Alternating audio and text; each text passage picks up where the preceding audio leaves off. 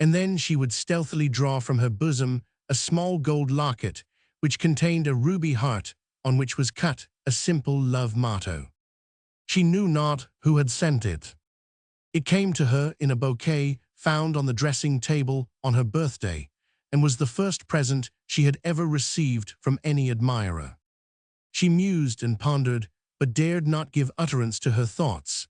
Yet as she passed the college gardens and saw Lawrence walking up and down, her cheeks flushed, and bending her head more lowly than ever, she passed the buildings rapidly and tried to stay her unnatural palpitations. Thus ran the wild fancies of the wounded student about his true love, when a loud knocking and rapping was heard at Lord Stoner's door. "Who or what can that be?" thought Ashton. But still the knocking continued in the dead of night, and the dogs barked in all directions. When the hall porter opened the door, he perceived two white figures on horseback, with long, streaming hair. The old hall porter rushed away and hid himself, for he swore that two ghosts had arrived at the hall. When the truth was made known, it was discovered that the two arrivals were not ghosts at all. They were two handsome females. They were none other than Lady Bray and Claire Temple. "Where is my father?" asked Claire in great haste and fright as she dismounted from her foaming horse.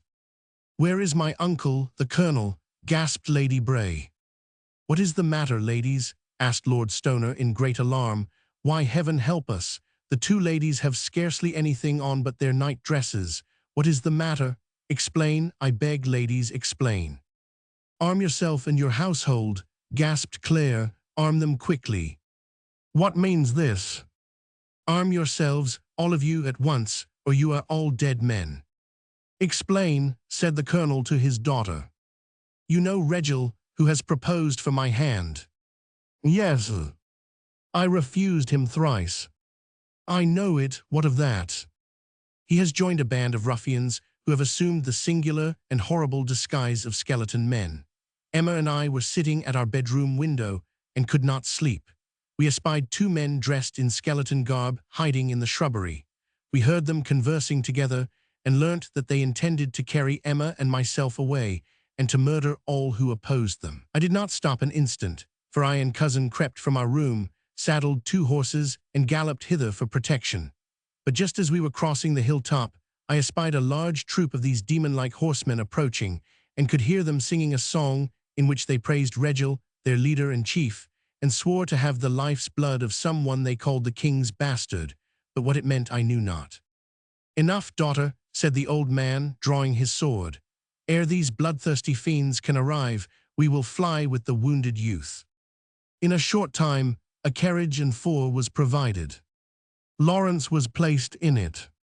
With a strong guard of mounted men around, in front, and behind it, the carriage drove off towards the sea coast, Claire and Lady Bray being inside, acting as nurses to the wounded youth. Wildfire Ned had read this much of his father's exciting history when a side door was suddenly opened. Before he could say a word, Captain Jack stood before him, laughing.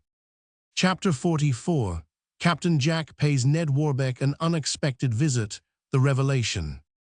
"Who the devil are you?" said Ned, rising hastily and drawing a pistol. "Who the devil are you? What do you want, and where do you come from?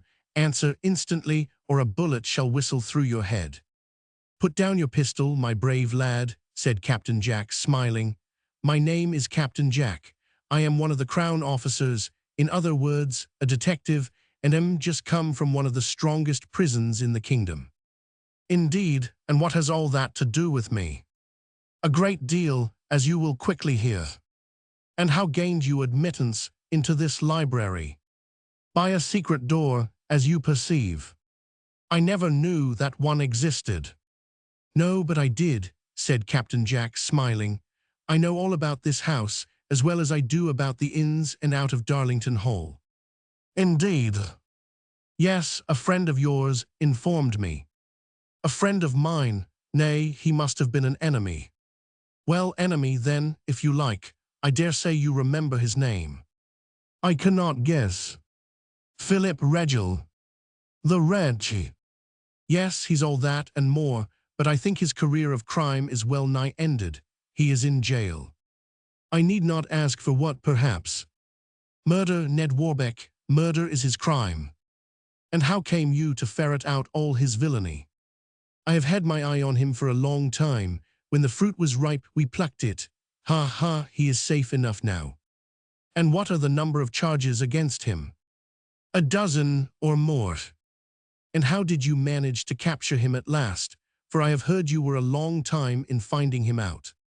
Some months, for he lived from time to time in all sorts of holes and corners, and under all imaginable names. He treated his wife, Fanny, in the most shameful manner, and led her also into vice and crime. But as long as she supplied him with money from time to time, he seldom went home, and did not care how or whence the money came. I heard all the facts from a spy whom I employed, and PG 119, who, for the last 3 days before his capture, followed Philip Regel about like a shadow. Like an evil genius, said Ned, smiling. Just so, said Captain Jack, smoking a cigar. Being extremely hard-pressed for money, Philip thought he would visit his home. The first time he had done so, it must be confessed, for several weeks, and see what could be realized there. He was not surprised to see much company present, for that he knew was of frequent occurrence, and had originated with himself. But feeling supremely miserable, he was stung to the quick to see his wife in such exuberant spirits, presiding at a sumptuous supper, which he very well knew she was not able to afford. Around the table were seated many young men of gay celebrity, drinking wine and joking. Madame was decked out in all the fashions of the season, and when her husband arrived she rose very quietly, handed him a chair, and whispered very lovingly, "A few of your friends, dear." When the company had dispersed, Regel, who was now intoxicated with wine and passion, broke forth into one of his habitual fits of furious brutality and threatened to kill his wife. He tossed over the supper table. He struck Fanny a severe blow with a decanter, and then fell upon the floor helplessly intoxicated among the ruins of the feast, eatables, drinkables, plate, glass, and costly etceteras. When the moon peeped above the houses, and threw a faint light into the apartment, he awoke in a maudlin state and staggered up to bed. Everything seemed in confusion. The drawers and chests were rifled, and their contents strewn about the floor. The bed had no occupant, and by the lighted lamp which stood upon the dressing table, he perceived a note addressed to him in Fanny's handwriting. He opened it and read its contents, which ran something like this: "You have struck me for the last time. Love has long departed from my heart. I, whom you have so cruelly deceived without regrets, bid you farewell." "Oh, that's it, eh?" said Philip, hiccuping. "Gone, farewell, and all that kind of style, eh? Well, all right, it's just the thing, it couldn't be better. I'll sell off all the things and make some ready money. I'll do it this very day, just what I wanted." Philip pulled off his boots with much difficulty and fell upon the bed, and was soon fast asleep. The blinds were not drawn. The pale moon shed its holy rays upon the disordered apartment, and as morning dawned, the lamplight flickered and died. The moonlight lit his haggard face, as he lay half scowling in his sleep, and with fists tightly clenched and hair disordered, he ground his teeth in dreams. The vision of his life passed before him. His mother's face and form appeared as in his childhood, and looked with sadness upon him. His schoolboy days and boyish loves caused him to sigh and smile in unconscious sleep. His false and early love for one sinless maiden he had ruined came next in view. Following in the train of chiding phantoms, wept his injured wife. He ground his teeth most horribly, but laughed with demoniacal scorn. The moon still lit his features. Even in sleep, the spy has told me, his face assumed a look of intense horror and surprise. He clutched the clothes convulsively and shrieked out aloud, my father," and jumped from the bed in fright. "Where am I? Tell me, Fanny. My wife? No, I didn't do it. It cannot be." And he fell gasping upon the floor. "What a fool I am," said Philip, with a laugh when he had recovered his senses. "What a fool I am to think of such things. such childish, silly fancies as dreams. Yet that cursed figure haunts me, yes, everywhere, and I suffer all the torments of the damned. Where's the brandy? That's the thing." Thus he raved, but he little thought one of my men was concealed in the chamber, and saw and heard all. Having found a bottle partly full, he readily emptied its contents, and Philip went from the house to negotiate for the immediate sale of all its effects. He was followed by my spy. Whither his wife had fled was of little moment to Philip. His whole thoughts were directed to the sale of his goods and chattels. He owed money, it was true, but this he never intended to pay. So that when he had negotiated the sale with a broker and received a large sum of money therefor, he felt supremely happy and went to his old haunts and spent money so grandly and lavishly that many winked and could not comprehend it. The furniture and 100 had scarcely been removed from the premises, together with numberless etc., when the landlord arrived upon the scene, but unfortunately too late.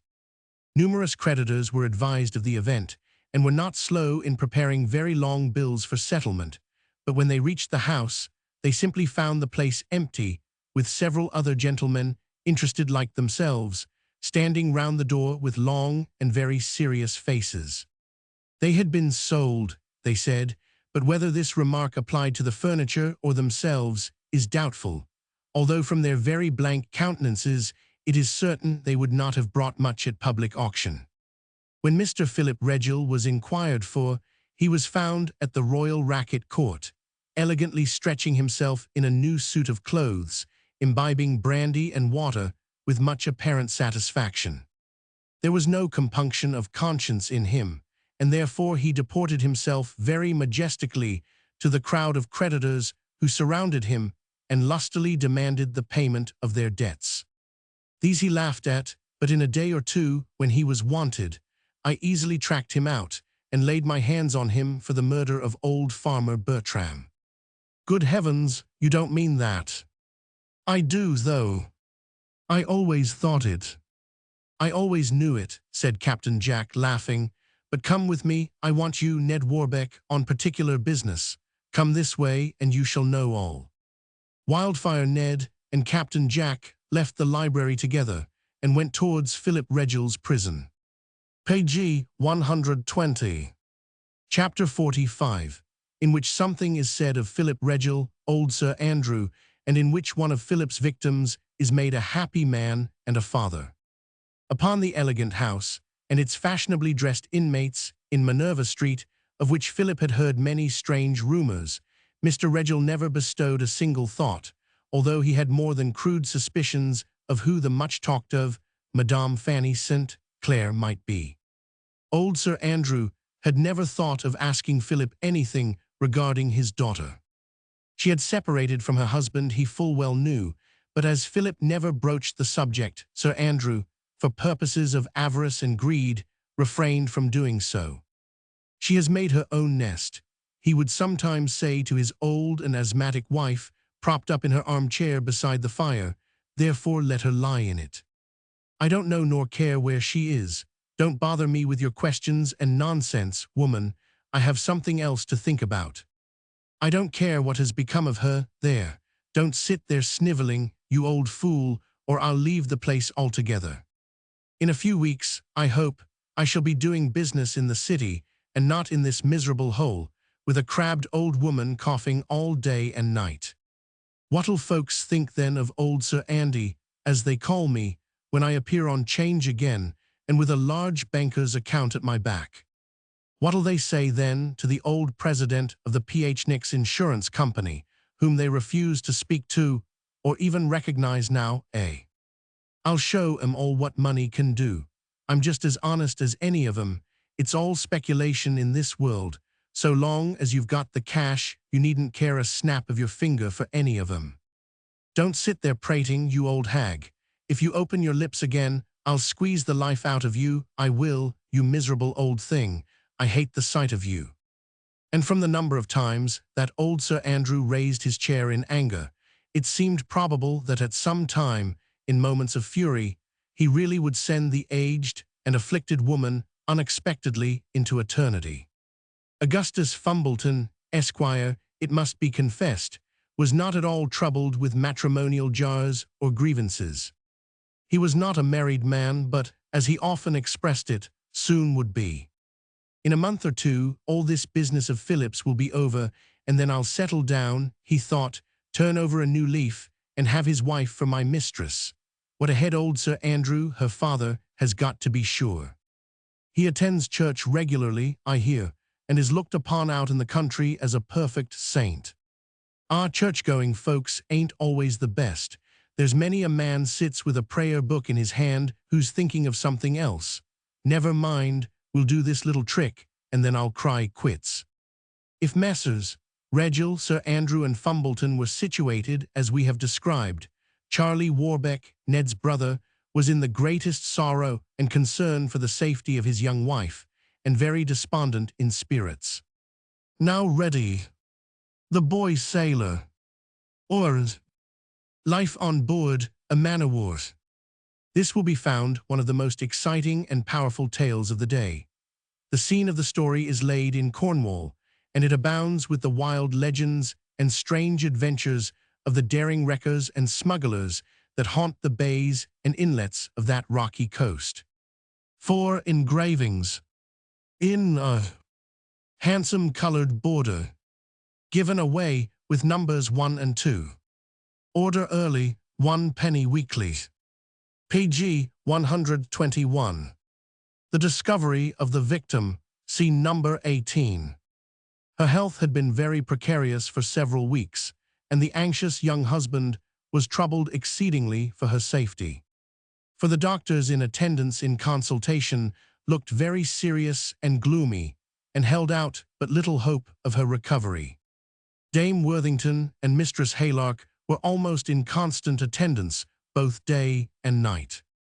But the latter was so much given to long naps in her armchair, and so fretful during her occasional attendance, that Dame Worthington thought it advisable to stay up at night herself, now that she had somewhat recovered from the poison Sir Andrew had given her.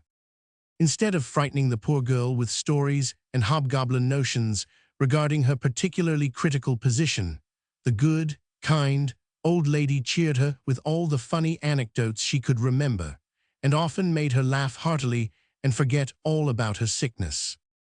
Oftentimes, when Clara was asleep, this ever-watchful old lady would lean across the bed and kiss her, and then turn away with tears in her eyes.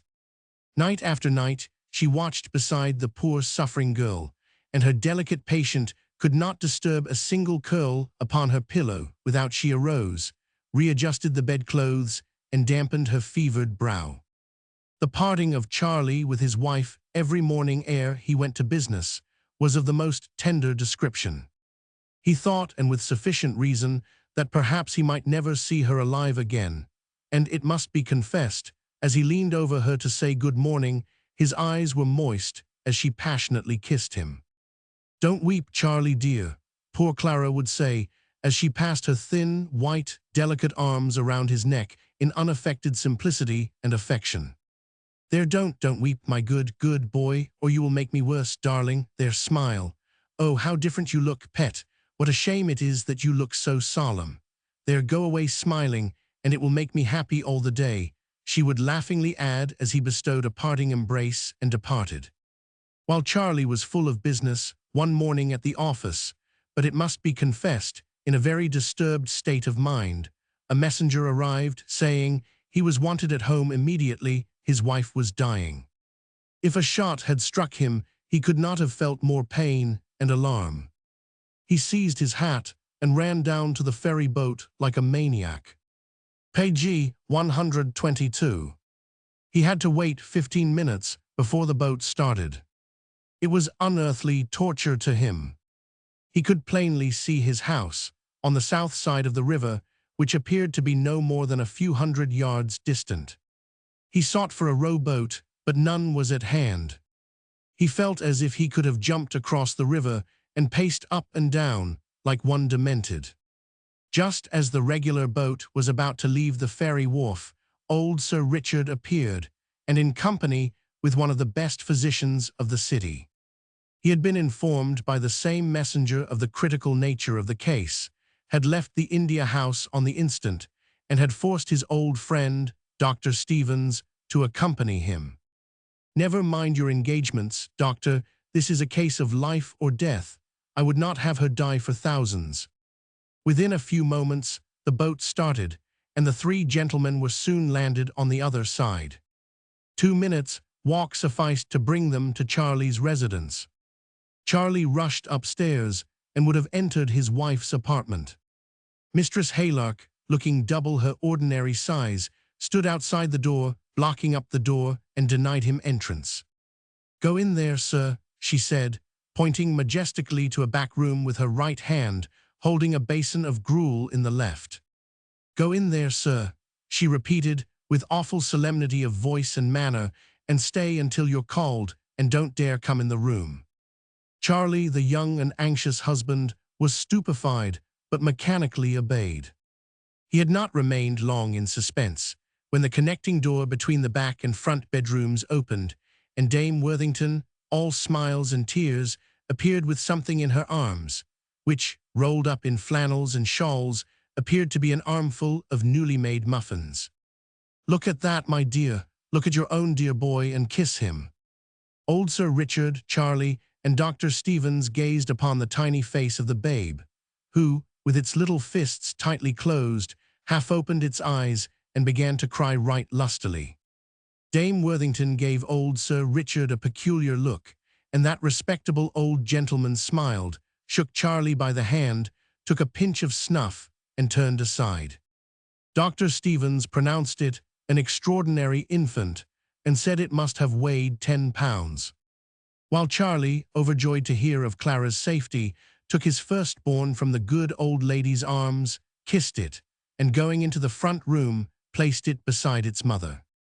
Poor Clara, weak, faint, pale, and suffering, languidly opened her eyes, faintly smiled, and sighed.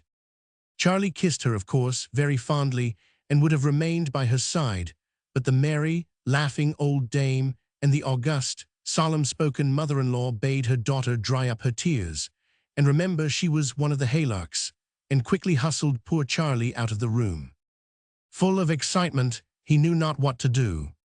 For the first time in his life, he determined to pay court to Bacchus, and old Sir Richard, apparently appearing nothing loth, they both sat down to a substantial meal, and beguiled the rest of the evening by paying exclusive attention to a box of Havanas and some excellent cognac.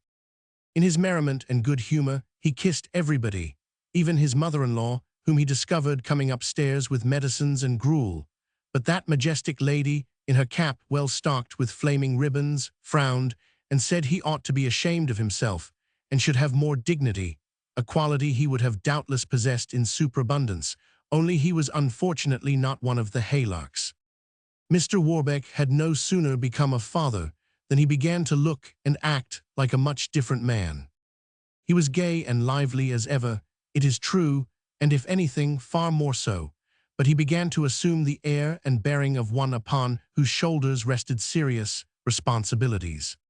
He went to the office every morning with cheerfulness and alacrity, and there his chief thought during the day was for the approach of evening, when he might hurry homewards to enjoy the quiet delights of his own fireside in the company of his wife and child. Clara, it must be confessed, soon recovered from her illness and moved about the house with great grace and amiability, looking more comely and captivating than ever. With baby in her arms, she would walk up and down the parlor singing all manner of pretty ditties to solace the child to sleep, and it had scarcely closed its little eyes ere she would commence to kiss and hug it, and to talk to it in baby prattle, and wake it again, and then begin to scold some imaginary being for having disturbed its slumbers. When the day of christening arrived, there was much controversy as to the name it should bear. Charles proposed that it should be named Charles Warbeck, but to this proposition the mother-in-law made vehement resistance. It was one of the Haylarks, she said, and should be so named, so that to quiet the old lady and to prevent any more quarrelings and historical lectures regarding her illustrious relatives, both father and mother agreed it should be named Charles Edward Worthington Haylark Warbeck. Chapter 46, Diamond Cut Diamond, Captain Jack's Adventures. When Philip Regil found himself safely locked in his prison cell, deep, dark remorse took possession of his wicked heart. He could not sleep, he could not eat. All he could do was to walk about the stone chamber and curse everything and everybody. He called the jailer and spoke to him. "They accuse me of fearful crimes," said Philip, faintly attempting to smile, "but mere accusation will not avail much. They must prove all they say." "There can't be much difficulty about doing that," said the old jailer, "when such men as Colonel Blood and Captain Jack take the affair in hand, for Captain Jack can prove anything if he likes. Yes, and perhaps can disprove anything also if he thinks proper, eh?" "I don't know what you mean," said the turnkey with a knowing grin.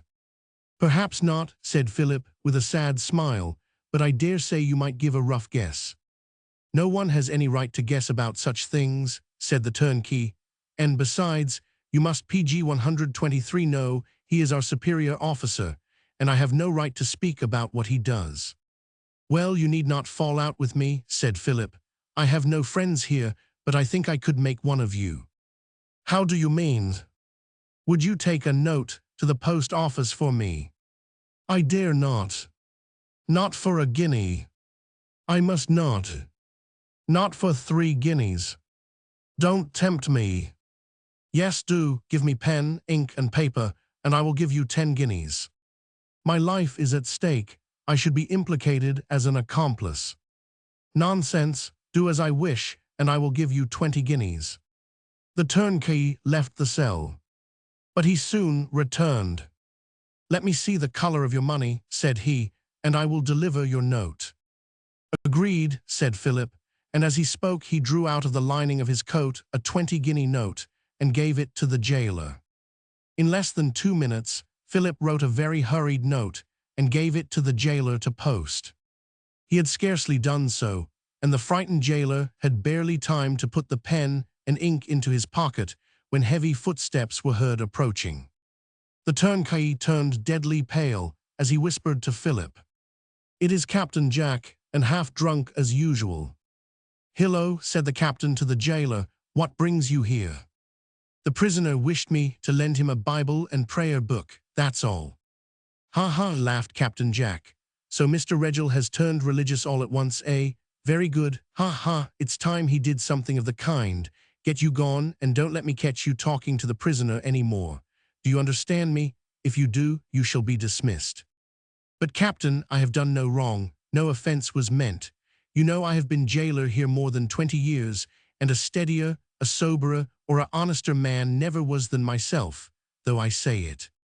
"I dare say," Captain Jack replied with a grin. "All men are honest till they're found out. I'm a real saint myself." "Ha ha, then leave us. I wish to speak to the prisoner alone. Get you gone, turnkey." The jailer left. Captain Jack and Philip Regil were now alone.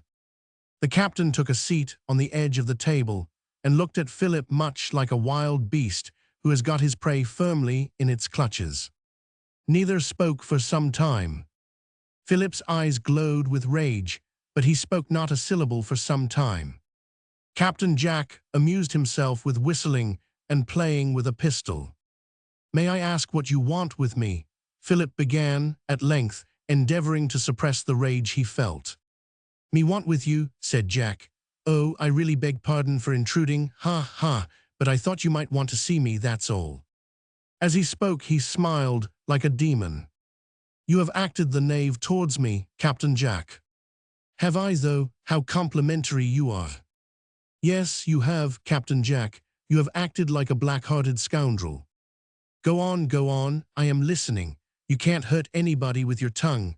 You are bound too fast to the stone floor to do much harm." "Am I?" "Yes, of course you are, but go on. I want to hear all you've got to say." "Why did you take my money and then arrest me?" "Because I wanted the cash, and in the next place, I wished to save my own neck. Colonel Blood swore to hang one or the other, so I thought you might do better than myself, you perceive." "But suppose I were to tell Colonel Blood what I have done for you?" "He wouldn't believe you, that's all." I don't know that. But I do, though. If I had not thought and known so, I shouldn't have captured you alive. What then? Why would have so arranged it that you would have been a dead man, that's all. And did you mean that all along? Of course, I 999.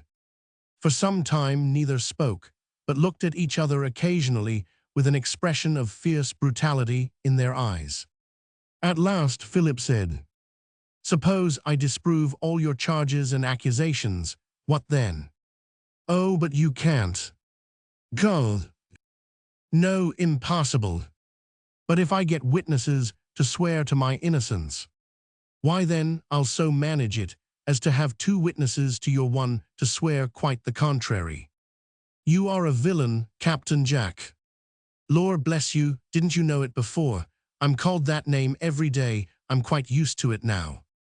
"Tell the truth, Captain Jack, what did you come here for? Have you any money? Answer me that first." "Not a penny piece." "Then you will as surely die as eggs are eggs, that's all." "What do you mean?" "Couldn't you manage to get some money, by fair means or foul?" "Why?" "Oh, nothing, but it's possible you might only be transported if you could raise £1,000 to pay lawyers to defend you, and And what?" "Why, Palm, Colonel Blood and myself, that's all. The affidavits are not made out yet. I have only taken you on suspicion, you know." "I understand." "But then the suspicion is very strong, you know, very, very strong indeed. It almost amounts to a dead certainty, since we've got the identical suit of clothes a certain party exchanged, on the night of the murder, with young Bob Bertram." Captain Jack smiled as he said this. Philip bit his lip. "How did you procure the clothes?" "Ned Warbeck gave the suit to me this very morning, for Bob had kept them by him, and young Warbeck says he could swear they belonged to." "D.N. Ned Warbeck," said Philip Regel in a terrible rage. "D.N. him. He is always crossing PG 124 my path. I wish he were dead. Yes, buried at the bottom of the ocean he loves so much." "Aye, but there's no killing a lad like him," said Captain Jack. "He's got more lives than a cat, and as to drowning, it's out of the question, for he swims like a duck and can float like a cork." "Then what do you propose?" "I can't propose anything if you can't raise the wind. If you will be hanged, it's your fault, not mine. It would suit me to know you were in a penal settlement quite as well as to know you were buried." "You are quite disinterested, Captain Jack, and very polite." "I always was." "But suppose I do not give you money, that I do not hang or be transported, what then?" "Oh, that's impossible, out of the question entirely. You must do one thing or the other. Do you refuse to raise the money?" "No, I do not." "Well then, I have got pens, ink, and paper in my pocket. Write a note, and I will take it to any place you like." "You are a cunning rascal, Captain Jack." "No matter, time is flying. There is no use of wasting compliments. Can you raise the amount by writing for it?" "In a case of life or death, I think I could." "Well, that's sensible. Here is the pen." "But suppose I refuse?" "Well then, you are a doomed man, that's all, and there's an end of it. Good day." "Stay, do not go yet. Upon second thought, I think I will write a note. Will you wait for an answer?" "Of course, if the money is likely to be forthcoming. But it's contrary to the rules of the prison to write letters unknown to the governor, you know." "Oh, the governor be D, what matters? He'll not know a syllable about it. Here you are, scribble away." Philip Regel took the pen and paper. "Go out for a minute, Captain Jack, and stretch your legs. By the time you return, I shall have the note written." Captain Jack strolled out of the cell carelessly. Directly he had gone, Philip Regel pulled out his pocket knife and made a small wound in his arm. The blood gently flowed. With the liquid he wrote a note in a strange hand, and in a still stranger character, which ran thus: "D.W.G. By our solemn oath help me, my former note will explain all. This night decides my fate. Philip Regel." When Captain Jack returned, the prisoner had finished his note, and directed it with ink to Captain Jingles, Blue Boar, City, strictly private and confidential. Captain Jingles, is that the name of your friend? Yes. It's a queer one, anyway, said Captain Jack, taking the note and balancing it between his fingers in a musing manner. He's got plenty of cash, I suppose. Yes, lots of money. That's why he's called Jingles, for he's always got his pockets well filled and is fond of jingling it about. I see, but what time have I to present it? Don't go there before 12 o'clock tonight, for he always likes to have his wine undisturbed. You must catch him when he is coming out. Very good. And when shall I see or hear from you, Captain Jack? Directly I get the money, tonight, perhaps, or tomorrow morning early. That's satisfactory. Give my respects to Jingles, Captain Jack. I shan't fail. Keep up your courage. You will only be transported if we get the coin. So speaking, he left the prisoner, who, strange to say, now began to smile and look quite elated. It is my last card, said Philip to himself, and I have played it. Deathwing will surely not prove a craven to one who has so much and so often befriended him. If all goes well, I may yet escape out of the clutches of this stony-hearted Captain Jack, and if I do, he said, clenching his fist and striking it heavily on the table, and if I do, I'll have revenge on him first. Captain Jack went his way with the note in his pocket, and as he was about to leave the prison, he met the turnkey who had been speaking with Philip. Hello, who gave you liberty to leave the prison, eh? I only went across the road to have a drop of ale. Oh, that's nothing, you rascal. Don't you know that your prisoner is one of the most determined villains that ever lived? Keep inside and mind your duties, and if I catch you having any chat with Regil or up to any nonsense with him, such as taking letters and the like, I'll have you publicly horsewhipped, mind ye. Letters, me take letters, Captain Jack. I'd never dare to do such a thing. I wouldn't trust you further than I could see you, was the reply. Now go and doubly lock the prisoner's door. If he escapes, I will hang you instead, mark me. With these words capped, Jack went his way, and he had not gone far when he entered a wine shop. I wonder what this Regil has said in his note. There's no harm in opening it. I can soon seal it up again. So thinking, he opened the note. Hello, he's written it in red ink. How the devil did that happen? My ink was black. No matter, it seems he's cleverer than we thought. He's got some things concealed on his person yet, I fancy, although we searched him twice. No matter, let's see what he says. What does this DWG mean? Thought capped Jack as he puzzled himself over the note. There is some mystery here, or why say, by our solemn oath, perhaps he belongs to some secret band, who knows? It was well I opened it, or perhaps I might have fallen into a trap. My former note explains all, does it? What other note has he written then, I wonder? How could he write unknown to the prison officers, eh?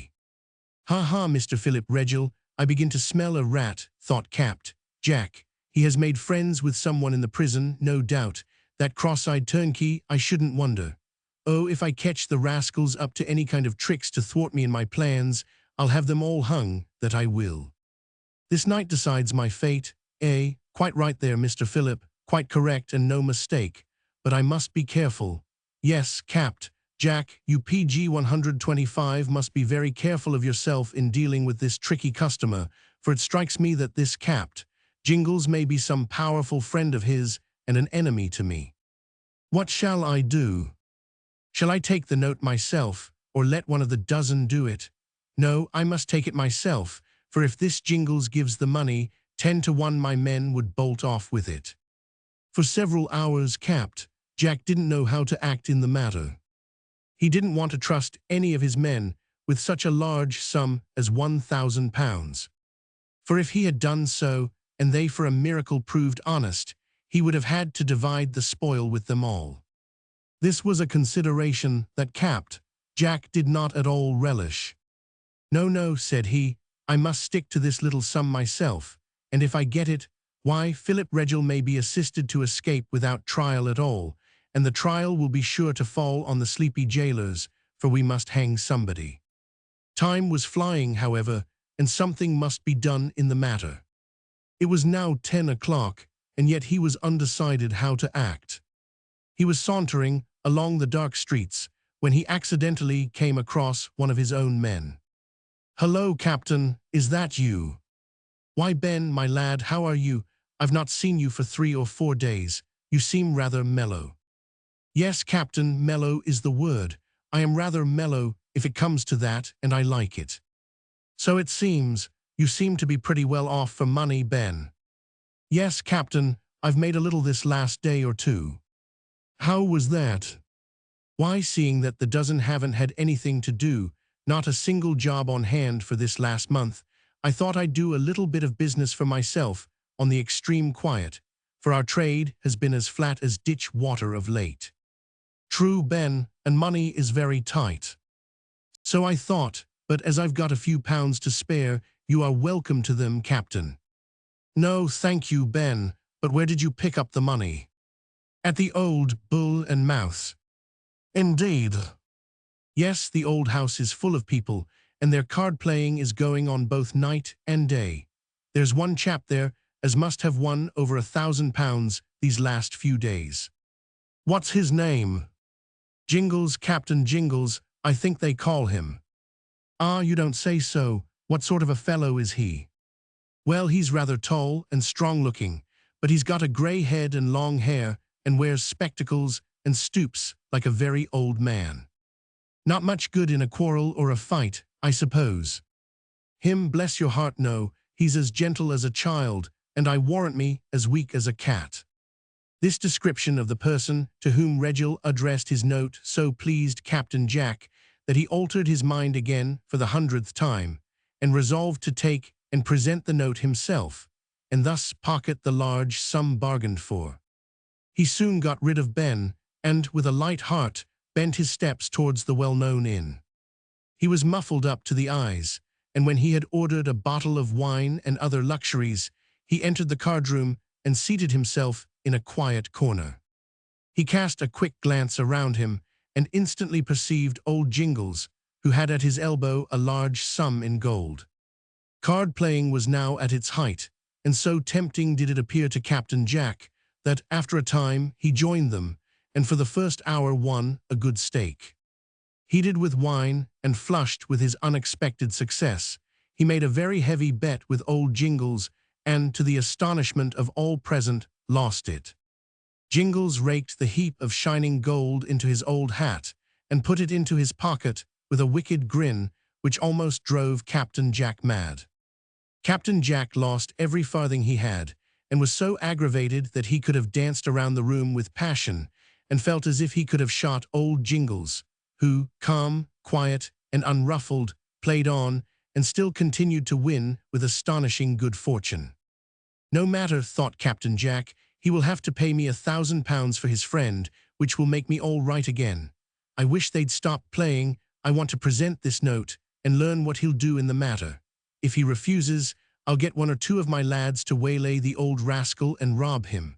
I'll have his money, by fair means or by foul." Midnight had long chimed, and still the play continued. The noble captain felt very sore about his losses at cards, and chewed the end of his cigar in a terrible temper. "I should like to get up a game to beat old Jingles," thought he, but ere he had sat long in meditation, a great cheer rose from the card table. "Jingles won it." "No, he didn't." "I say he 999. "I'll swear he didn't." "You lie, old Jingles," said the other, who was called Alec, and a notorious card-sharper. As he spoke, he struck the table violently. "I tell you I did win the game. The money is mine." "Lay a hand on that gold, and I'll knock you down, you cheating old scamp," said Alec in a terrible rage. "The money is mine." "It is not. I'll leave it to any gentleman in the room." "Alec won it fairly," said a chorus of voices. "No, old Jingles is entitled to the money. He could beat Alec all night." "Could he?" "Yes, he could," said several, "and I don't mind wagering 100 guineas on another game." "So would one." "And one." "Well then, gentlemen, since there is a dispute about the game, I am willing that we increase the stakes fourfold and play it again." "Hear, hear," cried several voices.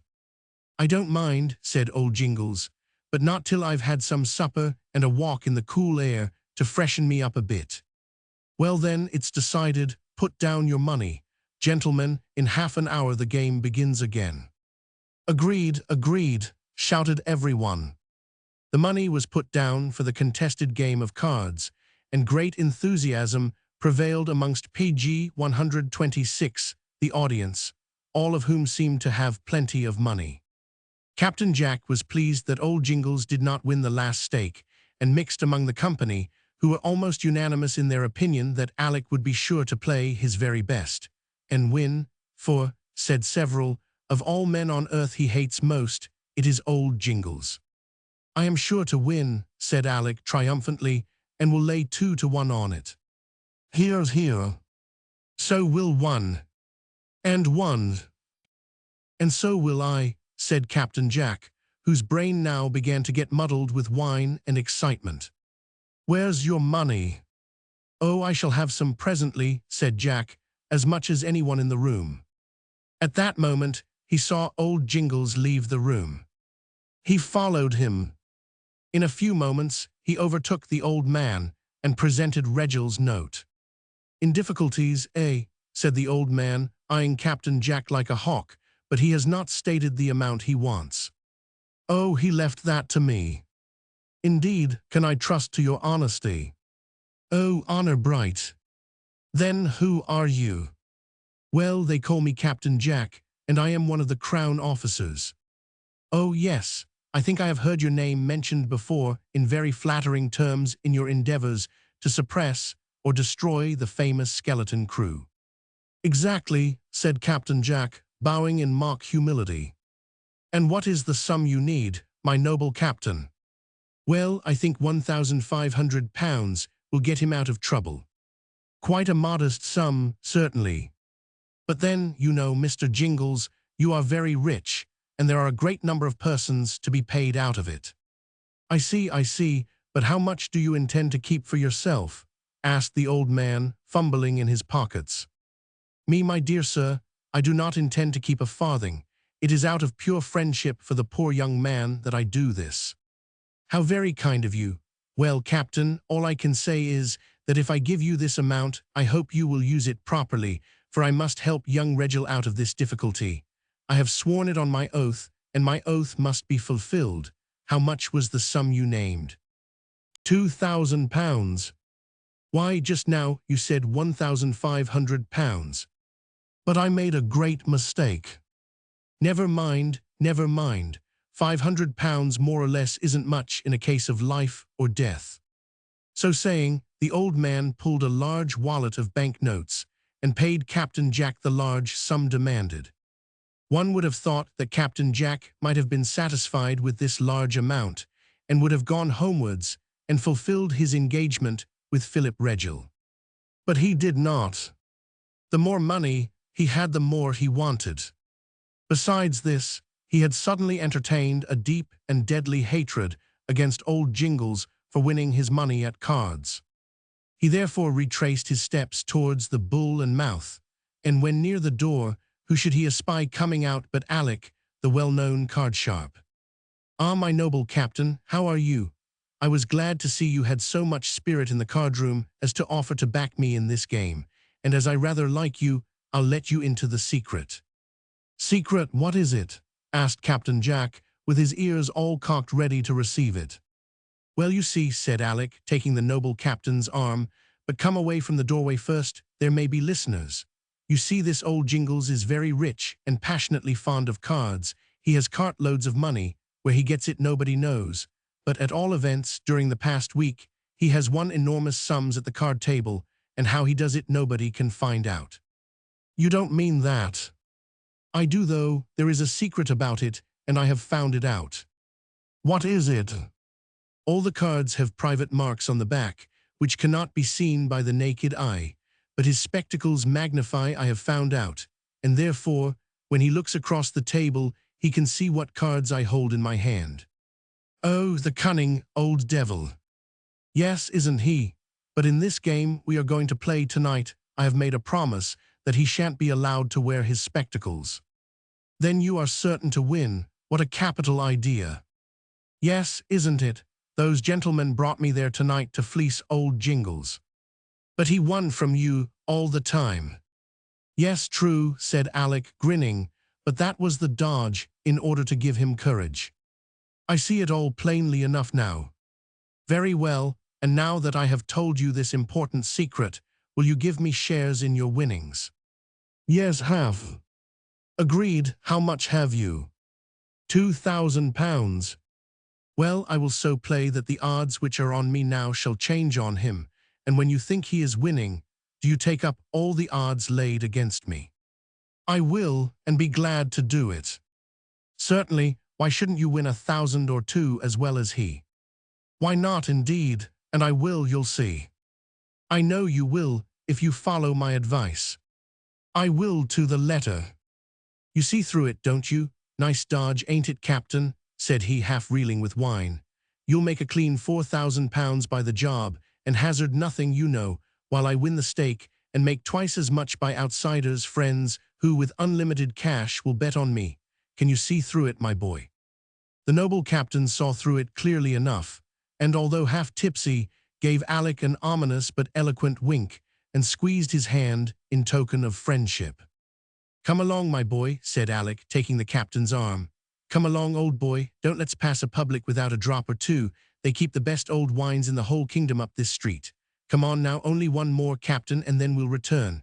I'm sure to win this match. It PG 127 is for a large sum, you know, but are you fly to a thing or two? Well then, listen to me. Mr. Alec, half laughing and half hiccuping, explained the little game again.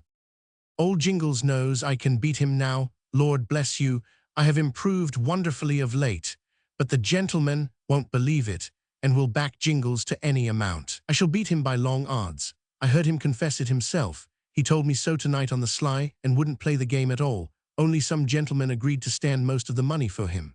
Pretty dodge, ain't it? Well, I'll play the match if I have to pawn the rags off my back. This night's work will supply me with small change, my boy, and then I shall say goodbye to the card table, quit London, begin to lead a new life, and be a good boy for the future. Half the world is made up of knaves, Alec, my boy, the other half are fools, said the captain, hiccuping, and with a great air of wisdom. When Alec returned to the card-room, he looked as calm and sober as a judge. Old Jingles, however, appeared nervous and unwilling to play. But the gentleman present insisted on his doing so, but when Alec demanded that he should play without spectacles, the old man got into a terrible rage and refused to do so.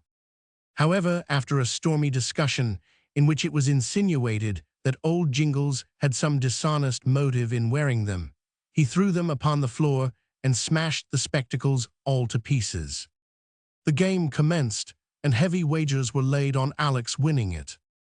Old Jingles, however, so turned the odds against Alec that many began to murmur at the extraordinary change in the play. Now's your time, said Alec to the noble captain. The odds are 2 to 1 against me. Take all you can get at that price. I am sure to win.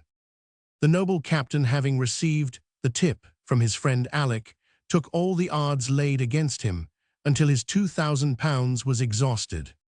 The game progressed and was very, nay, intensely exciting. Now old Jingles was a point or two in advance, but in a few moments Alec was level again, and great applause was the consequence. The two players now stood game and game. The third game, or the rubber, was to decide it. It began and was quickly played, but by the merest chance of bad luck Alec lost it by a single point. Lost it, gasped Captain Jack. Yes, said Alec, by the merest chance in the world. The friends of old Jingles were in ecstasies and carried him out of the room in triumph, but not before the old man had well-nigh filled his large pockets with his winnings. Captain Jack was like a madman. He raved and cursed and swore in the most frightful manner. He called everyone the hardest and the worst names he could think of, and wanted to fight anybody or everybody. Alec was just as noisy.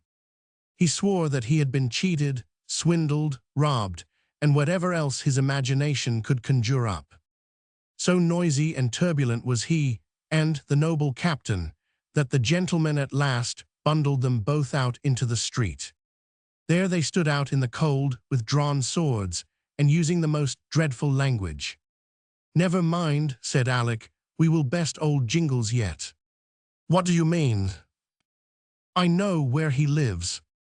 "Well, let us hasten to his house, and as he returns home, let us set upon him and fleece him of everything." "Not a bad idea. I can quickly wake up a dozen lads who will do the trick in no time.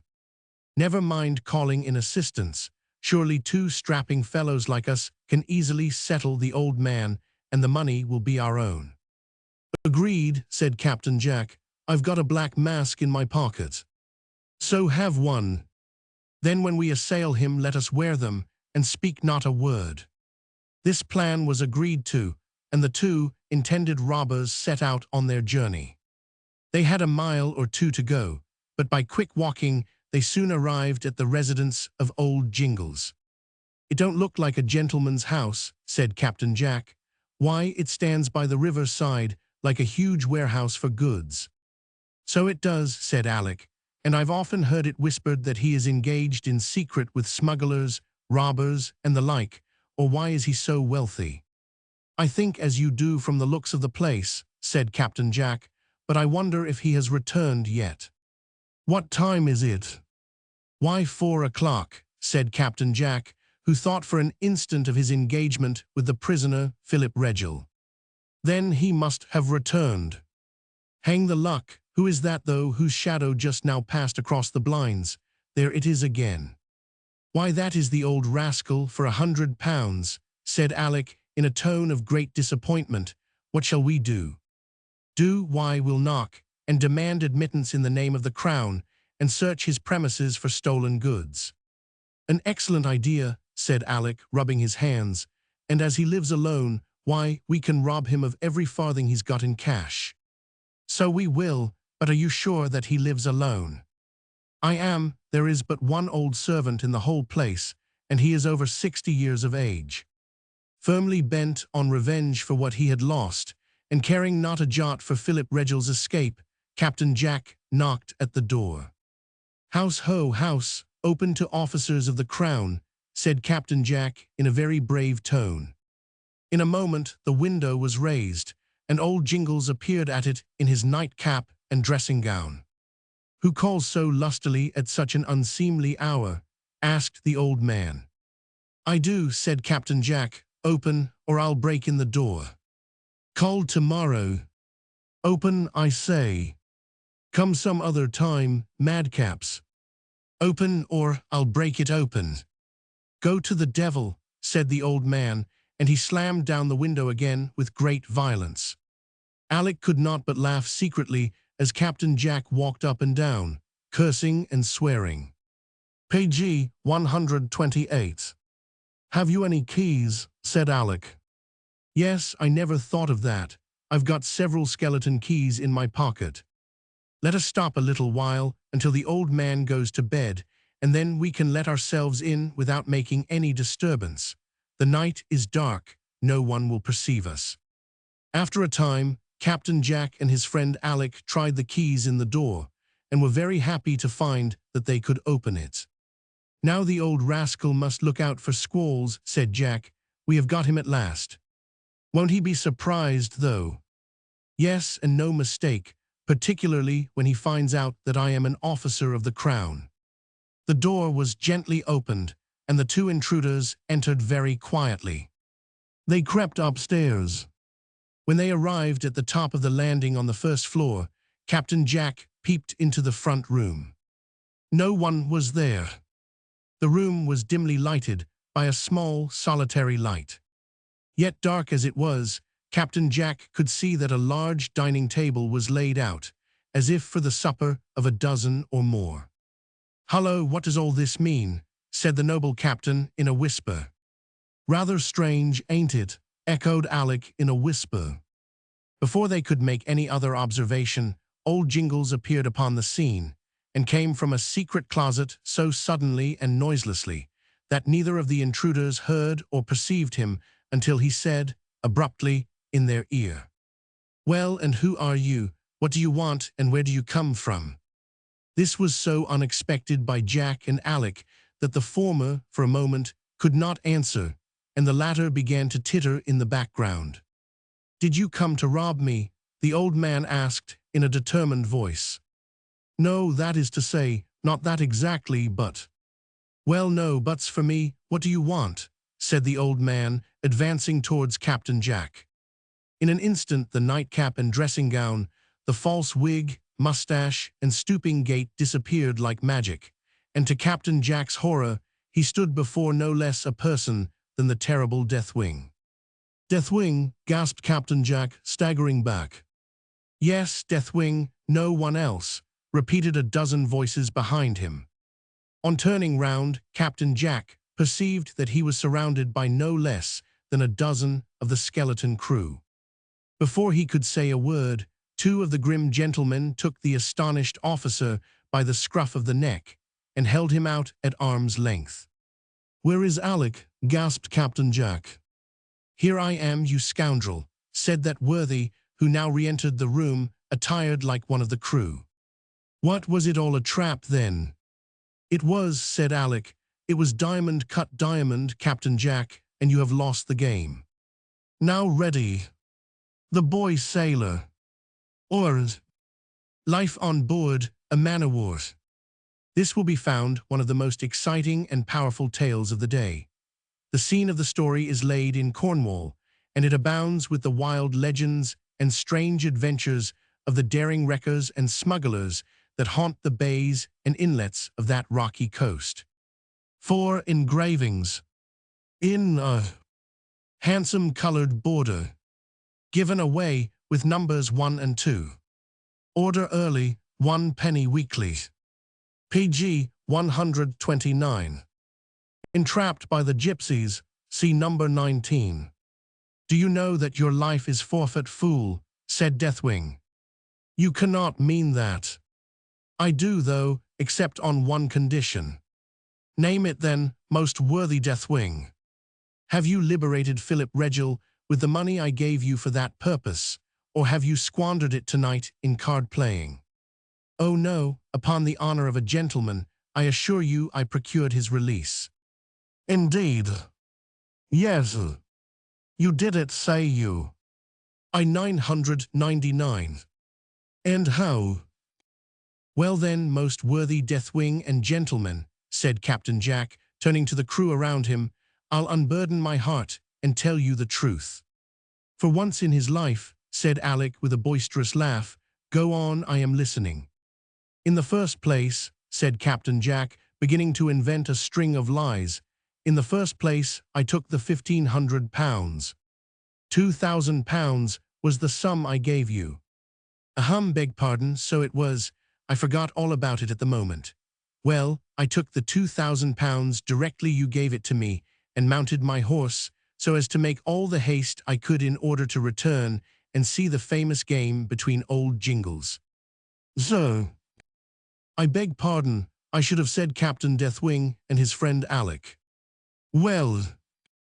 "I paid Colonel Blood £1,000 for his share." "Did he give you a receipt?" "Why no, I was in such a hurry I forgot to ask for one."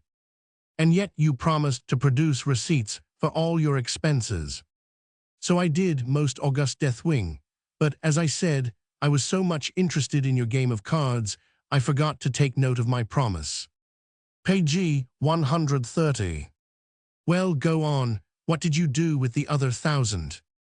"I gave £250 to each of the 3 jailers, and—" "Why, you told me there were but 2 jailers." "Did I? Ah, I forgot, I meant to have said 3. "Well, and how did you lay out the other £250? "I gave it to the prisoner to help him along with in order to escape." "Very kind of you, indeed," said several. "Yes, wasn't it?" said Captain Jack, who was now much pleased with the effect his lies had upon his grim hearers. "You are sure you did not keep it for yourself?" asked Deathwing in a savage tone. Keep it for myself. Impossible. I could not think of such a thing. Of course not, as an honorable man. As an honorable man, not having the least personal interest in such a matter, I could not think of. Certainly not, certainly not. The noble captain of the baker's dozen is too high-minded and honest to resort to such a trick. Captain Jack bowed very humbly to this compliment, but it must be confessed, his knees began to tremble under him from fear. And did the prisoner escape? He 999. Are you sure? Positive of it, I saw him do it. And how did it happen then? As soon as I gave the money to the jailers, they entered his cell, unfastened his irons, loaned him some of their clothes, and I having procured a horse for the fugitive, he galloped away at full speed. After that, I returned to see the match between you and Alec, and I came here with him to tell you all about it. Very obliging of you, said Deathwing, very obliging certainly, but it strikes me very forcibly you came here, expecting to find me alone, with the intent of robbing me. Robbing you? Oh, you cannot think that. I am incapable of conceiving such a thing. That may be, but who have you got to prove all you have said about the prisoner's escape? I did not think it necessary to bring the jailers with me to witness all I have said, but it is true, nevertheless, every word. That may be, we shall quickly see. So speaking, Deathwing stamped his foot thrice heavily upon the floor. A stranger answered the summons by entering the room. He walked up towards Captain Jack and confronted that officer boldly. He looked pale, haggard, and worn. It was Philip Regil himself. Captain Jack could have sunk through the floor. Do you know this person? Said Deathwing, speaking to Philip. I do well, too well for my own comfort. Did you hear his story about your escape? I did, every word of it. Was it true? No, every word he uttered was a lie. Did he not bargain not to arrest you for a certain sum? He 999. On his promise, as a man of honor and a gentleman, you believed him. I 999. You paid the price he demanded. Yes, and no sooner did he receive it than he had me arrested. Who assisted you to escape? I know not or how or when it was, Captain Deathwing. All I know is that I fell into a deep sleep, and when I awoke to consciousness, I was liberated from prison and safe and well here in this house, surrounded by several armed men of the skeleton crew. Do you hear that, Captain Jack? Alec asked with a sneer. I do hear it. All this was done, said Deathwing, while this gentleman here was betting at cards. Instead of paying the sum he spoke of, he lost every note in betting against me. In proof of it, I had every bank note marked, and here they are, said he, presenting before Captain Jack's own eyes the very notes he had lost in bets. He is a rogue, said one. An infamous liar, growled several. He is not worthy of life. What shall we do with him? Kill him, kill him. Captain Jack now felt cold perspiration oozing from every part of his body, and he trembled in every limb. You have boasted in your time of having done great things against the skeleton crew, said Deathwing, with a grim smile, but your tales are all lies. For a greater coward than you are never carried a sword, Captain Jack. He is not fit to live. I know he is not, said Deathwing, and he shall die unless he promises to fulfill all we ask of him. Name it, name anything you like, and I will do it, said Captain Jack, trembling. In the first place, you received several £1,000s from Philip Regil. Yes, I did, worse luck. Will you return it? How can I do so? That remains with yourself to think of. If you do not in less than a week, your life is not worth a farthing. But I have no money. Are you not captain of the baker's dozen, as your men are called? I am. Well then, get it how you can, but if you fail in doing so in less than a week, you die, do you hear? I do. You will be watched and dogged both night and day, remember. There is not the least chance of your escaping me or my band. Well, and what next? You told Colonel Blood that Philip Regil did the murder. I-999. And what proof have you? The clothes which Regil exchanged with Bob Bertram were given up to me by young Ned Warbeck. The proof is clear against Philip Regil. You think so? I know so. But you must not know so if you value your life, Captain Jack, said Deathwing with an oath. Don't be so fast with your tongue, but listen to me. I will. You know Ned Warbeck, Wildfire Ned, as he is called. Page 131. I do well, he is one of the bravest. Stop, said Deathwing, with a fierce oath. Would you thus speak of my deadliest enemy? Your enemy? Yes, and that of all the band. I believe the young brat was born to bring disgrace and ruin on the skeleton crew, for ever since he was born misfortune has followed us. Captain Jack listened, but said not a word. In his heart he loved Ned Warbeck, and hated both Regil and his grim friends with his bitterest hate. Now I tell you, Captain Jack, that this youth must die by any means in your power or mine. Could you not, in some manner, fasten Farmer Bertram's murder upon Ned Warbeck?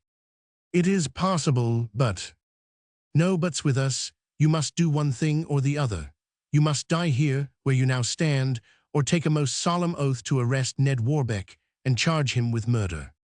But where are the witnesses to carry out the charge of murder? You can do that easily enough. Once he is in prison, there will be no difficulty in bringing up men to swear to anything we ask of them. Some of your own band, Captain Jack, could do that.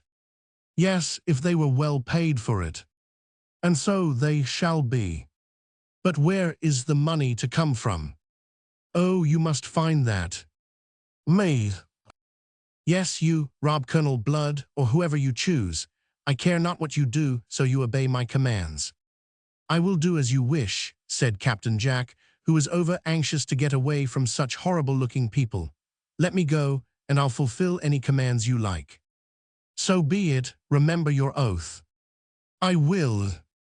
And also remember, said Deathwing, that every step you take and every action you do will be closely watched by someone or other of the skeleton crew.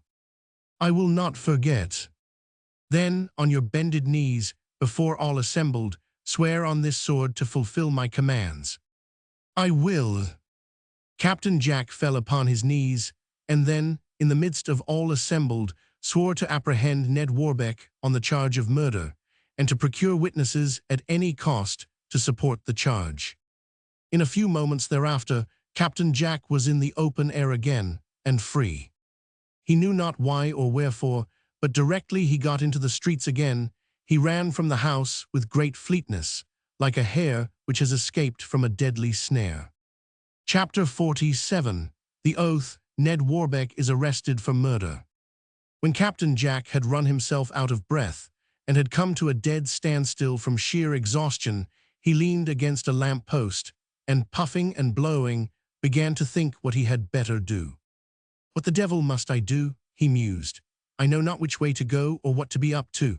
If I attempt to rob Colonel Blood to get money, the chances are 10 to 1 I shall get a pistol ball in my head or a sword through my side. If I do not get the money, why then those grim devils will skin me alive. Then I have to arrest Ned Warbeck, not an easy matter, for he has hosts of friends who would fight to the last for him. Yet something must be done, and quickly, he thought. For though I have run away from that cursed house as fast as my legs would let me, I have no doubt that I am watched already and followed about like a shadow. While he thus thought, a drunken man knocked against him. "Halloa, where are you going to?" said Captain Jack, feeling desirous of drawing his sword and taking revenge upon somebody for the sad adventures of the night. "Halloa, where are you going to?" "Where are you going to?" was the reply. "Don't you know a gentleman when you see one?" "I do, but you are not one." "You seem to know me then." "I do, it's Black Ben." "Right you are, and you are the noble Captain Jack." "I am." "I thought so, and if it's a fair question, what are you up to so early in the morning?" "I am on the road to the Devil Ben." "I don't understand, Captain." I am on my way to old Sir Richard Warbeck's house. What for? You would never guess. Perhaps not. What for then? To arrest young Ned Warbeck on the charge of murder. You don't mean that. I do, though. He is innocent of the charge, it is true, Ben, but still, he must suffer for old Bertram's murder. Why, you have arrested two on the charge before. True, but old Regel's clerk, Mr. Bolton, is innocent. He is out of prison, and Philip Regel has broken jail. Broken jail, it's the first I have heard about it. That may be, but it is true for all that. I have been in the hands of Deathwing and his band all night, and have sworn on my life to have Ned Warbeck hung in order to save myself. For old Jingles you spoke of turned out to be no other than Deathwing. I lost all my money at cards, and was afterwards entrapped into their den, and swore a solemn oath to do this, or would have been killed on the spot. But you will not keep your promise now that you are free. I must. Remember your oath, said a distant voice. Chapter 48, in which Captain Jack finds enemies among his own men, the tables are turned. It was now very plain, from the progress of our story, that Colonel Blood had fully got Captain Jack and his gang under his thumb, and that their very lives depended on his will and pleasure. Page 132. It was also known that he was a great favorite of the king, and that whatever he might say or do was law. Old Tom Bates, he with the long nose, off which Colonel Blood had not long ago knocked a large pimple, was in exceeding great wrath, and secretly vowed vengeance against Colonel Blood. If the truth must be told, old Bates had not long before that had a long conference with Captain Jack about this Colonel Know-all, as Bates termed him. He and Captain Jack met by accident one evening, and entering a wine shop, began to drink very heavily. I tell you what it is, Captain, said old Bates, tossing off a bumper and winking very cunningly. I'll tell you what it is, Captain. Well, what is it? Said Captain Jack, adjusting the black patch over his eye and winking with the other. Well, what I means to say is this, Captain Jack. If things in our line don't get a little brisker than they has been late, why, I shall leave the dozen and start on my own individual account. Leave the dozen, Bates. Aye, why not? But you can't. Aye, but I will, I tell you, and you nor none on 'em can stop me. What's the good having a captain at the head on us who don't do something in the way trade? Why, since that affair of old Bertram's murder, we've had nothing at all to do, and you must recollect, Captain, that a man of my mettle can't stand that sort game any longer. Give me plenty money and little work. That's my style. Well, I'm listening, said Captain Jack, laughing. Go on, I'm all attention. You may laugh as much as you've a mind to, said old Bates in an angry tone, but that don't suit me. I want money, and money I'll have, by fair means or foul. Well then, get it. It's none o' my business, said Captain Jack in a surly tone. I'm just as short as anyone. And how comes it we are all so hard up then? I don't know, business is dull. I suppose that's it. No, it ain't, said old Bates sneeringly. Business is as good as ever it was, but you are growing as timid as a girl, Captain Jack. Me? Yes, you needn't foam and sweat and swear. I knows all about it. About what? Why, that affair with you and Colonel Blood. You are under his thumb, my man. Well, suppose I am, what then? Didn't he threaten to hang every one of the dozen on the crossroads if we didn't find out the murderer of old Farmer Bertram? Well, and so we have. Haven't you got young Regel in prison for it? Yes, said Captain Jack, but at the same time he knew he was telling a lie and tried to whistle. Now you've got the right party. What more claim has the Colonel got against us? Young Regel ain't hung yet. The bargain holds good, so the Colonel says, until that's accomplished. Why, that's another condition, said old Bates with an oath. First it was capture him, now it's stop till he's hanged. There seems to be some mystery about this whole affair, Captain Jack. There has been some bargain or other between you and this young Regel. Bargain, said Captain Jack indignantly. Bargain, what do you mean? Why, I mean this, Captain Jack, that you've been doing a shuffling business with all of us. "Do you mean to insult me?" said Jack, placing his hand upon his sword and looking very ferocious. "I don't care whether you take it as an insult or not. One man's word is as good as another, and young Reginald told the jailers that you have had thousands from him one time and another." "Thousands," said Captain Jack indignantly. "Why, the fellow must be mad to talk in that way. Why, he never had thousands in all his life." "Not by fair means, I dare say, Jack, but there ain't a doubt but what he has paid you well enough." "Now look here, Bates," said Captain Jack, "you must be either dreaming or mad. I only received what he owed me of borrowed money." "Borrowed money," said old Bates, laughing out lustily. "Borrowed money, eh? Why, you must take me for a perfect fool, Captain Jack." "Well, and suppose I do? Why, all I can say then, you are nably mistaken." "Hullo, Bates, hullo, what does all this mean, eh? You get me to crack a bottle of wine with you, and then you turn round and abuse me." "No, I don't, it's you that abuses me. Do you think for a moment you could have thousands of pounds to lend to a young rascal like that? No, no, Captain Jack, if you do think me a fool, I tell you again you are nably mistaken, that's all." "Come, come, old man, let's have no noisy words from you. You know you'd have been hung long ago, except for me." "Would I, and ain't you as thick in the mud as I am in the mire? Listen to me." As he spoke, he leaned across the table and whispered, "How about that money you lost at cards t'other night?" "What do you mean?" said Jack, reddening. "I suppose you don't know that Philip Regil has escaped from prison, do you?" "You are a liar," said Captain Jack with an oath, trying to look firm and desperate. "You are a liar, Bates, and if you were not so old and a faithful pal, I'd—" "Oh no, you wouldn't," said Bates. "I am captain now." "What's that you say?"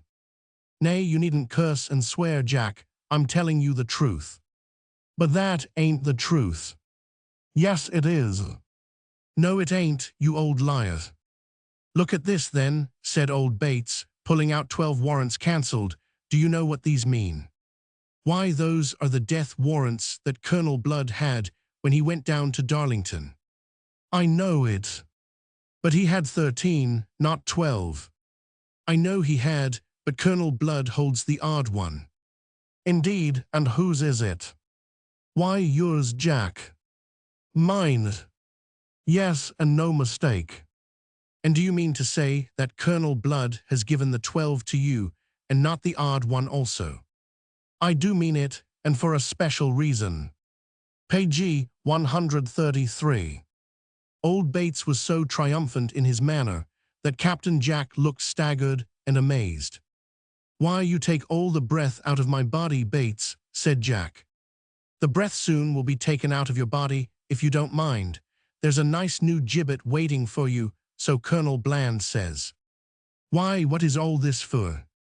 "It has come to the Colonel's ears that you have been playing false to him, and you know he never forgives an enemy."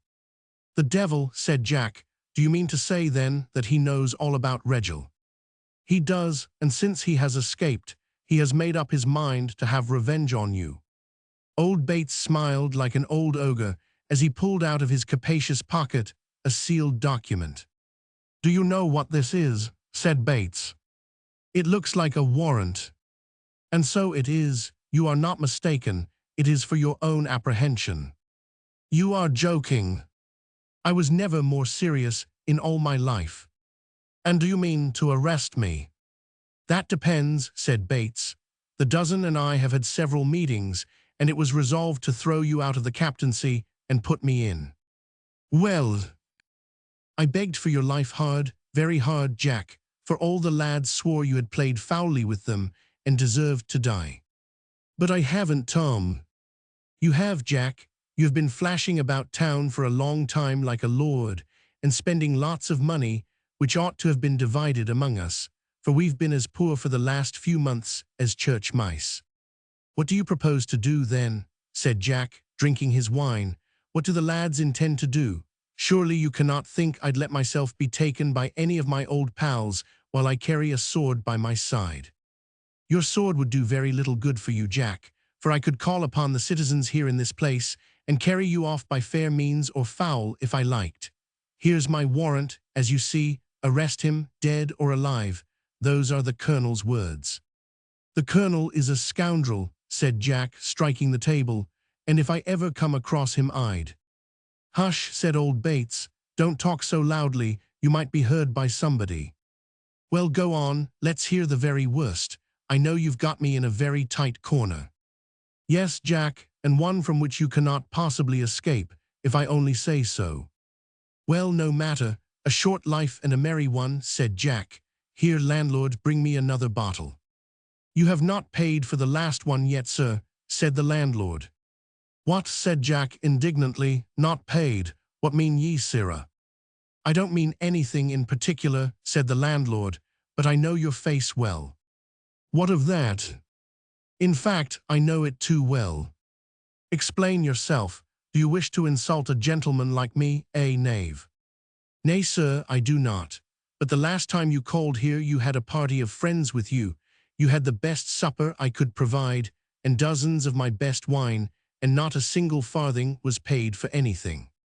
Zounds, villain, would you insult me? Said Jack, attempting to draw his sword. Zounds, knave, have I lost all spirit that I must be insulted thus by such a pot cleaner as thou? Out on the man, for a groat I would run thee through, and through thy fat carcase. Silence, Jack, silence, said Bates. If you make any disturbance the officers will be called in, and then it will be all up with you. Put up your sword, I say. Jack thrust his blade back into its scabbard, and growled out a fierce oath of vengeance. Bates waved off the landlord with a promise to pay all arrears, and then he said to Jack calmly and in a whisper, Never mind the pot-bellied publican's account. I will make that all right. Time is precious. I haven't many minutes to stop here. Well, what do you intend to do? Are you going to blow the gaff on an old pal like me? That depends. On what? Why this, none of us like Colonel Blood. I know that well enough. Well, one or t'other must die. How do you mean, I or the Colonel? Just so, we've come to that agreement. Now it depends upon you which it is. Why then, the Colonel, of course, said Jack, laughing and half drunk. The Colonel, of course. I wouldn't think of having the honor myself jet a while, you know, Bates. That's what all of us thought. And the lads were right. I hate Blood. Yes, I hate him worse than the devil himself. And what do you intend to do?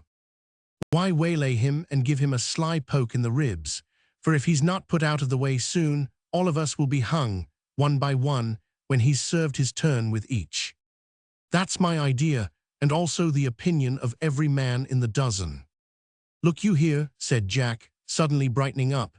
If the Colonel has made up his mind to act in such a rascally manner towards me, I can do so towards him. What do you mean? Said old Bates, pricking up his ears. Why, I mean that there is a secret about him he little dreams I know anything about. Ah, indeed, what is it then? It's worth a great deal of money, said Jack, winking. How much?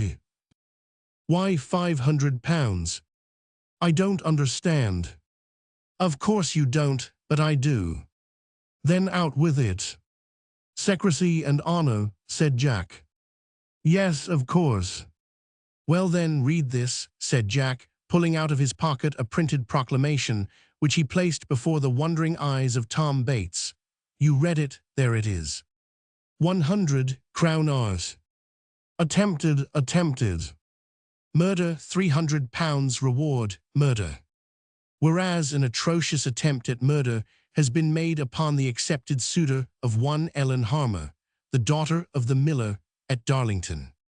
And whereas, by a most miraculous chance, the body of the unfortunate youth Andrew was timely discovered in the river and resuscitated. Page 134. Therefore, the above reward of £300 will be paid to any person or persons who shall give such information as shall lead to the discovery or apprehension of the offender or offenders. The unfortunate young man was severely wounded, and the shock has been so great that his reason is for the time being lost to him. The village authorities of Darlington, on the night of the attempted murder, noticed the arrival in the neighborhood of a carriage and four. The person suspected had a servant attending him during the 3 hours he remained in the village. His master, the supposed culprit, was traced to London, and from all accounts bears the following description. About 35 years of age, 5 feet 8 or 9 inches in height, thick-set and powerfully made, black mustache, whiskers supposed to be false, close-cut hair, wore a cloak, and had the appearance of a military man. "Why, that description," said Bates, looking at Jack in surprise, "corresponds to—" "Blood," said Jack, in a hoarse whisper. "You surprise me." "Does it? But wait, I'm not done yet," said Jack. "Since he has commenced his games with me, he'll find a tougher fellow to deal with than he expects. Look at this." "Another proclamation," said Bates, in wonder. "Yes, read it, and then you'll find out that I have got my enemy fairly on the hip." Bates unfolded the printed paper and read. 100 crown Rs. Abduction, abduction. £200 reward. Whereas Ellen Harmer, the daughter of old Harmer, the miller of Darlington, was forcibly abducted from her father's home by some person or persons unknown, on the night of the attempted murder of young Andrew, her acknowledged suitor. And whereas it has come to the knowledge of Sir Richard Warbeck, the chief magistrate of Darlington, that 2 suspicious persons, with a carriage in attendance, were seen prowling about the village on the night in question. Therefore the above reward will be paid to anyone who shall give such information as shall lead to the apprehension of the offender or offenders, and enable the young maiden to be restored to the arms of her disconsolate father. The following particulars regarding the supposed unknown abductor may, perhaps, lead to his apprehension. About 35 years of age, 5 feet 8 or 9 inches in height, thick-set and powerfully made, black mustache, whiskers supposed to be false, close-cut hair, wore a cloak, and had the appearance of a military man. For a moment or two old Bates could scarcely recover from his astonishment. At last he gasped out, and in a suppressed tone, "Why, they must relate to one and the same person, Jack. I know they do. But I never saw these proclamations on the walls about London yet." "I dare say not, and for a very good reason why." "What reason?" "Why, they were given to me to distribute them, and—" "You did, I suppose?" "Yes, I did, but only in such out-of-the-way places where they would do no earthly good." For some time, both men kept silent. "I understand it all," said Bates at last. "This person who is unknown, you know." "Yes. This gentleman none of us can guess at." "You twig, I perceive." "Yes, rather. He goes down, half-murders the lover, and then throws him in the river, and thinking he's dead, runs off with the girl." "Exactly. But she wasn't rich." "No, but she is very handsome, a perfect Venus." "And what could have been his object?" "To gratify the king." "I see, just so. And has he acted a friend to you?" "No, not to me in particular, but as he promised to befriend all of us, I kept the thing secret from the Londoners, for £500 isn't to be sneezed at, you know." "And do you mean to say that all this is true?" "Then he's a villain of the worst sort." "On my oath, Bates." "I know he is now, and more than that, I always suspected him, but never expected to find he'd prove such a cool, calculating scoundrel. But I'll be even with him, trust me." "And this girl, what of her?" said Bates. "We are all pretty hard up at this moment. £200 would be a fine windfall for us." "So it would, and more than that, I know all about her and where she is." "The devil!" "And it would be the easiest thing in the world to rescue her, for she's pining away, and is strictly guarded both night and day by a deaf and dumb Nubian slave, a eunuch, in fact, a fierce, tall, ugly-looking devil." "Never mind, if we can only once get into the apartment, we shan't have much difficulty in getting clear off with the girl," said Bates. "The colonel is not supposed to know that you or I have any hand in this affair. If what you say proves true, Jack, we can easily put the colonel out of the way, and we shall be all right again. What do you say? Shall we try it tonight?" "I'm willing. I'm dying to have revenge on the deceitful rascal. Then tonight let it be. Come with me. The dozen are assembled in a quiet place, waiting for me. I will settle with the old landlord. And so will I, thought Captain Jack to himself, and sooner than he expects. We will have to wear masks, said Bates. Yes, and keep dead silence. If we meet with any opposition, you know. Oh, as to that, said Jack, we won't stand nice on trifles. It's a case of life or death with me. So speaking, Bates and Captain Jack strolled towards the quiet place spoken of, and in less than half an hour Jack, half drunk, rolled in among the dozen, who were already assembled. They looked daggers at him, and would, perhaps, have resorted to violence, but Bates whispered something to them which cooled their anger. Captain Jack reeled into a chair, and was soon fast asleep and snoring. Keep an eye on him, my men, said Bates in a whisper. I am going out on very important business, which I will explain on my return. Jack's all right. Don't have any rows or quarrels with him. Let him have all the drink he wants, but don't let him go out on any account. PG 135. So speaking, Tom Bates buttoned up his coat, looked to his sword and pistols, and went forth alone into the darkness and blinding storm of sleet and rain. Chapter 49. Colonel Blood Meets a Tartar, the Release of Ellen Harmer, the Murder in the Wood. Tom Bates had not gone very far from the rendezvous of the dozen, and was trudging along through the wind and rain, forming plans for that night's operations, when someone in a dark street laid his hand roughly on his shoulder. Tom stopped, as if by instinct. That you, Colonel? He asked. That you, Bates? Yes, sir. Come this way out of the rain, said he.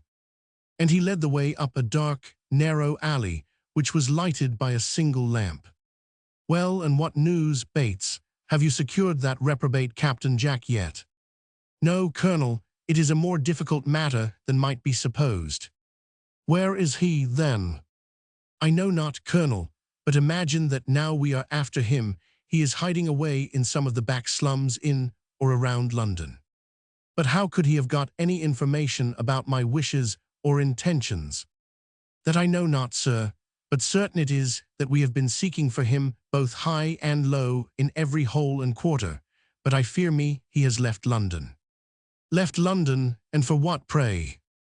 Some 2 weeks ago, Colonel, I heard him say that there were 2 proclamations out about an attempted murder and a forcible abduction case which took place in the village of Darlington not long since. One and the same person is concerned in both transactions, and altogether a reward of £500 is offered. Impossible, said Colonel Blood, biting his lip. I have never seen any of these proclamations. Perhaps not, sir, but Captain Jack said, the last time I saw him, that he had particular reasons for not having them posted up earlier. As Bates spoke, Colonel Blood looked straight into his eyes, but so well did Bates play the hypocrite that Colonel Blood had not the slightest notion that he was aware of the real facts of the case. And where are these 2 proclamations, Bates? Have you one with you? Yes, Colonel, said Bates, displaying both at once. Strange affair, said Blood, biting his lips in anger. I never heard of all this before. Old Bates said not a word, but he could not help but remark how Colonel Blood's eyes flashed with anger, and in his sleeve he laughed. And so these are the 2 proclamations you speak of, eh? Said the Colonel, unfolding and reading them. How did you get them? Captain Jack gave them to me. Damn Captain Jack, said Blood, stamping his foot in anger. And so he has gone down to Darlington to investigate these affairs, eh? Yes, that was his intention. He said he made sure of finding out who it was who not only attempted to murder Andrew, but who abducted the girl also. Then he is very clever, said the Colonel. After a pause, he added, Important business obliges me to leave town tonight. I must run down to Darlington and arrest this troublesome fellow. Captain Jack is no longer to be trusted. He is not now an officer of the Crown, and therefore has no business to trouble himself about what does not concern him. Leave town tonight, Colonel, said Bates as if surprised. Yes, tonight. It is a dangerous journey. Oh, as to that, I have no fears, said the colonel. No one will ever dare to attack me. But what are we to do in the meantime, said cunning old Bates. Are we to give any attention to these two proclamations? No, I think not, said Blood. At least not at present, not until I return to town again. You could never discover the girl's place of concealment. But one of my men says, Colonel, that he does already know where she is. Indeed, said Blood anxiously. Know where Ellen Harmer is, eh? Then he must be a very clever fellow, for I don't. Oh then, Colonel, said Bates, bowing and with a smile, if you don't know anything about this matter, I'm sure I do not. Well, no matter, Bates, said Blood. I'm glad I've seen you, for Captain Jack must be captured at once, and at all costs, for he is a troublesome, intriguing busybody. Remain as quiet as you can until my return from Darlington. I have plenty of work in store for you. Glad to hear that, Colonel. Good-paying jobs, I mean. Better still, sir, but what, Bates, said the Colonel. Oh, I was only about to remark, Colonel, that all the lads, and myself included, are very hard up. If you would so oblige us as to lend us 100 or 2 until your return, we should. I understand. Well, no wonder you are out of money, seeing how much that scoundrel, Captain Jack, appropriated to his own use. Here, said he, giving Bates £100 note, this will serve you until my return. Colonel Blood left Bates in high glee and went his way.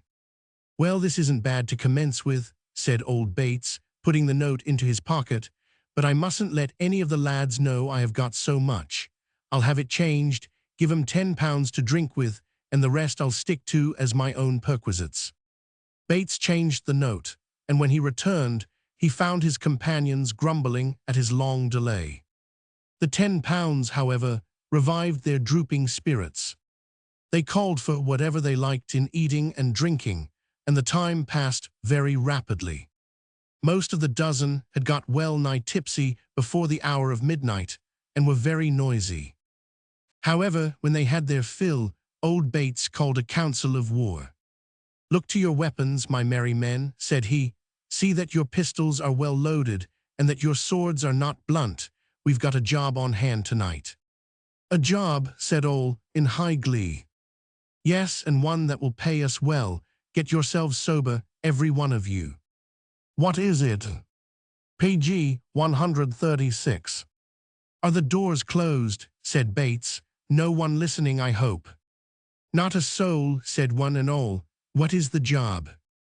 Who among you loves Colonel Blood? Tell me that, said old Bates. The name was received with savage oaths.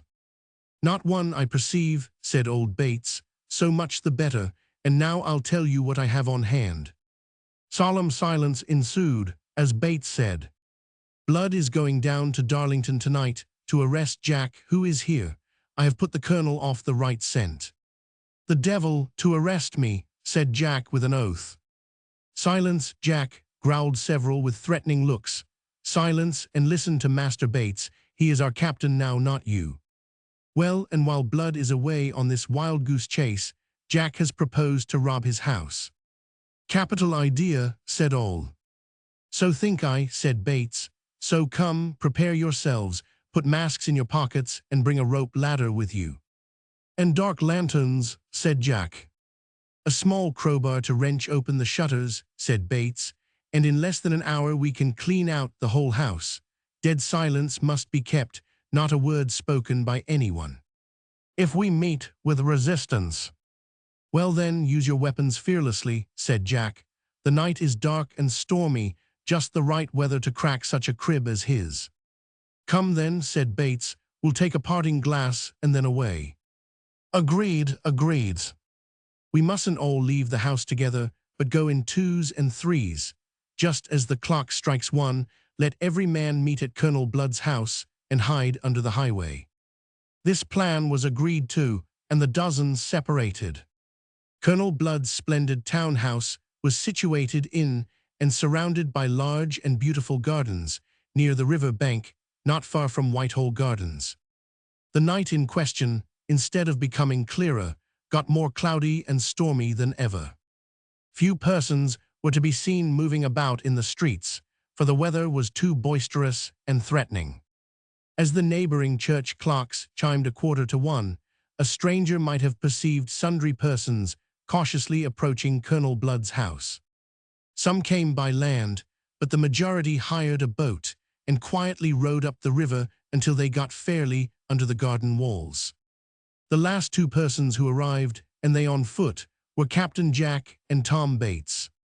As they approached Blood's mansion, they were accosted by two night watchmen who wanted to know their names and business. "Name," said Jack indignantly. "Our business," said Bates, striking an attitude of great importance. "Yes, name and business, gentlemen, if you please." "And why so, knaves?" said Captain Jack. "How dare you stop two gentlemen and ask such impertinent questions?" "We do but obey our orders, sirs," said the night watchman civilly. "From your dress and manner, I have no doubt you are a couple of sparks returning home, but we have received special orders from Colonel Blood himself this very night to allow no one to pass near his house after certain hours without demanding who and what they are." "Why, you impudent fellow," said Bates, "Colonel Blood is not in town, he left this evening." "Ah, sirs, indeed, then you are beforehand with us. Who told you?" "Why, the Colonel himself, knaves," said Bates. "How dare you stop me and my companion? We are most intimate friends of the Colonel. My name is Captain Bates, an officer of the Crown." "Captain Bates, really I beg pardon, I did not recollect you, I'm very sorry." "Yes, sir, we are very sorry," said the other. "And the name of your tall friend is—" "Yes, Captain Jenkins," said Jack on the instant. "You see, Captain Bates," said one of the watchmen, very politely, "we have special orders from the Colonel himself to allow no one to pass towards his gardens without we know they are strictly honest and respectable." "And are not we strictly honest and respectable then, villain?" said Bates, blustering. "Why, for 2 pins I'd—" "Oh, there cannot be a doubt of that, sir," said the trembling night watchman. "You could not be an officer of the Crown else." "Quite right," said Captain Jack, mollified, and drawing the patch over his eyes still lower. "But you see, Captain Bates, as an officer of the Crown, you are fully aware that all sorts of knaves have tried to rob the gallant Colonel ere now, and at this time, I fear me he has a greater enemy to contend with than ever before. For I heard tonight, as a very great secret, that Captain Jack is no longer the chief of the Crown officers, and has been degraded by the Colonel.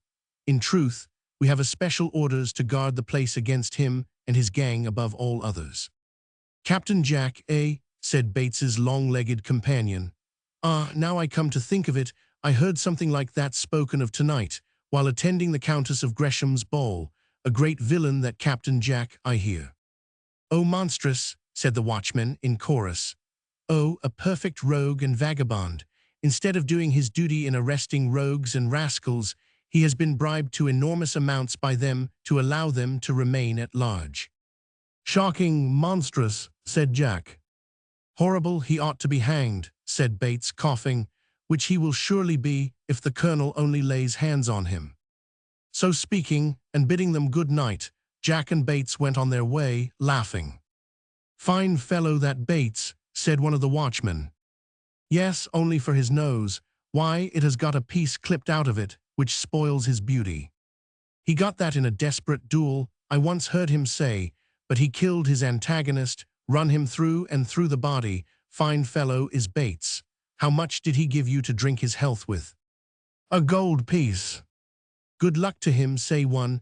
"Let us go into some wine shop and have a bottle. What say you? Surely the house will be safe for half an hour." So speaking, the two watchmen went into the nearest wine shop that was open. Both Bates and Jack had watched them. "Now's our time, Bates," said Jack. They both disappeared down the dark carriageway, which was screened by trees and bushes. PG 137. A stormy interview, see number 20.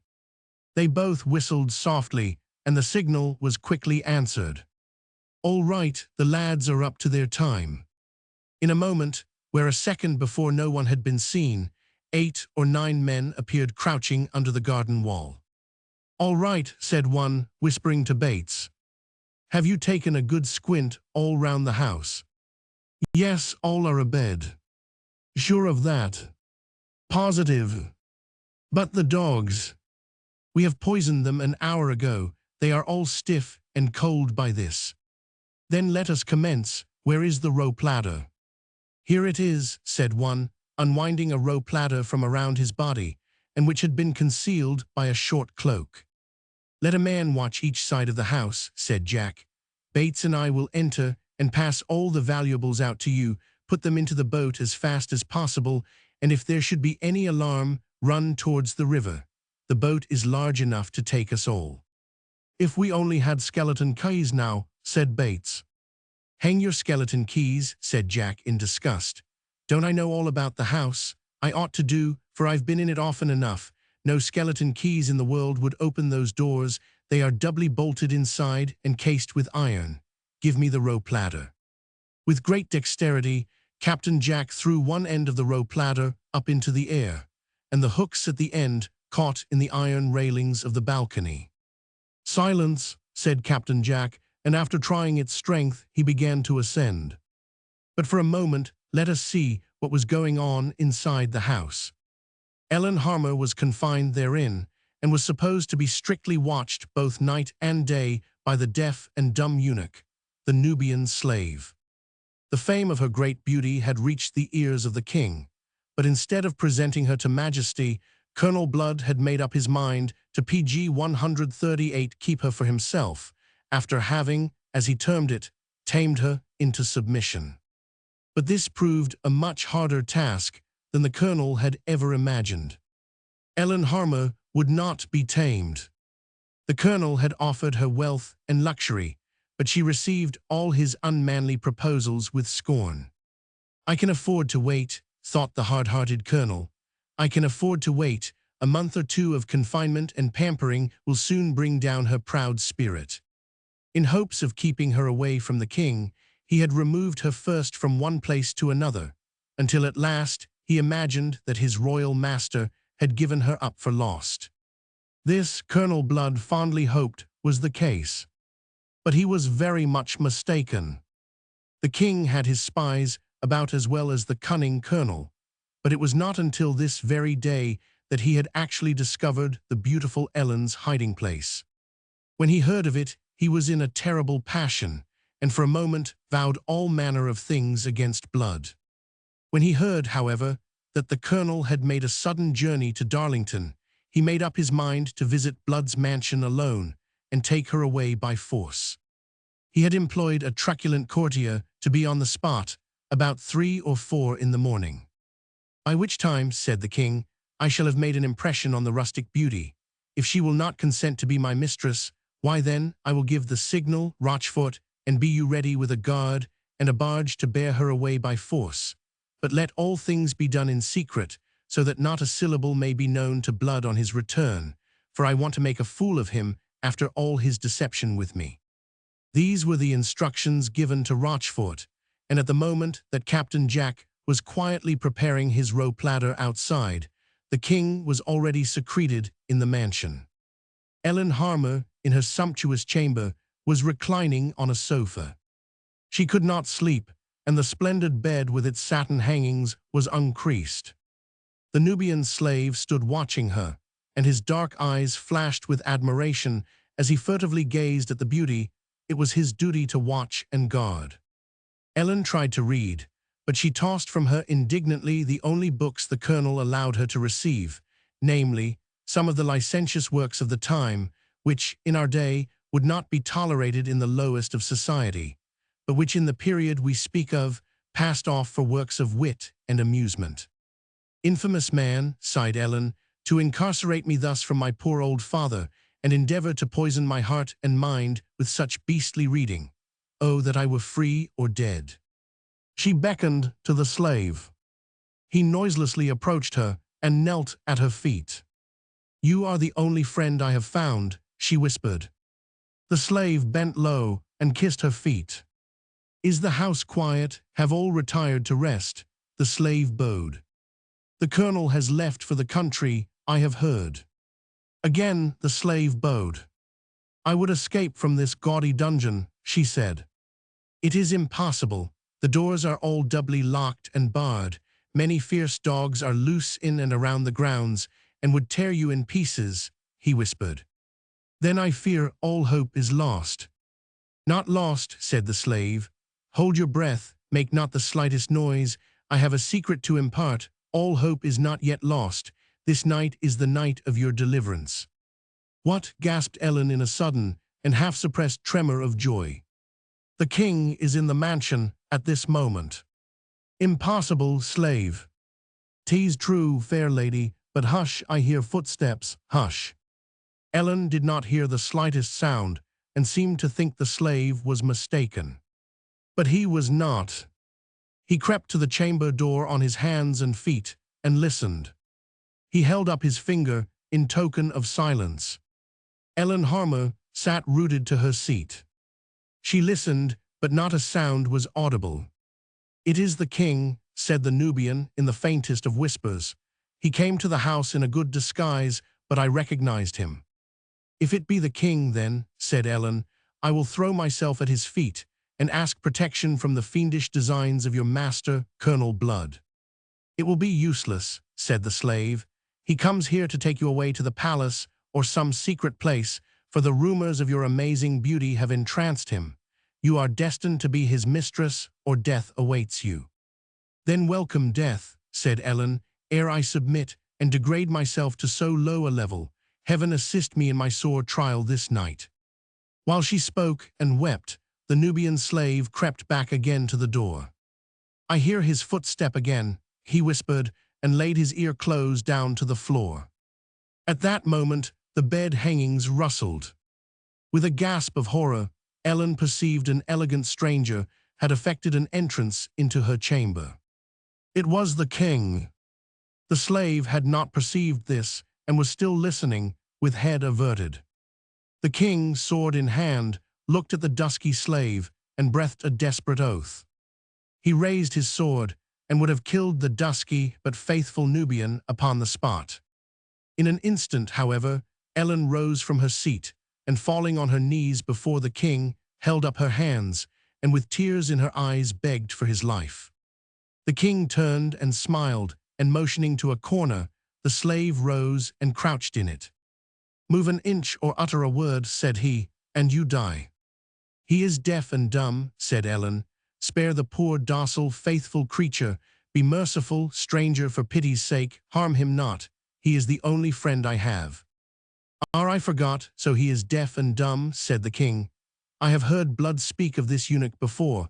For your sake, sweet lady, I spare him. But if deaf, why was he listening?" "He was praying, sir. That is his usual position when at prayers." "Ah, so be it then. I never pray myself. I have forgotten how."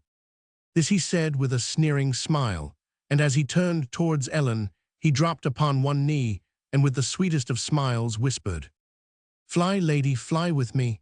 I have heard of your PG 139 cruel captivity, and have come to release you. All is ready for our flight." So speaking, he rose, and passing his arm round Ellen's waist, bore her, more dead than alive, from the chamber. He doubly locked the door, and entered an adjoining chamber with his unconscious and fainting victim, in order to await the coming of Rochfort. Captain Jack's head just peeped above the balcony of Ellen Harmer's chamber at the moment the king had left it. Noiselessly he opened the lattice, and disguised as he was, entered, pistol in hand. "I thought I saw a light here a moment ago," he said. "Surely I was not mistaken." He was not, but the king had taken the wax taper with him, and all was now total darkness. Splendid chamber this, thought Jack, as he turned on his lantern and gazed around. He thought in the far corner he could perceive two dark eyes glistening. He made a thrust at the spot with his sword. But the Nubian had perceived him and crept under the bed. It must have been a cat or something, thought Jack, as he began to ransack the drawers and wardrobes.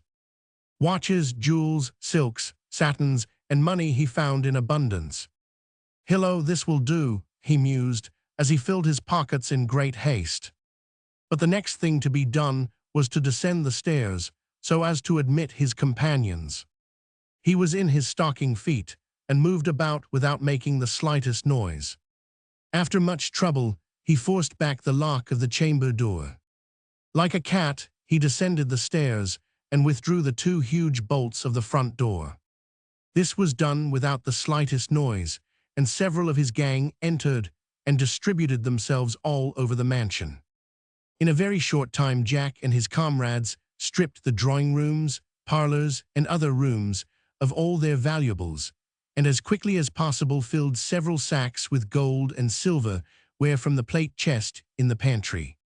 The butler slept in this pantry, but was almost frightened out of his wits, for one of the band held a pistol at his head while the other tied him hand and foot and gagged him. They then began to work, and did not leave a single spoon or fork behind them. These bags of spoil were rapidly passed out to old Bates and the others on watch outside, and conveyed to their boat in the river, moored under the garden wall. Captain Jack, however, did not trouble himself much about silver spoons or forks or gold and silver goblets. He made his way straight towards Colonel Blood's library. He closed the door, and then began to ransack every hole and corner of the apartment. The drawers were broken open, and everything of no value to him was strewn about the floor. In the colonel's writing desk, however, he discovered a considerable sum of money in gold and notes. More than this, his eyes glistened as he clutched a small bundle of paper tied up with red ribbon and sealed with many seals. This he put into his breast for greater security, for his huge pockets were bulging out with valuable odds and ends of all sorts. Having completely despoiled the library, he retraced his steps upstairs. Surely Ellen Harmer must be in the mansion somewhere, he thought. As he passed rapidly up the winding stairs towards the colonel's own bedchamber, he stopped and listened. Two persons were conversing in quick, passionate tones. The voice of one sounded like that of a female in distress. Captain Jack listened attentively to all that passed. "Nay, let me go, I beg of you, as you are a man and a gentleman," said the female voice in tones of anguish. "Nay, dearest," was the soft reply, "you cannot fly except with me, you shall be mine." "Rather 10,000 deaths," was the brave, resolute answer of the fair one, "rather 10,000 deaths than consent to my own dishonor. Unhand me, I say, unhand me. I took you for a gentleman, a man, but I am deceived, you are a scoundrel. Let me go, unhand me, I say, once for all, or I'll shame you before all the world. I'll raise the whole mansion with my cries." "'Tis useless to struggle, angelic being," was the impassioned answer. "Your beauty has entranced my very soul. Come, let us fly hence. All wealth, honor, and adulation shall be thine." "Help, help, help," was the female's feeble cry. At that time, a struggle was heard going on in the room. At that moment, Captain Jack, lantern and sword in hand, dashed the door open and entered. Ellen Harmer gave a short, quick cry of joy as she perceived deliverance at hand. Instinctively, she rushed into the arms of Captain Jack for protection. The king was amazed. He made a thrust at Jack. But next moment, the weapon was knocked from his hand. He now stood, unarmed and defenseless, before the bold intruder. "Who art thou?" said the king in surprise. "Thy equal," said Jack in an assumed voice.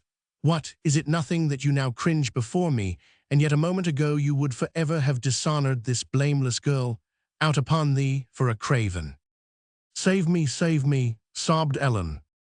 "Peace, lass, thou art safe," said Captain Jack. "And as for thee," said he, turning towards the king with a gesture of disgust, "as for thee, more anon. How, knave, wouldst thou dare to stand there prating to your superior, when with one word I could have thee hanged? You know not who nor what I am." "Nor do I want to know, sirrah, and mark me, do not let thy tongue wag so carelessly, for by my word, be you king or peasant, I'll make a lame duck of ye. Out upon thee, man. Would ye, like a cowardly interloper, come poaching on these strange grounds, when you know the master is away? What mean ye, impudent rogue?" Why, I mean that you had not courage to try your fortune here while Colonel Blood was at home, but like a clown, must crawl in when he had gone away. You seem to know all this. Page 140. I do, said Captain Jack, telling a lie. I know not only all you would have done, but who you are for all your disguise. You do, said the king. Then, as you know me, stranger, reveal not my name or station. And as he spoke, he placed one finger on his lip, in token of silence. "'Tis the king," said Ellen Harmer. "I was told so tonight." "No, no. It is not the king," said Jack, again telling a lie, "because if he were, he would not give me that signet ring he now wears, as you will see presently." The king smiled, and taking off his signet ring, gave it to Captain Jack. "I told you it was not the king, fair one," said Jack, lightly laughing, "for if it had been he would not have so humbled himself. Besides, lassie, the king would never think of insulting a poor defenseless girl." As he spoke these words, Captain Jack left the room, and as he departed, said to the king, "Stay you here for at least 20 minutes. If you move, I will not be answerable for your life." He closed the door, and carrying his lovely burden lightly on one arm, made the best of his way into the garden. As he did so, he heard the alarm given by old Bates and others outside. Old Bates and his companion watchers whistled very shrilly, and so loud did they become that Captain Jack and his companions, with their treasure, hurried towards the river bank. In a moment or two, the clash of swords and report of pistols were heard in the garden. To the boat, my merry men," shouted old Bates. "We are discovered." "On to 'em, men, cut and thrust, spare none of them," was the response of someone who now advanced at the head of a body of men with links, torches, and the like. "On to 'em, they are all rogues and vagabonds." Shouts and oaths and cries were now heard on every side. Captain Jack placed Ellen Harmer in the boat, and with a furious countenance, he rushed into the thickest of the fray. Blows were freely exchanged on both sides, and many were wounded. "Are all the men safe?" said Captain Jack to Bates. "Yes, they are all nearby." "Then let them stand in a line and face the enemy." "What, fight and fall back to the boats?" "Of course," said Jack. "What else do you mean? Do you think that I or any of the lads would turn their backs to the enemy? You are a pretty fellow to be captain, truly." As Jack advised, all his companions faced the intruders and gradually fought their way back to the boat, which was now well laden with spoil. The fight still continued, but many of the lights became extinguished in the combat, so that the officers and others who had come to arrest the masked strangers began to fight among themselves. Perceiving the confusion among them, Captain Jack ordered his comrades to jump into the boat. They did so. Not one of them was killed, but several were severely wounded. As they pushed off from the shore, those in the garden fired a volley after them and raised a loud shout. "Pursue the rascals, get a boat and overtake them," cried several voices. But no one dared to follow the bold and daring robbers. Down the river they swiftly rowed, and after some time landed at a dark, dingy, treacherous-looking wharf. This was a place used by the dozen, occasionally, to store their plunder. They all got on shore safely. But while they stood in the darkness, a boat darted past the wharf. "That's some of our pursuers," said Jack. "We hadn't much time to spare." "No," said Bates. "It was rather sharp work, take it altogether." "Look, look," said Jack. "Here comes a second boat. By all that's lucky, they are going to land at our wharf." "Boat ahoy!" shouted Bates. "Ahoy, ahoy," was the response. "Have you seen any craft shoot past here?" "What, one with a lady in it?" shouted Jack in feigned voice.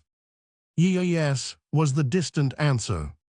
"Just shot down before you. You can't mistake it. Row fast. Fire into 'em. It will soon bring the rascals to their senses." True to this advice, the second boat shot after the first at a rapid rate. Ere long, shots were fired in the distance. "Hang me," said old Bates in high glee, "if one boat ain't fighting the other. Why, the fellows are all gone mad." "No matter," said Captain Jack. "We have got the lady. Is she safely housed, Bates?" "Yes, but very pale and weak, poor creature. She couldn't make out who and what we were with those masks on, so I had to tell her we were a party of friends who had leagued together for her deliverance." "Very good, but of course, you didn't tell her that we had leagued together to get 4 or 5 sacks full of plunder, eh?" "Not very likely. But what shall we do with her now that we have got her? We don't want any pretty women among our band. The lads would be cutting each other's throats over her." "No fear of that. She won't stay long in the company of the dozen. The king would give any price for her." "Then he shall have her." "Not so fast," said Captain Jack, leading the way to a small public house, not more than 100 yards from their storehouse on the river's side. "Not so fast, Bates, not so fast. She is well provided for the night, you say, and that is sufficient. I must pay a hasty visit to Darlington ere we make up our mind what to do." They had now reached the public house, and were conversing in an undertone together when a postboy rode up and dismounted. Tired, dirty, and muddy he was, and seemed ready to sink from fatigue. "Come far tonight," said Captain Jack. "Yes, sir, a good many miles, and have ridden faster than ever I did in my whole life." "Where from?" said Bates, shoving over his bottle to the postboy. "From Darlington."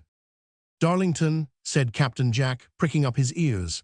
"Why, that is the very place I was just speaking about." "Indeed, sir," said the postboy. "Then, methinks, PG 141 before 24 hours more, the name of that place will be in the mouths of every one in all London." "Why, I do not understand you. Explain yourself. Why, I thought of journeying there tomorrow." "You had better not, sir, for it is a most villainous place." "Once upon a time," said Bates, "it was one of the quietest little villages in all England." "Sure, kind sir, but things have changed very much of late." "How do you mean?" "Why, old Farmer Bertram was mysteriously murdered there, and it has never been found out yet." "I know it. There is a royal proclamation about that affair," said Bates. "And then the beautiful daughter of old Harmer, the miller, was forcibly abducted by some base villain." "True. And she has never been heard of since." "So I have been told." "And then her lover, young Andrew, was stabbed, thrown into the river and almost killed. And now, to add to the horrors of the place and its surrounding roads, another murder has been committed in the woods near old Sir Richard's mansion." "Another murder," said Jack in surprise. "Aye, sir, you may well be surprised. Another murder has been committed there, and everything has become so dangerous down there that I intend to throw up my situation, for I suppose next time I go down there with the mails, they'll be for murdering me." "Oh, nonsense," said Captain Jack. "You must be mistaken, my lad," said Bates. "No, I'm not, gentlemen. There's no mistake about it, more's the pity. What with the ravages of Deathwing and his skeleton crew, and the increase of murders down in these parts, the village is getting a very bad name, nay, the worst of names in all England." "And who was murdered this time?" "I don't know for certain, but I heard it was no less a man than Colonel Blood himself." "Colonel Blood? Impossible," said Jack, snapping his fingers. "Are you sure it was the colonel, young man?" said old Bates. "No, gentlemen, I am not quite certain, but old Harmer has seen the body of the murdered man, and he swears it is just like the gentleman who used to come prowling about the mill after Ellen." "Then what makes you think it was Colonel Blood?" "From cards and notes found in his pockets." Jack and Bates looked at each other in a very knowing manner. "How did it all happen?" asked Captain Jack. "Here, sit down, my lad, and let's hear all about it." "Yes, yes, landlord, give us another bottle. You needn't mind telling us the whole truth, you know," said Bates, with an air of much importance, "for we are crown officers, and no harm can befall you." "Well, you see, gentlemen," the postboy began, "since Ellen Harmer has been stolen away from her father's house, Andrew, her lover, recovered from his wounds, but is thought to be raving mad at times, and goes raving about in all sorts of holes and corners. The people take pity on him and treat him kindly, but all he thinks of is revenge for the injuries he has received. Last night he was sitting in a public house by the roadside, about 2 miles this side of Darlington, when who should stop to bait his horse but a person very much like the man who stabbed him on the bridge the night Ellen Harmer was carried away. Directly he entered the parlor, poor Andrew began to rave, and the stranger laughed at him. Poor Andrew began, as usual, to tell the stranger his troubles, like he does to all who will listen to him, but still the stranger laughed and began to mock him. With eyes glistening like 2 burning coals, Andrew peered closely into the stranger's face, but made up his mind that, though very much like, he could not be the man who had so cruelly wronged him. The stranger pretended to be ignorant of the country he was passing through. Yet at the same time, the landlord says he spoke of Sir Richard Warbeck and of Wildfire Ned's famous doings as if he had been acquainted with them for years. He knew all about old Bertram's murder and whatever had happened to Ellen Harmer, who, he said, was safe and sound in London. He had plenty of money, and said he was sent down from London on a secret mission to capture one Captain Jack, a famous rogue, who was supposed to be hiding somewhere thereabouts. He pulled out rolls of notes and a bag of money, and made such a display of it that the landlord begged him to be very careful, for it might excite the passions of those around. He did not care, he said. He wasn't afraid of all Darlington put together, he swore more than once. While he was talking, Andrew went out of the parlor and went along the road towards home. "You had better take the road through the forest," said the landlord to him. "It is much nearer, Andrew, my boy, than by going along the road." Andrew did not make any reply, but went his way. In about half an hour the stranger rose, buttoned up his coat, and with a thick stick in his hand, went forth alone. "I'm going to Darlington," he said. "But you said you were a stranger in these parts," the old publican remarked, "and if that is so, you may miss your way." "Never fear," said the burly stranger, laughing. "I heard you say the path through the woods was much nearer than by the road, so I'll take the shortest cut." The landlord begged of him not to go, but go he would, and 999.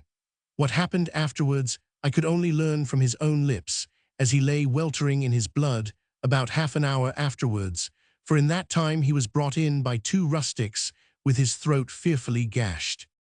He could speak, however, and, in reply to questions put to him, he said, "I had not gone far along the road, and had just entered the forest path, when I met with 2 poacher-looking fellows, each with a big stick, and slovenly dressed, with big coats and slouched hats which almost covered their eyes. They were very civil, and I asked them a great many questions about Darlington." Page 142. They answered all my questions in a straightforward manner. "Have you any strangers living in the village?" said one. "How do you mean?" said they. "Strangers, I mean, who have plenty of money and don't seem to do any sort of work for a living." "Oh yes," said one, "there is a flashy-looking chap who stays at the inn and spends lots of money every night, but what he does none of us know. He says he is a crown officer, but we think he must be a highwayman or something of that sort, for he has got the cut of one all over." They described this fellow to me so well that I made up my mind it must be no other than Captain Jack, a famous rascal I was bent on capturing. I told the rustics this, and they laughed, but promised to go to the village with me and assist in his capture. We all walked along quietly, chatting together. I gave them a good pull at my brandy flask and promised them an excellent reward if Captain Jack could be captured. They said they were willing enough if I would pay them beforehand. I pulled out my purse to do this, and next moment one of them gave me a sudden blow on the head and knocked me down. Before I could get my pistols out, the blow was repeated. I struggled hard, but in a second or two one of them pulled out a long knife and jagged my throat, and the blood spurted out all over me. See cut in number 15. In a second, they robbed me of everything and darted away into the darkness of the forest. I remained unconscious for some time, but my shouts and cries were heard, and soon afterwards 2 villagers, who were passing, raised me up and brought me here, and here I am a dying man." "This is what the stranger said, eh?" remarked Captain Jack, picking his teeth and looking much pleased. "Yes, that is what he said, every word of it." "Are you sure?" "Oh yes, for the landlord wrote it down as he spoke. I have just delivered it to Sir Richard Warbeck, in London here, that he may inquire into the mysterious affair at once." "But did not the stranger make any other remarks before he died?" "He 999. "What were they?" "He said that he could swear that one of the 2 men was none other than Mad Andrew in disguise." "Poor devil!"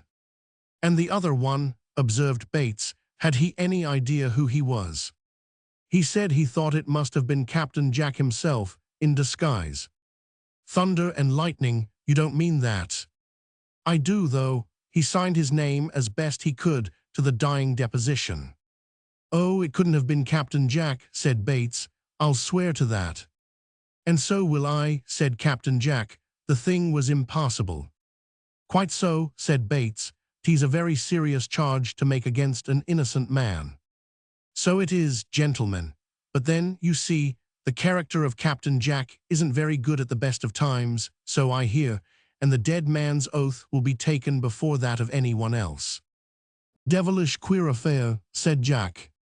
"Yes, somebody must swing for it," said the postboy. "I wouldn't like to be in Captain Jack's shoes for all the money in the kingdom." "Perhaps you don't know the captain, my lad," said Jack, "or you'd have a different opinion. He is one of the best men in all London," said Bates, tossing off his wine. "Honest as the day is long," said Jack. "People are mistaken about him. As to murdering an innocent man in the woods, and robbing him too," said Bates, "why, bless you, it is out of the question." "From what you say about him," said the postboy, "one would think he wasn't a rascal at all." "Nor is he," said Jack fiercely. "I'll stake my life on it." "And so will I," said Bates, drinking deeply. "Perhaps you know him, then, gentlemen?" "No, not exactly, but I've seen him and actually been in his company once or twice," said Jack. "So have I," chimed in Bates. "He can sing a capital song, and dance a jig, and handle a sword." "Aye, that he can, and fight for an hour with the best gentleman in all England," said Bates, in conclusion. "And was the dying man's deposition the only reason that made you hurry up to town at such a terrible pace?" "Not exactly, gentlemen, something more." "What then?" "When the dead man's things were searched, we found papers, cards, and documents in his pockets, all bearing the name of Colonel Blood, and the supposition was that he was that individual." "And was it?" "We haven't found out yet, for when I rode up to his mansion, I found the place in great confusion, and the colonel was out of town, so it was supposed." "I heard he had gone to Darlington," said Bates. "If he did go there, then he must have been killed," said Jack. "I knew not that, gentlemen, but heard that his house had been robbed of all its plate, jewels, and valuables. Many of the household were killed or wounded in fighting with the robbers, and all was in a dreadful uproar." "Astonishing," said Jack. "Here, landlord, more wine." "And have they any notion who committed this audacious robbery, my boy?" "I heard the butler say he had picked up a sword in the grounds, with the name of Tom Bates upon it." "The devil," said Jack, who now, for the first time, perceived that Tom had lost his sword in the hurry and scuffle of getting away in the boat.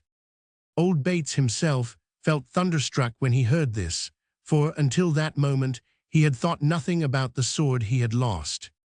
He poured out a goblet of wine, drank it off at a draught to drown his rising anger. "What else did they discover?" Jack asked. "There is a tall black slave at the mansion, who, by signs and writing, made known to all assembled that there were several crown officers among the robbers." "Worse and worse," said Bates. For a few moments no one spoke. The postboy left the house, and in a short time the house closed for the night. Page 143. Jack and Bates, being good customers, were not turned out when the doors were shut, but remained chatting together. "This is a bad job," said Bates, "a very bad job for you, Jack. And so it is for you. You will be surely scragged for this murder. And so will you for this robbery, for they will be sure to trace the sword to you." "Hang the luck," said old Bates. "I wish we had never seen the place. What must be done?" "I haven't the least idea. They won't be long before they are after us, you may be sure."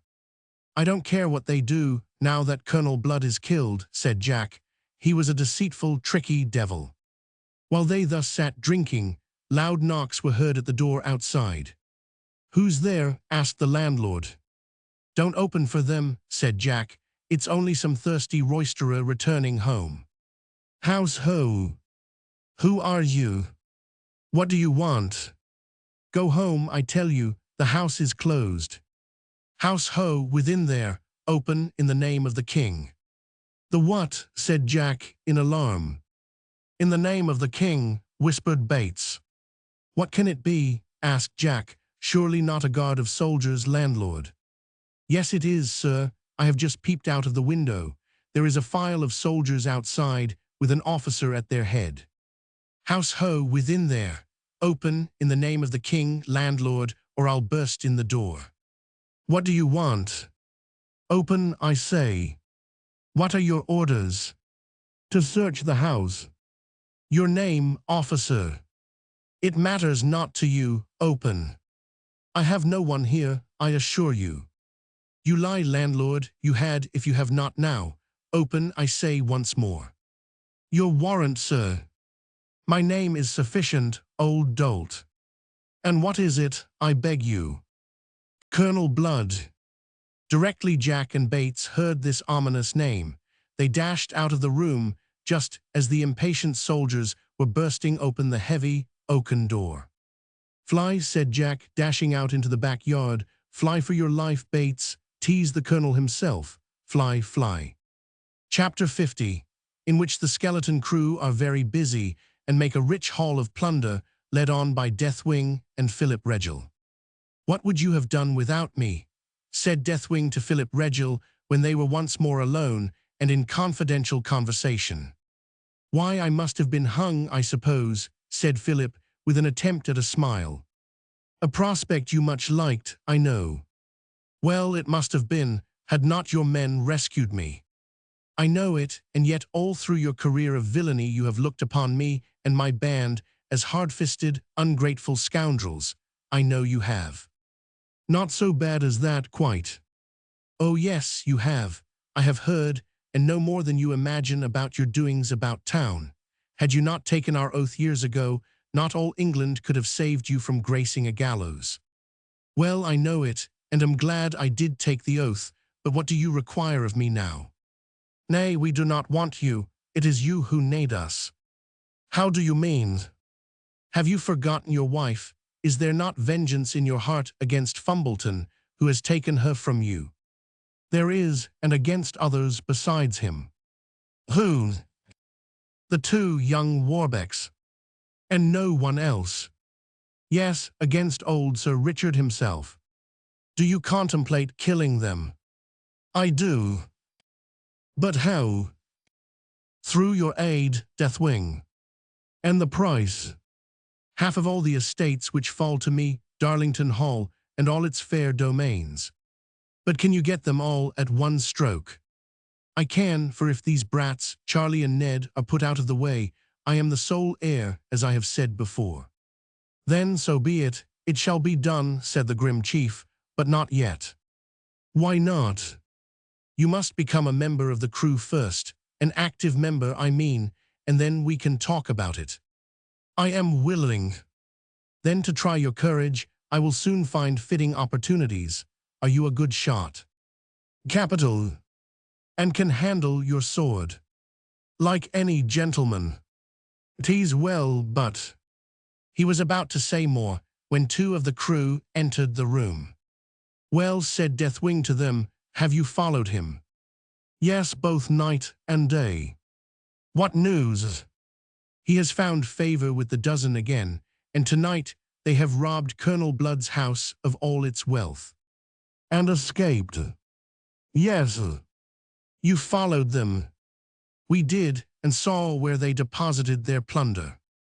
Very good, what else? They carried off Ellen Harmer with them, and Captain Jack is now in possession of the king's signet ring. Impossible. No, Deathwing, it is quite correct. How do you know? I was in Captain Jack's company tonight, and saw the ring upon his red, fat finger. Explain yourself. I knew the Darlington postboy, and for a good price learned all the news, dressed myself up in page 140 for his clothes, and went into the very public house where he and Bates were drinking. Then he doesn't seem to concern himself about apprehending Ned Warbeck and casting him into prison. Not the least, for he is now no longer captain of the dozen, and Colonel Blood has offered a reward for his head, dead or alive. Good news, said Philip, grinning like a fiend. Excellent news, I feel happy. And who had the commission to capture him? Bates, the new captain, the very man who helped to rob the colonel's mansion. What a couple of tricky villains, said Philip, biting his lip in rage and disappointment. When I found this out, said the spy, and had deceived them by telling the news I had heard from the true postboy, I left the public house.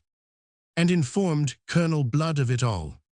Yes, I wrote a note to the colonel on the instant and delivered it myself. He had just returned home and found the havoc which had been made of his place. He was in a terrible rage. Did he speak to you? He 999, and when still in the clothes of the postboy, I told him of the past murder at Darlington. He stormed and raved like a devil. What then took place? I did not remain in his sight long, for I was very anxious to come and tell you all the news, but still, I watched all the movements. Perfectly right. The colonel went to the royal barracks and demanded a file of men to assist him in capturing the bold burglars. The officer in command refused. Colonel Blood stormed and raved like a madman. Where is the king? Said he. Dancing in the ballroom.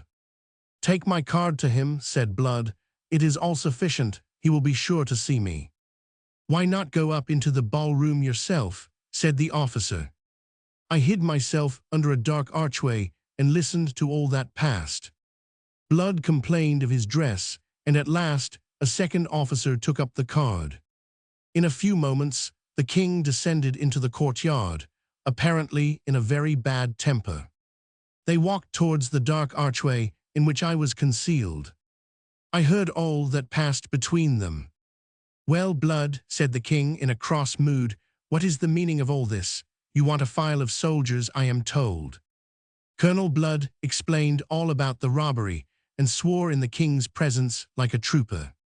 The king listened, smiled and frowned by turns, and at last said, Blood, what has become of that exquisite lass you abducted from Darlington? I am dying to see her. The colonel changed color and stammered out some excuse. Nay, no apologies, colonel, and all that kind of thing. I want the girl, I tell you, and will have her. Is she safe? Well, sire, I think there cannot be a doubt about it. She escaped twice or thrice, it is true, but I know where she is, I think, and it was more with an object to regain possession of her than anything else. I wish to have a file of soldiers. But I want a search warrant, signed by your majesty, for I fear me she has taken refuge in some noble's house. I have not got my seal ring tonight, Blood, said the king with a bitter laugh. No matter, take the soldiers, as many as you need. Break open any house you come across, whether rich or poor, it doesn't matter, so you find the girl and bring her to me. Your majesty is very kind, said Blood, bowing. Not so kind as you think, perhaps, colonel. Sire, said Blood, in surprise. Listen to me, Blood, kings can be deceived sometimes as well as other people. I don't understand you, sire. I will explain myself. The girl escaped from your custody, hence, you say. She 999. When had you the maid last? Well, not very long ago, sire. No, I think not many hours ago, Blood. Sire. Nay, don't stare in surprise. She was in your house this very night." Blood turned pale. His deceit was now discovered, and he could not deny it. But he said, with a bold front, "Who has so deceived you, sire?" "No one's blood. I have enemies who have circulated this report. But I know it to be true." "You, sire?" "Yes, me. I saw her in your house not 3 hours ago." "You did, most gracious prince?" "Yes, and spoke to her." The colonel bowed. He could not answer a word. "Come," said the king, "no more deception. Take the file of men you need. Bring the wench to me ere sunrise, or you will incur my lasting displeasure." So speaking, the king left the courtyard. "This is quite an adventure," said Deathwing. "Go on, what happened next?" "Did they capture Captain Jack?" asked Philip, in great impatience. "I hear the colonel shot the villain." "Listen," said Deathwing, "and don't speak Regil. What occurred next?" "Colonel Blood," continued the spy, "hurried away with the soldiers, and ere long reached the public house. I followed them, and as we approached the place, I ran forward and listened at the shutters. I could hear old Bates and Jack talking together in the parlor. There was not anyone else in the house, for it was closed. I darted away into the darkness and watched. Blood did not at first wish to disclose his name, but at last he did so, and, as the publican was so obstinate, he burst in the door. The soldiers rushed in at one door, but Jack and Bates escaped the back way. I ran to intercept their flight, for I could hear the tilt of swords. When I got to the spot, 2 soldiers were then on the ground, weltering in their blood. They had been killed by Jack and Bates. "Help, help," cried Blood's men, up the street. "After them, they have escaped. Help, help." Page 145. A startling incident. See number 21.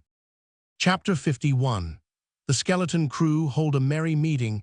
Adventures of the gang. Deathwing narrates his experience in France and of his escape from jail when under sentence of death. When the spies of the skeleton crew had told their tales, Deathwing much commended them for the prudence and caution with which they had proceeded in all they had done. "We will not stir out tonight," said Deathwing. "There are too many on foot for us to do any business comfortably and quietly. Besides, you know, comrades, Carl Blood will never be able to discover the hiding place of the dozen. When, therefore, this little affair has blown over and got cold by tomorrow night, we will give Captain Jack and his friends a call at their snug hiding place and secure everything." "Bravo!" resounded on all sides. "Tomorrow night, then, we will have ample revenge on the dozen," said Deathwing, "and punish the arch-traitor Captain Jack as he deserves to be." "What do you propose, Captain Deathwing?" asked Philip Regil. "I propose tonight to have a carouse, my lad, in honor of your joining our band." "Bravo! Excellent!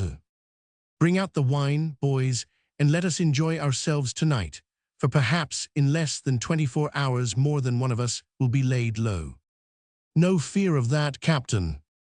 "I don't know about that," said Deathwing. "Something strikes me that it will prove a desperate fight between us and old Bates's men, for he may turn tail and get the king's troops to assist him. Never mind, bring out the wine, and let us enjoy ourselves." In a few moments, the skeleton crew brought out a great number of bottles and glasses, and sitting round the immense dining table, began to enjoy themselves in great glee.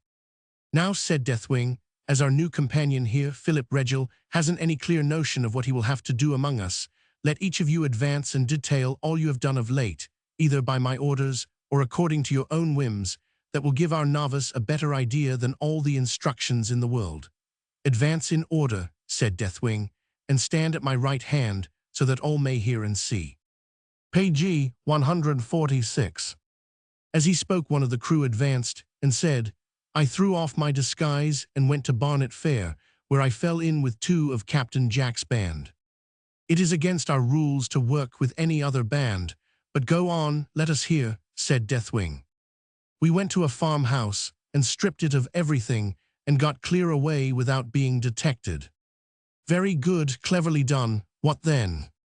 "We were about to divide the spoil, but I drugged their wine and ran off with all the booty." Capital, it serves Captain Jack's men right. What did the plunder consist of? Silver and gold coin, plate, fine linen, and such like. I brought it all safe away. It is here, stowed in the rendezvous. Is that all? It is. You may sit down, and now for the next, said Deathwing, pointing to a huge fellow who now advanced to give an account of his doings. What have you accomplished? I have had a strange adventure, Captain Deathwing, was the gruff reply. With whom? With a party of noble ladies and gentlemen. Indeed, 'tis seldom you trouble them much, but how did it happen? There was a wedding party down in the country, and I heard that the father of the bride was going to give her a large sum of money as a dowry. Who was the father? A very wealthy old farmer. Well, and how did you manage it? The night before the wedding, I took with me many of the crew in order to make sure of the prize. We soon reached the farm and hid under the walls of the garden and orchard. It was 10 o'clock, and the night was cold and dark. As we intended to have a fine feast in the woods after our little job of robbery, one of my comrades here got over the wall and crept into the hen house, and in less than 5 minutes he passed over to us no less than a dozen chickens, lots of eggs, and besides all that, strangled 2 dozen of ducks, and threw them over also. One of our party secured all these things, and concealed them in a neighboring wood, until such time as we had performed all we intended to do at the farmhouse. 1 hour passed after another, and still we remained concealed under and behind the orchard wall. As the village clock struck 10, we clambered over, and the first thing we did was to approach the watchdogs as best we could and kill them on the spot. This difficult little bit of business was accomplished, and all things promised success. We next got in at the old parlor window and began operations. While so engaged, the old farmer awoke and came downstairs, gun in hand. We heard him approaching and remained as silent as mice. "Who is there?" he asked. We made no answer. "Who is there?" he again said in a determined tone. But we all remained perfectly still and stirred not an inch. He fired both barrels of his gun. But he missed his aim, and the next moment he found himself gagged and bound both hand and foot. The noise of the report, however, had thoroughly aroused all his servants, and now began a horrible scene. Anyone but members of the skeleton crew would have fled before such impending danger. But not so with us. In a few moments, we prepared for the farmer's servants and beat them back. Indeed, after a few moments of fighting, all was over with them, for seeing our skeleton attire, they fled in the utmost consternation. Their shouts and cries were awful. We did not lose much time, but ransacked the house of everything valuable, placed the articles in a light cart, and drove away. Did you get the old man's money? Yes, every farthing. There were 5 large bags of gold discovered in an old oak chest, which I have every reason to believe was intended for his daughter's dowry. But the adventure did not end here. What then happened? Asked Deathwing. We went into the forest and hid part of our treasure until such time as we could convey it away more conveniently. We lighted our fires in a deep hollow of the ground and cooked the ducks and chickens, which, together with plenty of wine we had also stolen, made up a first-rate supper. So I should think. This is some of the very wine you are now drinking, said the speaker to his chief. Very good stuff it is, said Deathwing, quaffing off a bumper and smacking his lips. Very good stuff it is, but it has one great fault. There is not enough of it. We must pay the farmer another visit, I think, shortly. Go on with your story.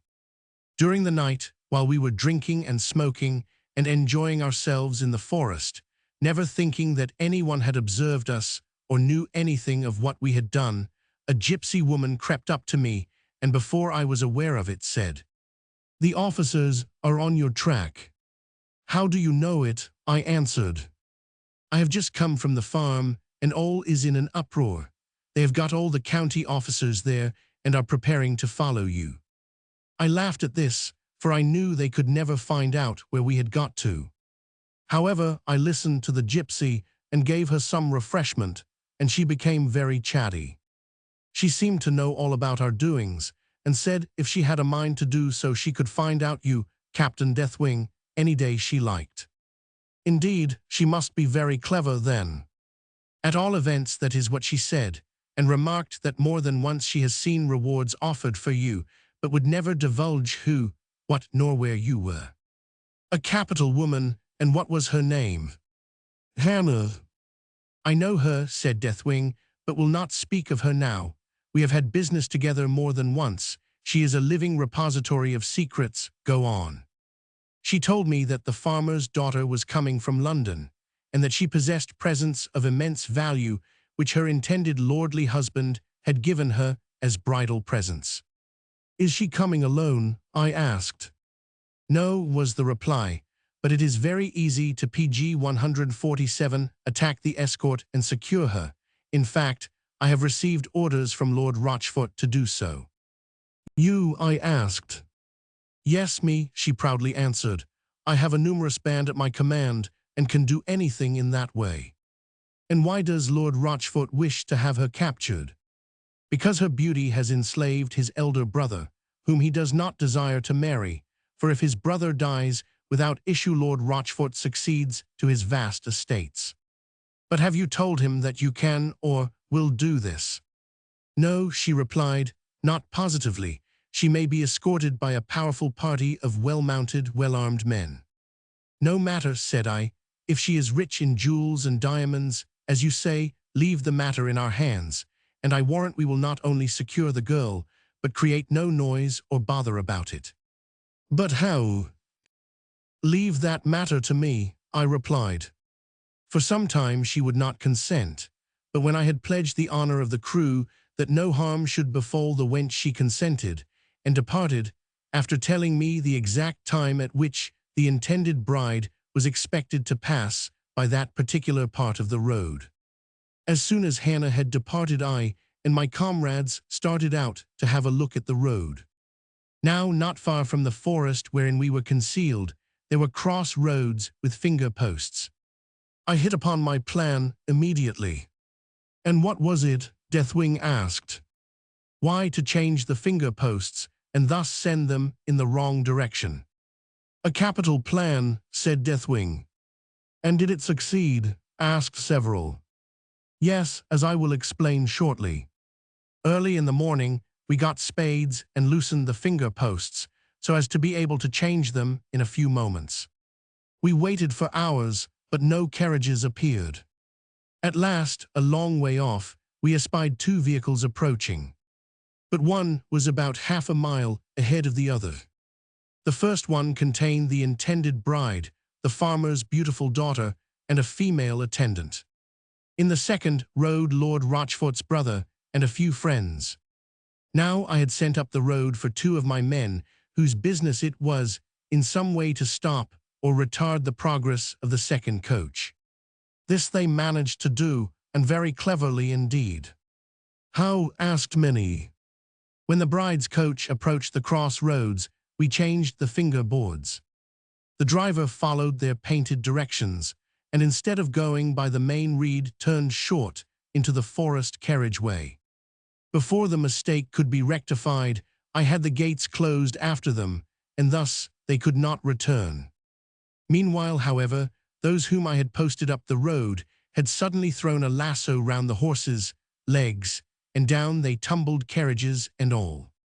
My comrades then, before the nobleman inside could get out of the half-smashed carriage, jumped into the middle of the road, cut the traces, and vaulting on the backs of the horses, galloped away, leaving the travelers in the mud, cursing and swearing most lustily.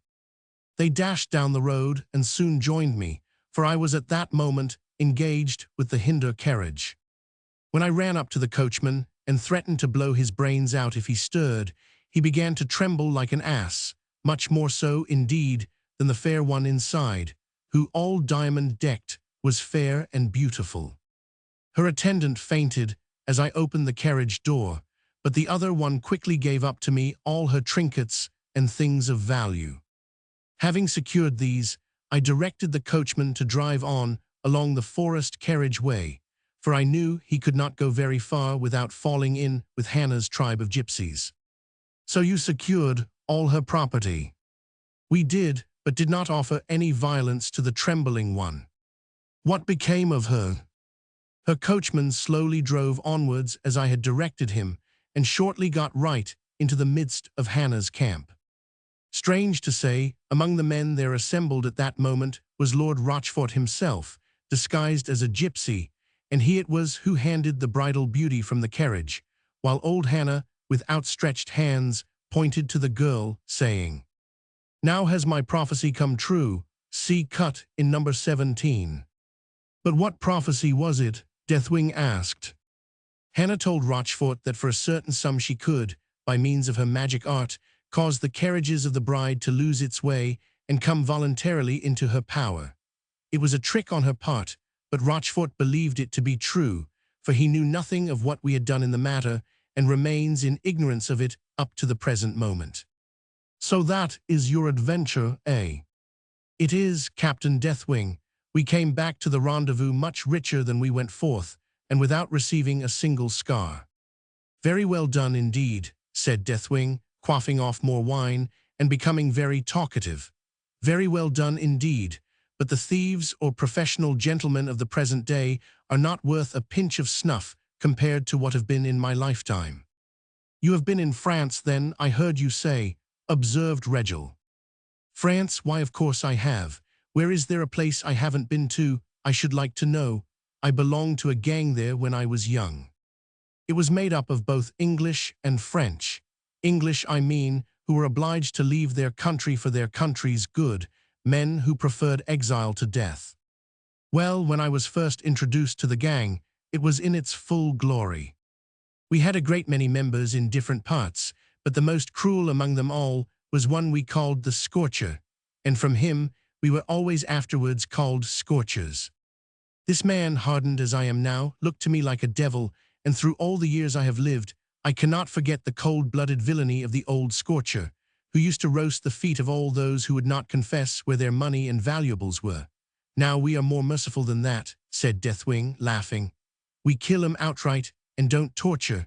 It's much quicker and better, I think. But let me go on with my story." Page 148. "Look you boys," said this old rascal one day at a conference held at a place called Massette, "you scour the plain, and you work well enough sometimes. You can batter a door in and garrote a fellow in pretty good style, but this is anybody's work.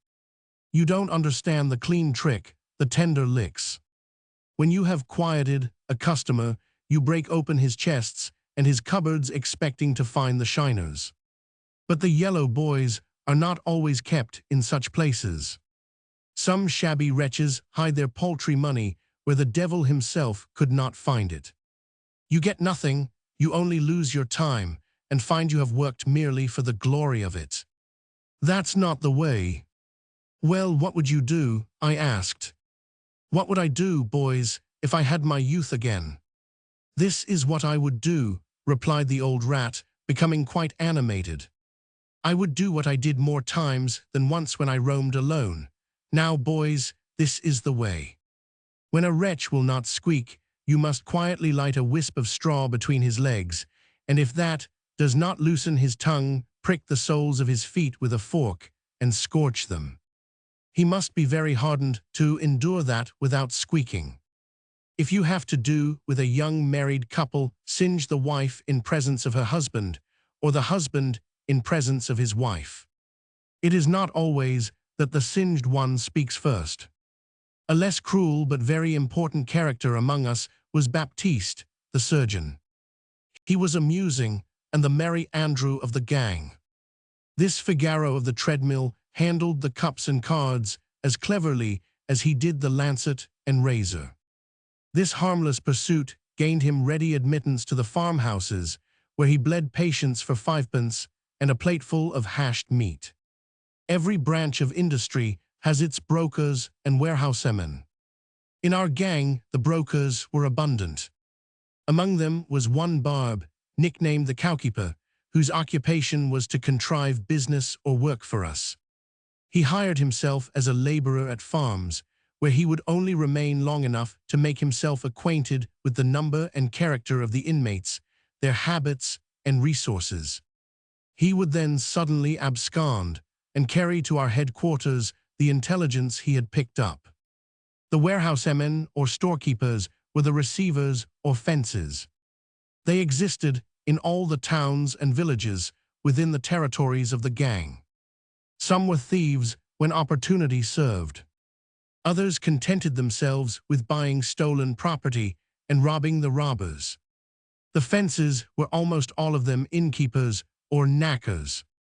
Sometimes the knackers were also innkeepers, a fearful combination for the stomachs of their guests. The most notorious among the knackers of the gang, who had earned the right of bearing the title of his calling as a surname, was the knacker Peter Rosso, the knacker of the hamlet of Genderville. In the garden of his house, which stood almost alone, was a subterranean passage, the origin of which was unknown.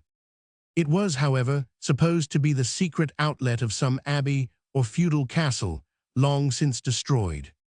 Near the edge of a dark, thick wood, intersected by capacious winding paths known only to the inhabitants around, this subterranean passage, 100 feet in length and 30 feet wide, solidly vaulted, extended unsuspected under a thick covering of earth. The door, concealed by brambles, opened to the south, opposite the yard gate, so that it could be perceived only with great difficulty. Within it was fastened by a heavy iron bar let into the solid wall, and by a very strong lock, invisible on the outside. A staircase of 16 steps led down into this vault. At the bottom was a very large chimney, which would contain a dozen persons, planned so as to facilitate the escape of those who might be surprised in the vault. This chimney, furnished with enormous pot hooks, was filled with vast boilers on days devoted to great feasts. And its flue, large enough to allow a man to climb through, passed up into the mound of earth above, where it was concealed by thickly clustered thorns and bushes. Our gang had turned this subterranean vault to very profitable account. Here they concealed the spoils plundered from the unfortunate farmers and their booty taken on fair days. Here the cries of their prisoners were drowned in the shouts of drunken madness. The clumsy thief, closely pursued to this spot, disappeared as by enchantment. It was the asylum and pandemonium of the gang, the common refuge of the weak, the staff office of the place, and the general workshop of the scorchers, as we were generally called. The little knacker, Peter, concealed there or thereabouts what might be called the unattached members of our gang. He had always the barber, Surgeon Baptiste, and some tailors in readiness, by whose aid our features and costume could be quickly changed. There were storekeepers, also, and a sort of post office formed part of this establishment, as complete in its organization as any social government could require. The two fences at Boiso and Ramalu, kept by the brothers the Venot, were ostensibly storehouses for hides and skins. Their tariff never varied. For a sheepskin, they gave 7d. For an ox or cowhide, half a crown. For a shepherd's dog, 15d. When they had dealings with anyone not belonging to the gang, they made it a rule to pay down half the price agreed upon. For the other half, the poor dupe had to wait forever. However, by way of compensation, these worthies occasionally treated their customers with some highly flavored dishes. They were knackers, and this was a convenient way of disposing of the flesh of cow or horse, cooked in the vast cauldrons in the subterranean passage. Page 149. At numerous other places, fences were established under the guise of innkeepers and other legitimate callings. Lawman of Pithiviers amused his leisure hours by rubbing copper money with quicksilver to make it pass for silver coin. One of the most useful fences to the gang was Peter Mongender, vine dresser and apple merchant. He bought the horses, oxen, cows, and sheep we stole. At Chartres was one doublet who kept an inn and eating house. He had a relation in the government offices, through whose aid he procured passports in difficult cases. The gang had also its own fences. There was Mother Tiger at Bauderville, whose house, much resorted to by the bandits, was as full of mechanical contrivances as a theater. She possessed a cellar in which as many as 15 brigands could be concealed if overtaken by the police. Mother Renaudin of Aprou was a great favorite with the gang. Her house was open at all hours, and she always gave the members a kind reception, whether they came with hands empty or full. Out of gratitude, the brigands nicknamed her Goody Aprou. The inn itself had a most miserable, poverty-stricken appearance, but there was a well-furnished cellar where the brigands regaled themselves jovially and in security. Adjoining this was a well-stocked granary, which contained enormous quantities of linen and other articles deposited there by the gang. There was also a strong box, employed as a savings bank, containing considerable sums in gold and silver tied up in parcels with the names of the owners written upon them. So far then, you see, Deathwing continued, all our arrangements were of the most perfect nature, and we always felt prepared for any enterprise that might present itself. After being some time among this band of French and English, I resolved to try my own luck and make a big haul, and so leave the band. I took no one into my confidence but Baptiste, the so-called surgeon. "Baptiste," said I, "you are a trusty fellow, and I have no doubt you are about as tired of these French and half-English fellows as I am." "True," said the surgeon, "and if you would take my advice, you would leave the band, for, although you have been working hard all the time, and are the cleverest among them all, they give you a smaller share of the plunder than anyone else." "But it is no use of leaving the band," said I, "until I have got a considerable sum of money, for I want to return to England." "Well, that is right enough," said Baptiste, "and if you will be guided by me, we will do a little business together and then leave." "Agreed," said I, "but whom shall we rob? We must have a rich haul wherever it comes from." "And so you shall," said Baptiste, "if you will only be guided by me." I agreed to his proposal. "And now," said Baptiste, rubbing his hands in high glee, "I'll tell you who it is I intend to rob. She is immensely wealthy." "Whom?" "Why, the rich young widow, Donna Evelina." "What, that beautiful young Italian lady?" I said, in surprise. "Yes," he answered. "Oh, I couldn't think of being so cruel," was my reply. "Nonsense," said Baptiste. "She is an angel."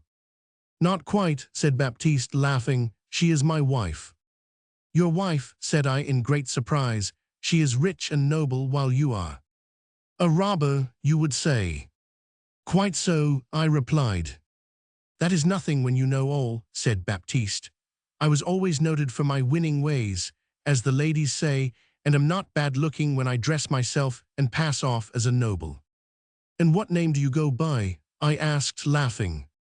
"Count Ferdinand," said Baptiste, quite calmly. "And do you mean to tell me, seriously, that you are married to the lovely and bewitching Donna Evelina?" "I was never more serious in my life." "And how did it happen?" "I robbed the house of her father once, and was concealed therein for 3 days, and could not get out again. During that time, I saw a great deal of young Evelina from my hiding place, and fell desperately in love with her." "With her jewels, perhaps," I remarked. "Just so," he answered, "and I resolved by fair means or by foul to become possessed of her." "Well, and how did you succeed?" I asked. "Unfortunately, she got married a week afterwards, and I almost went distracted." "What did you do?" "Why, with the money and jewels which I stole I dressed myself up, and often met her husband, Count Felix. He seemed to take a great liking to me, and, as he was rather old and ugly, I began to think it would not take much to make a fool of him. He invited me to dine with him, and I accepted, but after dinner business took him away from the festive board for an hour or so. She sang and played the guitar divinely, and I got so warm in love that I began to whisper and throw out hints to her that her husband was unfaithful to her, and had at that moment gone forth to meet some strange flame. My words, however, instead of being listened to with pleasure, excited Evelina's anger. I left before the Count's return. His wife told him all I had said. He left her with a smile, but with no indications of passion. She did not know or suspect whither he had gone. He sought me down by the river, where the gay world resort for an evening walk. He touched me on the shoulder and whispered "villain, traducer" in my ears, and touched the hilt of his sword. I knew what that meant and followed him. We walked a long distance until we came to a small valley surrounded by high hills. No cottage was there, not a soul saw us. The moon alone was the light which gazed upon us. "Draw," said Count Felix with a quivering lip, "you or I must die." I at first refused and tried to get out of the duel, but he would listen to no excuses. "Fight I must, and fight I did, for with all my faults," said Baptiste, "I am not a coward." Out came my trusty blade. Page 150. We crossed swords. How long we fought I know not, but I shall not forget that terrible conflict for a whole lifetime. We must have been tilting at each other for fully half an hour, until at last, while he was giving a desperate lunge at me, his foot slipped, and I run him through the heart. He died without a groan. I took up the body and buried it with my own hands, digging a large hole in the ground as best I could with my own sword. I went home and washed myself and walked about as if nothing had happened. For several days nothing was talked of but the sudden disappearance of Count Felix. I, among the rest, seemed greatly surprised, and was often asked my opinion about the matter. I told everyone that my idea was that he had been visiting a strange beauty among the mountains, and very likely had fallen a victim to the revenge of some bold young mountaineer. After a diligent search for more than a month, the remains were discovered by the sagacity of a favorite hound, which the Count had had for many, many years, who had scented it out and unearthed the body. Everyone now thought that my idea had proved too true. Even Evelina changed towards me and believed my story. With successful robberies and roguery at dice, I managed to keep up my appearance, and was not only always well attired, but had plenty of money. Through great perseverance, I managed to make an impression on Donna Evelina, and often sought her hand in marriage. I was as often refused. I know not why it was, but from the first moment I came near her after Count Felix's death, she seemed to take a greater partiality for the Count's favorite hound than before. "The one that scented out the dead body?" I asked. "Yes," he said, "and as often as I came in her presence, as often would the beast try to fly at my throat." Evelina used simply to laugh at this, but she seemed to smile upon me more than ever, and after several months she consented to marry me privately. "Privately, and why so?" I asked. "I know not," said Baptiste, "but she promised to become my wife on one condition." "And what was that?" I asked.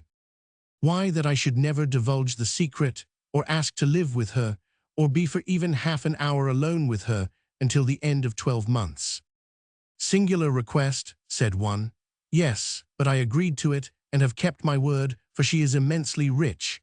But instead of this making me love her more, the conditions she imposed upon me turned my blood, and now I hate her." "When does the 12 months expire?" I asked. "This very day." "Then you will sleep there tonight." "Yes." "But has she never found out your connection with this band?" I asked. "No, nor even suspects it. Whenever I go there I always dress well and have plenty of money, and so behave that no one would suspect me to be what I am." "And do you really intend to rob Donna Evelina tonight?" I asked. "Yes, and you must help me. She has great wealth, and I know where it is kept." "Well, I don't mind," said I, "since you don't like the woman and she has plenty of money. You are her husband and have a right to some of it." It was agreed on then between us to go to Donna Evelina's that night. Baptiste and I left the band and dressed ourselves out splendidly. He went up to her mansion and knocked grandly at the door.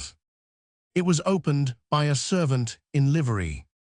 I also got into the house through the contrivance of Baptiste, but without any of the servants seeing me.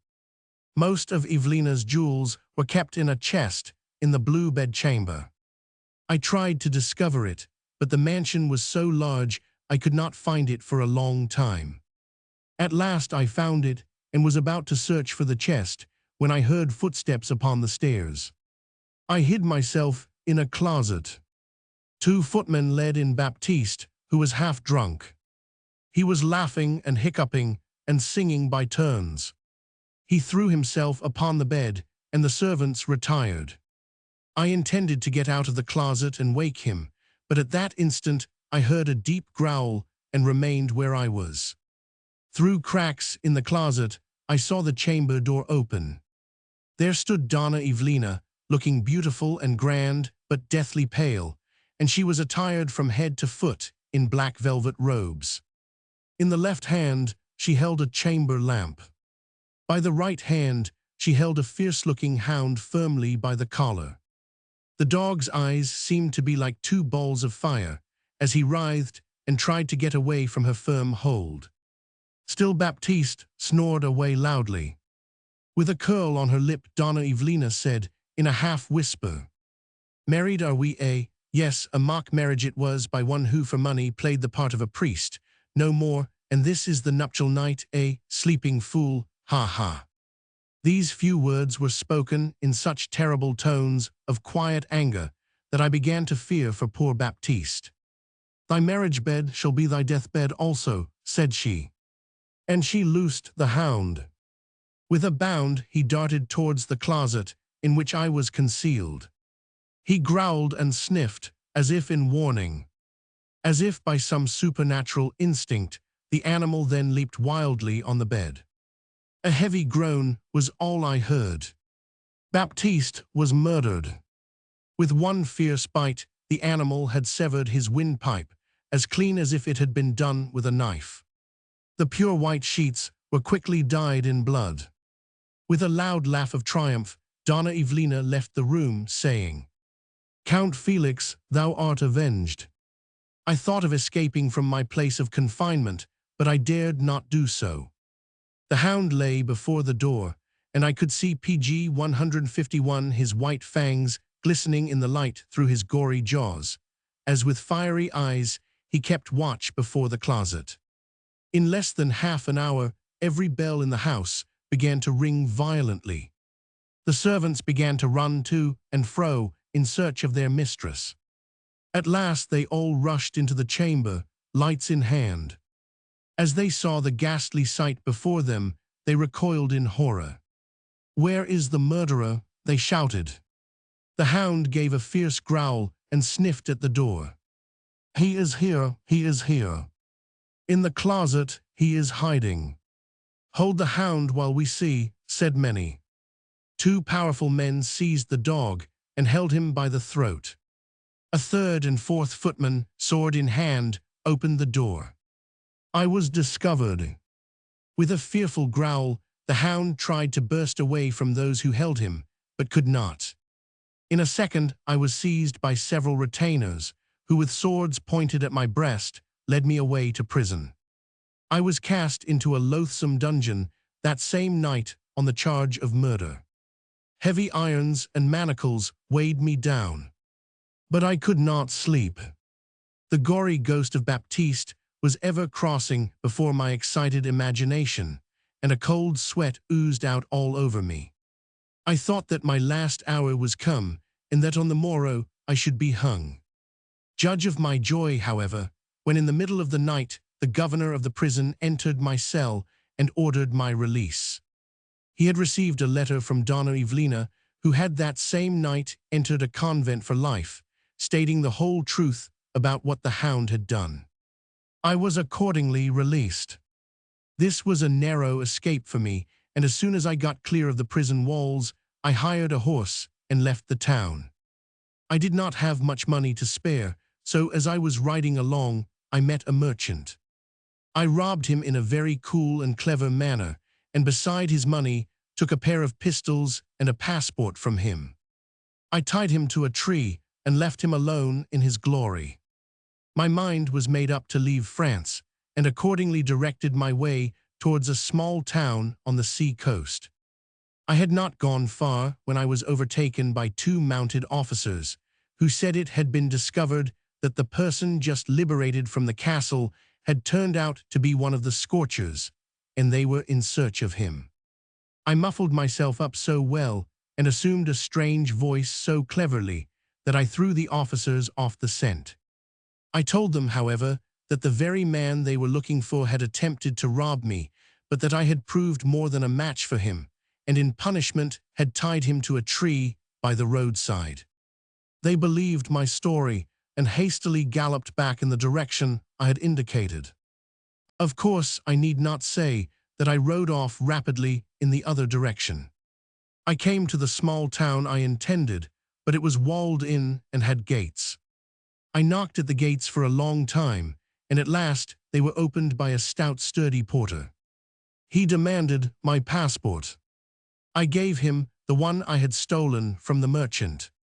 He eyed me very closely and said that the passport did not agree with my description, and he should detain me as a rough, dangerous-looking character.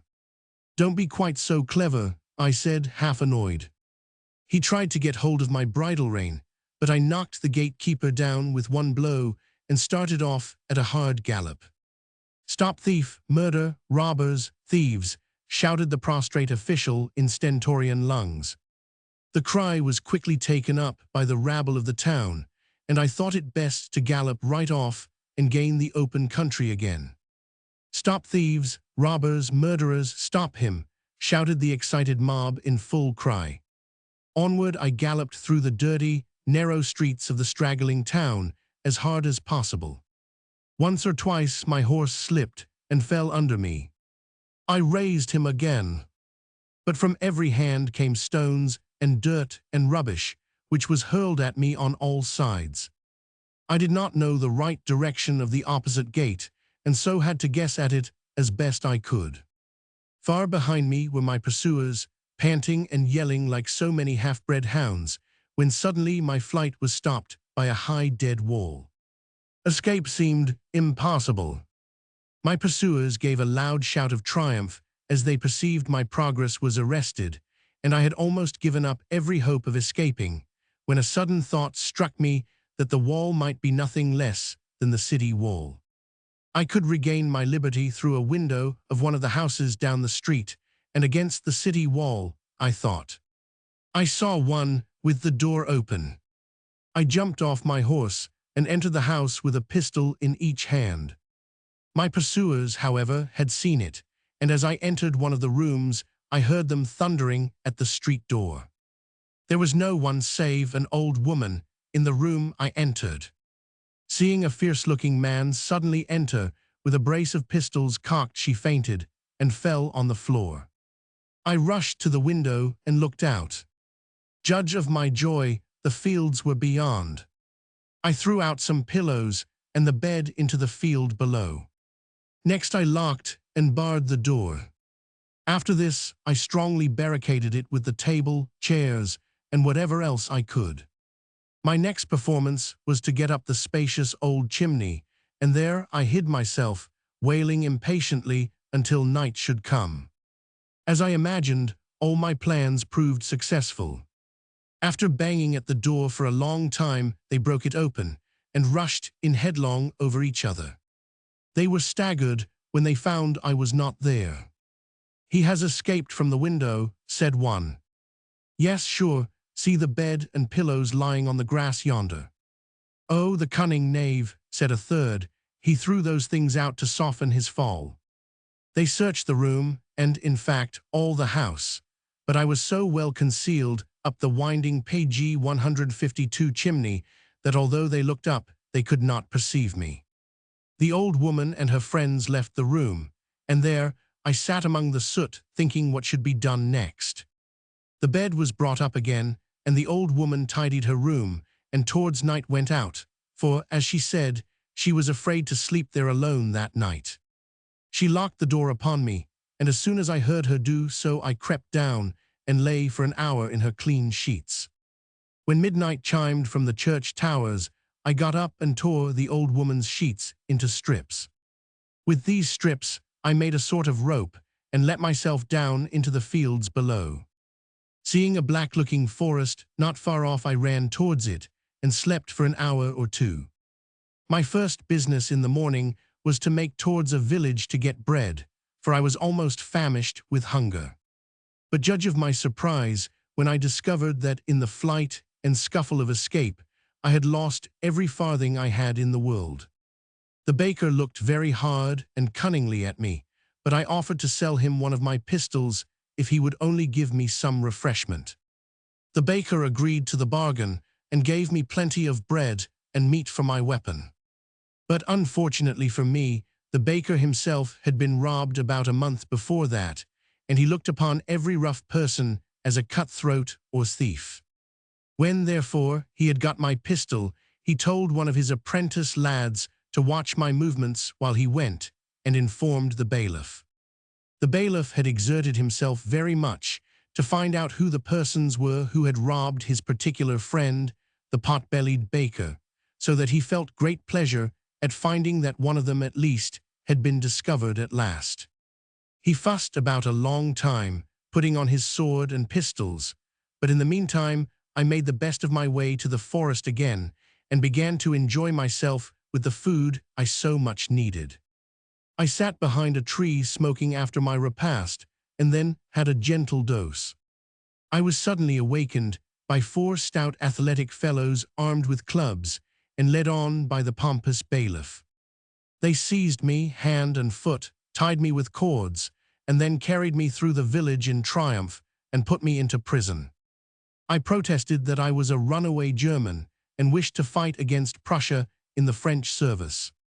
The French were then engaged in a heavy war and wanted men, but they did not believe my story and insisted that I must be one of the famous scorchers from my ugly looks. They treated me awfully in prison and kicked and cuffed me until I was black and blue and sore all over. As luck would have it, however, after a month's confinement, a party of recruits passed through the village. Not being able to prove who or what I was, the bailiff felt very much inclined to give me over to the recruiting officer so as to get rid of me. Anything to me was preferable to a prison life, and I gladly volunteered to go into the French army to fight against the pot-bellied, money-grubbing Dutch and Germans. As I was a well-made young fellow, the soldier jumped at the chance of having such a fine recruit. I joined them, and after a few days of hard marching, we reached Strasbourg, where I was drilled 6 times a day until, at last, I began to think they would drill the very life out of me. I was all along dreaming of and devising some plan to escape to England, but could not. At last, an accident occurred which took me out of the army. My drill sergeant was more of a German than a Frenchman. In truth, he was a naturalized German, and he thought the best way to make recruits learn their drill was to thrash them with a big stick. I saw him hit several poor devils about the legs and shoulders. Thinks I to myself, this won't do for me. Nor did it. One day, however, as I couldn't escape, I thought I'd do something, so as to be sent to prison for a day or two, so as to have plenty of time to think over new plans for getting away to England. I, among a great many more, were placed under this German drill master, and he began to knock the poor devils about most unmercifully. My turn came next. I did something wrong, and he was about to strike me with his thick club. On the instant I raised my musket, and with one blow knocked him down as dead as a herring. In an instant I ran away out of the barracks, gun and all. They pursued me. I turned upon them and shot several. Like a hare I ran towards the Rhine, and jumping into a small boat, which I found there, pushed off from shore, and before my pursuers could get near enough, I was in the middle of the river and out of reach. Down the river I flew with the wind in my favor, and soon reached the mouth of the river. There I hailed a ship which was under full canvas. It proved to be an English vessel, and they took me on board.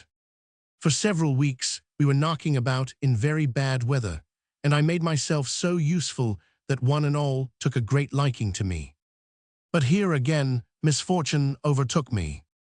After buffeting about for more than a month, we were driven on to the west coast of England, and one night, when least expected, the ship struck on a rock and was driven violently on shore. The night being dark, none of us could form any idea where we were going to or where we were. Next morning, however, explained everything. The ship was a total wreck. Not a soul among the whole crew was alive but myself. I was master of the wreck and all it contained, but yet I could not get on board very well, for the waves were washing right over it. While I sat watching the stranded vessel and thinking what it might contain, I was startled by what I there saw. All around me danced a dozen skeleton men, who seized me by my arms and legs and bore me away to their rendezvous. "And who was it?" asked Philip Regel. "The Red Man of the Gibbet. He was the chief of the skeleton crew in those days, and that's how I became one of them." Page 153. A rough reception, see number 22. Chapter 52. The Red Man of the Gibbet tells his story, who founded the skeleton crew, and how the rivals. "Who speaks of the Red Man of the Gibbet?" said a sepulchral voice, just as Deathwing had finished his story. All turned round and saw entering at the door a most alarming figure. Whether it was human or otherwise, no one could tell. Suffice it to say that Regel sank into his chair again in amazement. The skeleton crew made a way for the newcomer, who, advancing to the head of the table, stood and looked fixedly at Deathwing. The unknown object was clothed in a loose, red cloak. His face was fleshless, and his grisly hair stood bolt upright and was grey. His two eye sockets emitted a bluish flame, and his hands were long, bony, and fleshless.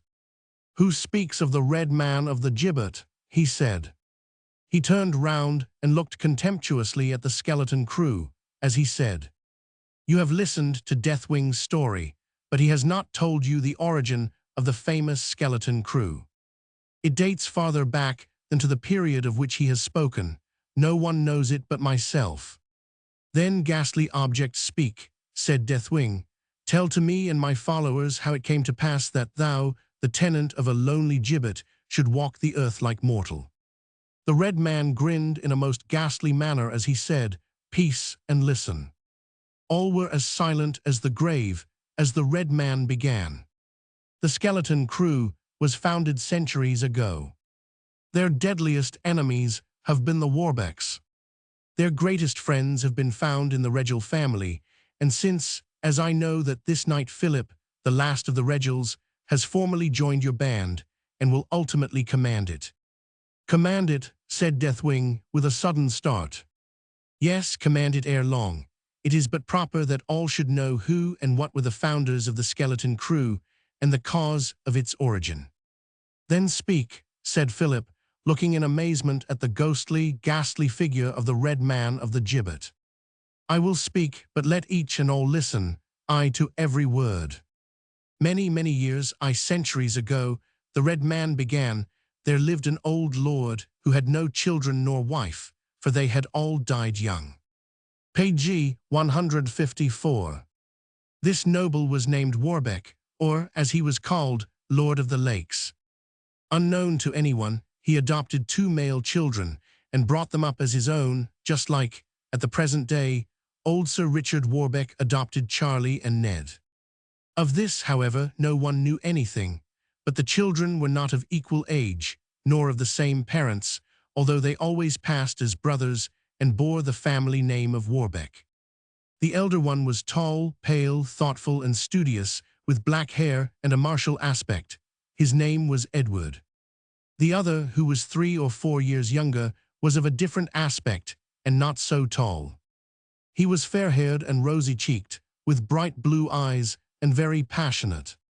All went on happily in the family of Lord Warbeck until the children grew up to be men. But from the moment that Lord Warbeck adopted these children, an enemy began to work against the welfare of the boys. This enemy, Philip, said the Red Man to him, was your great ancestor and the next of kin to Lord Warbeck. The lads were supposed by everyone to be the real sons of Lord Warbeck. But Regil doubted it, although he was unable to prove to the contrary. If they had died, therefore, Regil himself would have come into the possession of the Warbeck estate. It was his constant aim and object to kill these two boys, but old Warbeck had them so well guarded, both night and day, that it was impossible to carry out his deep design. When they grew up to manhood, this Regil was about 10 years their senior and went abroad to travel. But whither he went, or what he did, nobody knew nor cared to know. It was in the month of June, and on the greenest turf, beneath an old oak tree, there sat 3 persons. 2 of the 3 were the adopted sons, and the third a most lovely maiden, whose parents, when dying, had left her to the care of old Warbeck. They were conversing most merrily, when the elder one, who was called Edward, said playfully, "You have twined a chaplet for my brother, dearest Leoline.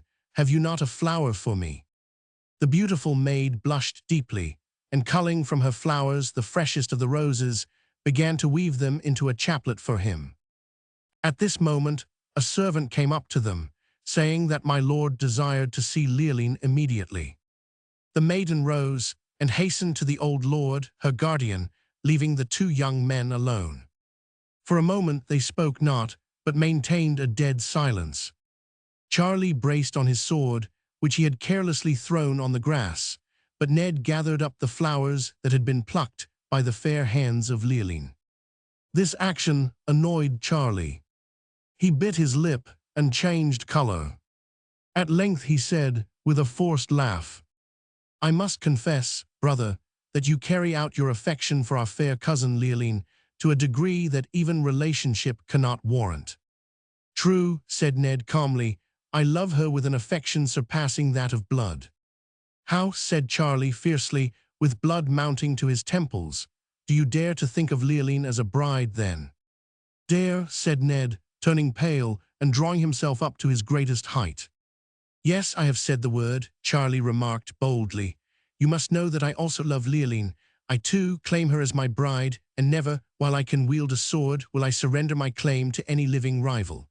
Even," he added, sinking his voice, "though that rival be my own brother." Ned answered not. His very soul seemed stunned. He gazed long and wistfully upon Charlie. Then, turning his face away, left the spot without uttering a word. The silence startled Charlie. Accustomed as he was to give full vent to his own passions and anger, he could not comprehend or solve the forbearance of his brother. He knew that Ned's nature was too brave and noble to give way to fear. Might it not be contempt, he thought. As this suspicion crossed his mind, he followed his brother, and placing one hand upon his shoulder said, "Where are you going? Do you consent to surrender Leoline?" "Does she love you?" Ned replied. His voice quivered with emotion. Even the hot-headed Charlie felt a pang for his brother's sudden pain, and he did not answer. "Does she love you?" said Ned again calmly, "and have her own lips confessed it?" "I believe that she loves me," Charlie replied, "but she is too modest a maiden to confess it."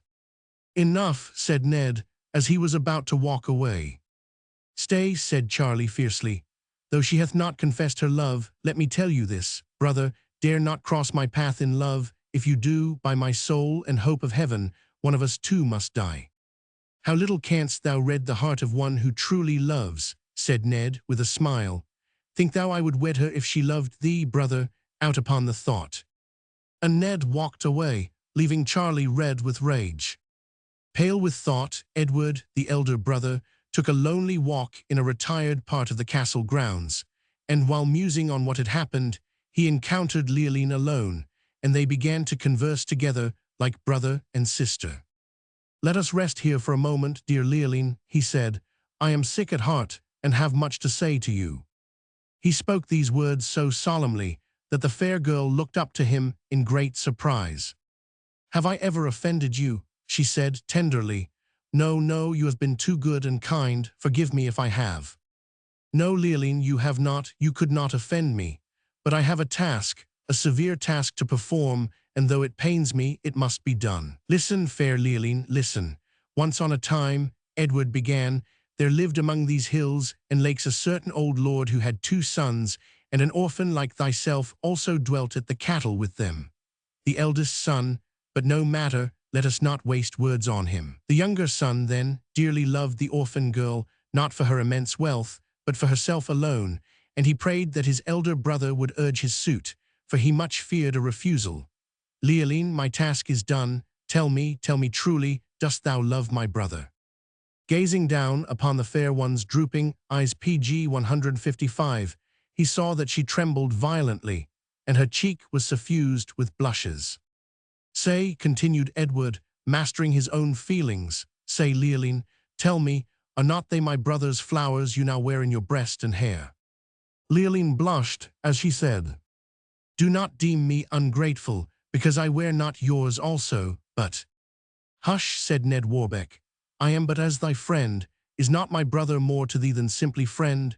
He is young, brave, and handsome.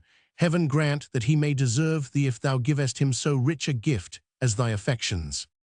Leoline spoke not, but teardrops trickled down her cheeks. "Wilt thou be his bride then, Leoline? Tell me truly."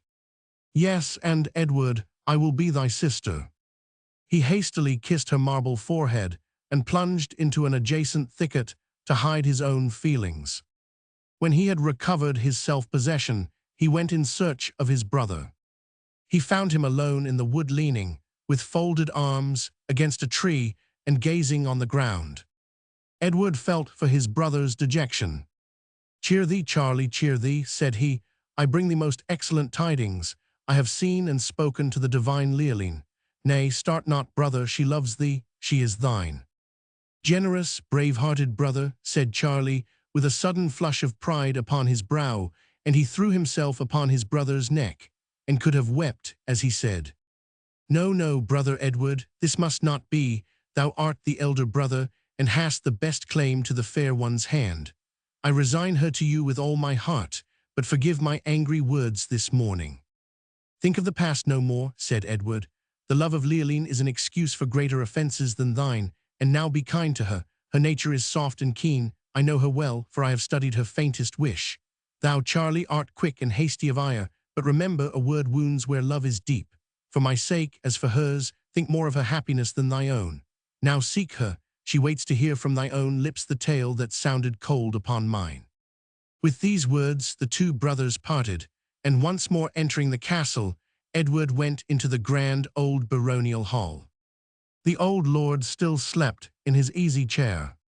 Edward put his hand upon the old man's grey hair and blessed him. Then, stealing up to his chamber, he braced on his helmet and armor, and thrice kissing the hilt of his sword, said, with a flushed cheek, "Come, good sword, henceforth be thou my only bride." Then, passing unobserved from the castle, he mounted his horse and galloped away towards London.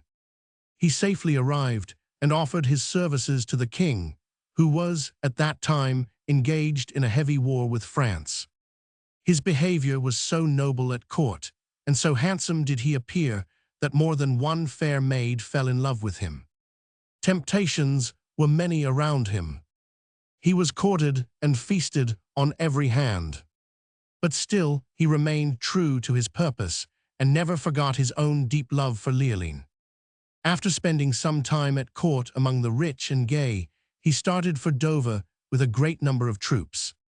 They set sail and safely landed in France, and ere many weeks, Ned Warbeck's name resounded through all the camps, both of friend and foe, for deeds of chivalry. But how fared Leoline at the castle? One night a minstrel sought shelter from the storm in the halls of Warbeck Castle. His visit was welcomed by the aged lord, and he repaid the hospitality he had received by the exercise of his art. He sung of the chase, and the gaunt hounds started from the hearth. He sung of love, and Charles, forgetting his restless dreams, approached to Leoline and laid himself at her feet. Louder then, and louder rose the strain. The minstrel sung of her. He plunged into the thickest of the battle. The steed neighed. The trumpet sounded. And in imagination, you might have heard the ringing of the steel. But when he came to signalize the names of the boldest knights, high among the loftiest sounded the name of Edward Warbeck. Thrice had he saved the king's royal banner. 2 chargers had been slain beneath him. He had covered their bodies with the fiercest of the foe. The old lord started from his seat and clasped the minstrel's hand. "Speak, you have seen him, then, he lives, he is honored," said the old lord, excited. "I myself am but just from war, brave Warbeck, and noble maiden, I saw the gallant Edward at the right hand of the king. And he, Lady Leoline, was the only one whom admiration shone upon without the shadow of envy. Who, then, would remain inglorious in the hall? Shall not the banners of his sires reproach him as they have, and shall not every voice strike shame into his soul?" "Right," cried Charlie suddenly, and flinging himself at the feet of Lord Warbeck. "Thou hearest what my brother has done, and thine aged eyes weep tears of joy. Shall I be the only one to dishonor thy name with a rusted sword? No, grant me, like my brother, to go forth to France with the heroes of the king's court." "Noble youth," cried the harper, "therein speaks the voice of a true Warbeck. Hear him, my lord, hear the noble youth." "The voice of heaven cries aloud in his voice," said Charles solemnly. "My son, I cannot chide thine ardor," said the old lord, raising him with trembling hands. "But Leoline, thy betrothed, what of her, my son?" Pale as a statue, with ears that doubted their sense as they drank in the cruel words of her lover, stood the orphan girl. She did not speak. She scarcely breathed. She sank into her seat and gazed, till at the speech of the old lord, her guardian, both maiden pride and tenderness restored her consciousness, and she said, "I, my lord, shall I bid him stay when his wishes bid him depart?" Page 156. "He will return to you, noble lady, covered with glory," said the minstrel. The touching voice of Leoline went to his soul. He resumed his seat in silence. Leoline, going up to Charles, whispered gently, "Act as though I were not." And she left the hall to commune with her heart and to weep alone. "I can wed her before I go," said Charles suddenly, as he sat that night in his chamber conversing with my lord. "Why, that is true, and leave thy bride in the first week, a hard trial. Better that than incur the chance of never calling her mine. Assuredly she deserves all from thee, and indeed it is no small sacrifice at thy young age, and with thy gallant mien, to renounce her for a time, but a bridegroom without a bride. Nay, man, much as they want warriors, I am forced to tell thee, if thou weddest, stay peaceably at home, and forget in the chase the valors of war, from which thou wouldst strip the ambition of love." "I would I knew what were best," said Charles irresolutely. "My brother, shall he forever outshine me, but poor Leoline, how will she grieve, she who left him for me?" "Was that thy fault?" said the old lord gaily. "It may many times chance to thee again to be preferred to another. Troth, it is a sin that the conscience may walk lightly under. But sleep on it, Charles, my old eyes grow weary." The next day Charlie sought Leoline, and proposed that their wedding should precede his parting, but so embarrassed was he, so divided between 2 wishes, that Leoline, hurt, offended, stung by his coldness, refused the proposal at once.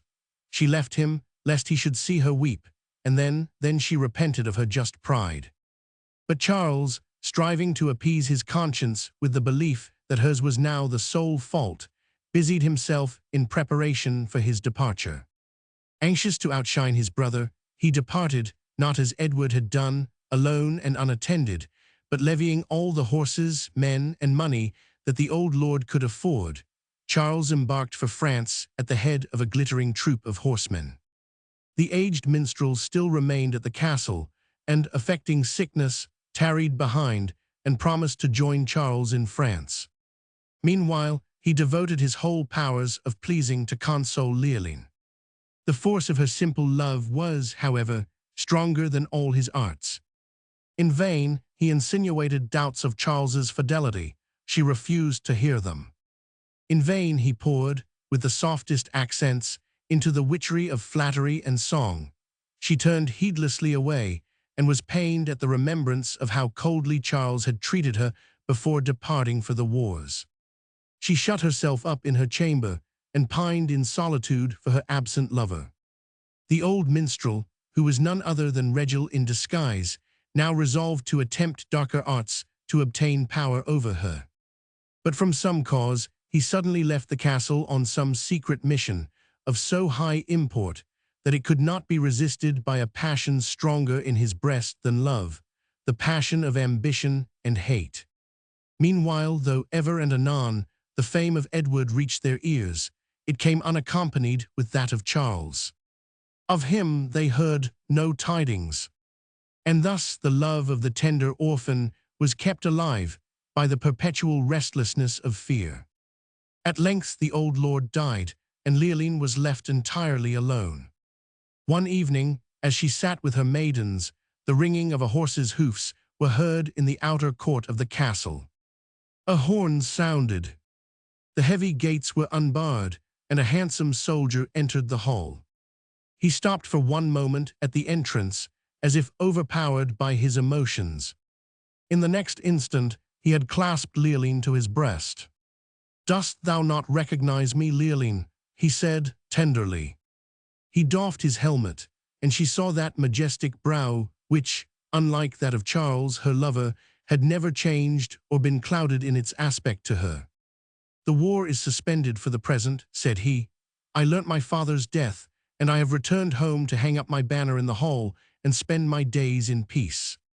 Time and the life of camps had worked their change upon Edward's face.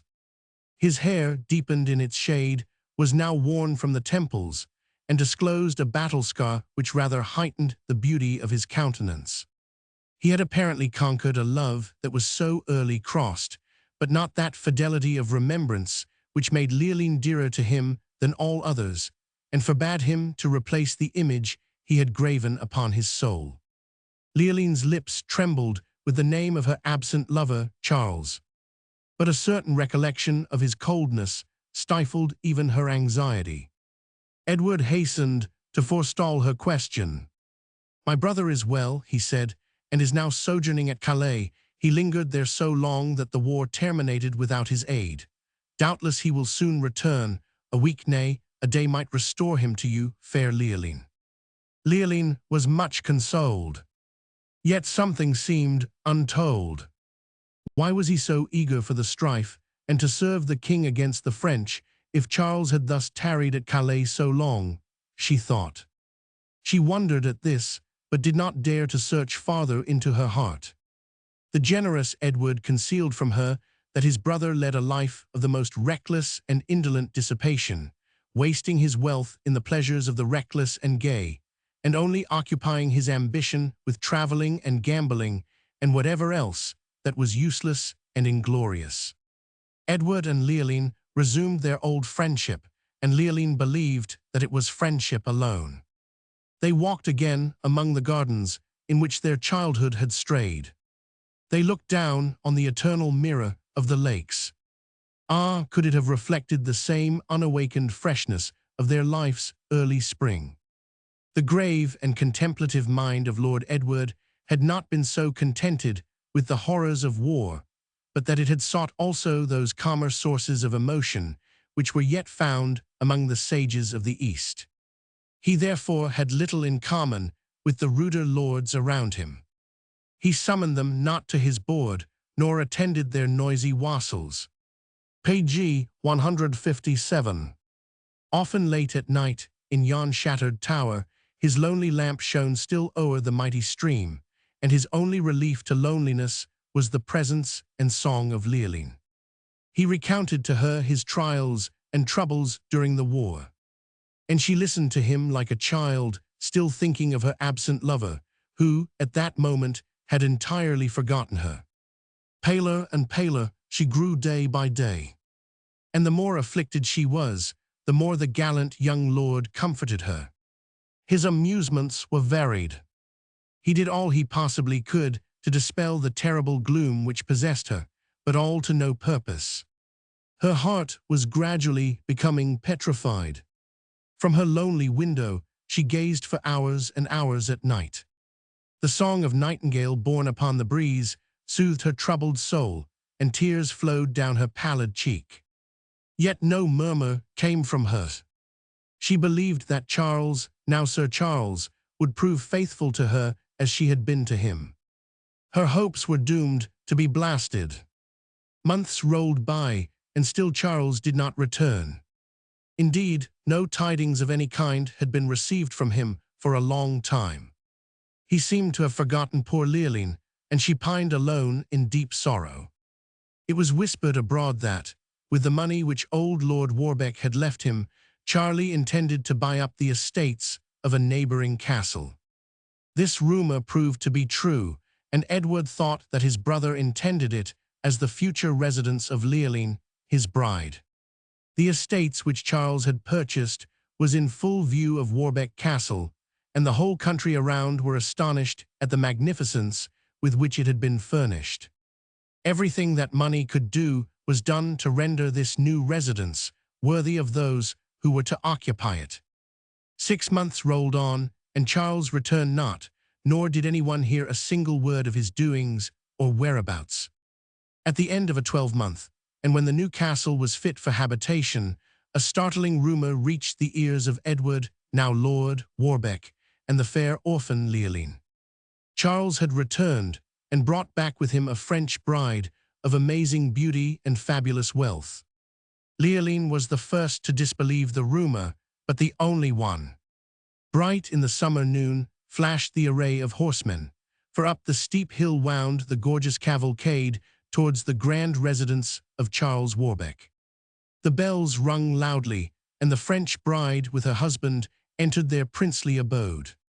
That same night there was a grand banquet given by Charles Warbeck to his friends, but Edward and Leoline were forgotten. The lights shone from every casement, and music swelled loud and ceaselessly within.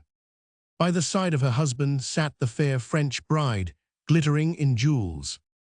Her dark locks, her flashing eye, the false color of her complexion dazzled the eyes of all his guests. In the banquet hall, among the guests, sat Philip Regil. Not dressed as a minstrel on this occasion, but in the uniform of an English officer. For he had played his part so well that even Charles did not suspect him to be one and the same person, for when Regil left Warbeck Castle so suddenly, he went to Calais, and then under an assumed name made the acquaintance of Charles Warbeck and led him on to ruin. As he was such a gay fellow then, and had become so much linked in with young Warbeck, he was looked upon by all almost as one of the family. "By the fates," said he, as he whispered to the bride and bridegroom, "we shall scare the owls tonight in the grim towers of Warbeck Castle. Thy grave brother, Sir Charles, will have much to do to comfort thy old flame Leoline, when she learns what a gallant life you are leading here with your fair French bride." "Poor damsel," said the bride, with a light laugh of scorn, "poor damsel, doubtless she will now be reconciled to the pale-faced, rejected one. For I understand that my Lord Warbeck, your brother, Sir Charles, is a gentleman, handsome, and of gallant mien."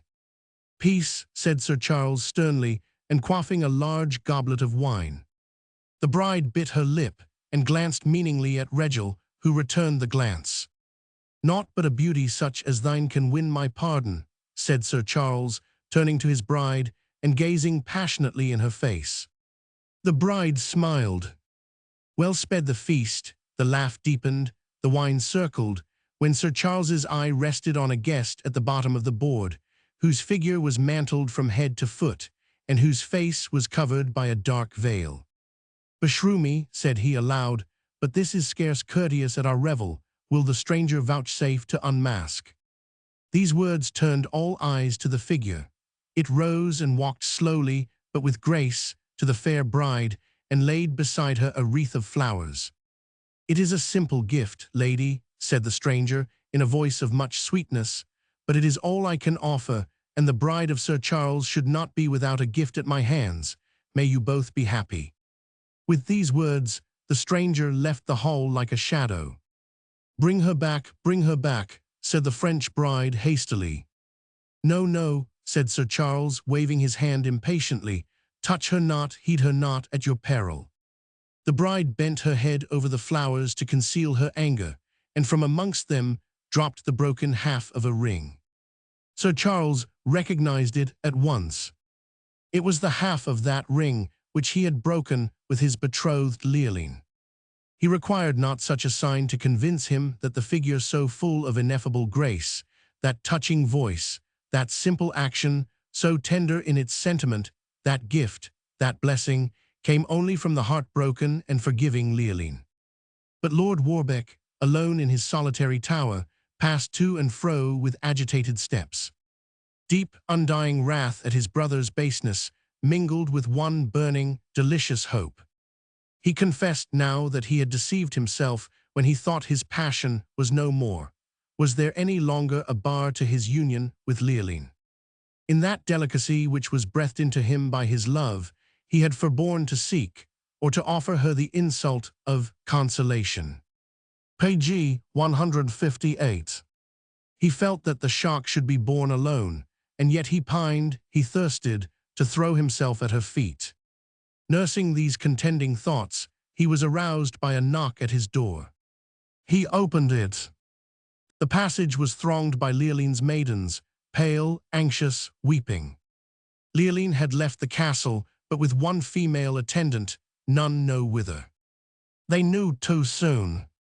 From the hall of Warbeck Castle, she had passed over in the dark and inclement night, to the valley in which the convent offered to the weary of spirit and the broken of heart a refuge. At daybreak, the next morning, Lord Edward Warbeck was at the convent gate. He saw Leoline. What a change one night of suffering had made in that face, which was the fountain of all loveliness to him. He clasped her in his arms. He urged all that love could urge. He besought her to accept that heart, which had never wronged her memory by a thought. In vain Warbeck pleaded. In vain he urged all that passion and truth could urge. The springs of earthly love were forever dried up in the orphan's heart, and her resolution was immovable. She tore herself from his arms, and the gate of the convent creaked harshly on his ear. A new and stern emotion now wholly possessed him. Naturally mild and gentle, when once aroused to anger, he cherished it with the strength of a calm mind. Leoline's tears, her sufferings, her wrongs, her uncomplaining spirit, the change already stamped upon her face, all cried aloud to him for vengeance. "She is an orphan," said he bitterly. "She hath none to protect, to redress her, save me alone. My father's charge over her forlorn youth descends of right to me. What matters it whether her forsaker be my brother? He is her foe. Hath he not crushed her heart? Hath he not consigned her to sorrow till the grave? And with what insult? No warning, no excuse, with lewd wassailers keeping revel for his new bridals in the hearing before the sight of his betrothed. Enough, the time hath come when, to use his own words, one of us too must fall." He half drew his glaive as he spoke, and thrusting it back violently into the sheath, strode home to his solitary castle. The sound of steeds and of the hunting horn met him at his portal. The bridal train of his brother Sir Charles, all mirth and gladness, were panting for the chase. That evening, a knight in complete armor entered the banquet hall and defied Sir Charles, on the part of Lord Warbeck, to mortal combat. Even Regil was startled by so unnatural a challenge. But Sir Charles, reddening, took up the gage, and the day and spot were fixed. Discontented, wroth with himself, a savage gladness seized him. He longed to wreak his desperate feelings even on his brother. Nor had he ever, in his jealous heart, forgiven that brother his virtues and his renown. At the appointed hour, the brothers met as foes. Lord Edward Warbeck's visor was up, and all the settled sternness of his soul was stamped upon his brow. But Sir Charles, more willing to brave the arm than to face the front of his brother, kept his visor down. Regil stood by him with folded arms. It was a study in human passions to his mocking mind. Scarce had the first trumpet sounded to this dread conflict when a new actor entered on the scene. The rumor of so unprecedented an event had not failed to reach the convent wherein Leoline had sought refuge. And now, 2 by 2, came the sisters of the holy shrine, and the armed men made way as, with trailing garments and veiled faces, they swept along into the very lists. At that moment, one from among them left her sisters, and with a slow, majestic pace, paused not till she stood right between the brother foes. "Lord Edward Warbeck," she said in a hollow voice that curdled up his dark spirit as she spoke, "is it thus thou wouldst prove thy love, and maintain thy trust over the fatherless orphan that thy sire bequeathed to thy care? Shall I have murder on my soul?" At that question she paused, and those who heard it were struck dumb and shuddered. "The murder of one man by the hand of his own brother. Away, Warbeck, I command." "Shall I forget thy wrongs, Leoline?" said Warbeck. "Wrongs they are forgiven, they are no more. And thou, Sir Charles," here her voice faltered, "thou does thy conscience smite thee not? Wouldst thou atone for robbing me of hope by barring against me the future? Wretch that I should be, could I dream of mercy, could I dream of comfort, if thy brother fell by thy sword in my cause? Sir Charles, I have pardoned thee and blessed thee and thine. Once perhaps thou didst love me. Remember how I loved thee, cast down thine arms." Sir Charles gazed at the veiled form before him. Where had the soft Leoline learned to command? He turned to his brother. He felt all that he had inflicted upon both, and casting his sword upon the ground, he knelt at the feet of Leoline and kissed her garment with a devotion that votary never lavished on a holier saint. The spell that lay over the warriors around was broken. There was one loud cry of congratulation and joy. "And thou, Lord Edward Warbeck," said Leoline, turning to the spot where, still motionless and haughty, Warbeck stood. "Have I ever rebelled against thy will?" said he softly, and buried the point of his sword in the earth. "Yet, Leoline, yet," added he, looking at his kneeling brother, "yet art thou already better avenged than by this steel." Thou art," cried Sir Charles, smiting his breast, and slowly, and scarce noting the crowd that fell back from his path, Lord Edward Warbeck left the lists. Leoline said no more.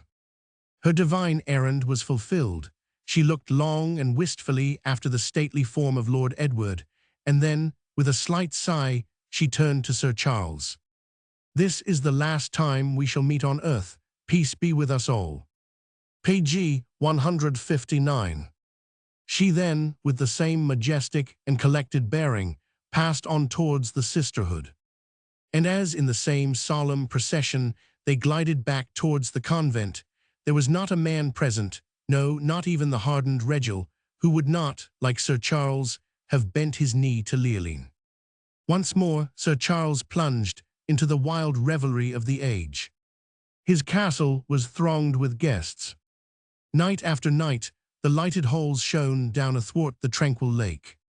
The beauty of his French bride and the wealth of Sir Charles attracted all the chivalry from far and near. Yet gloom seized him in the midst of gladness, and the revel was welcome only as the escape from remorse. The voice of scandal, however, soon began to mingle with that of envy at the pomp of Sir Charles. The fair bride, it was said, weary of her lord, lavished her smiles on others. The young and the fair were always most acceptable at the castle.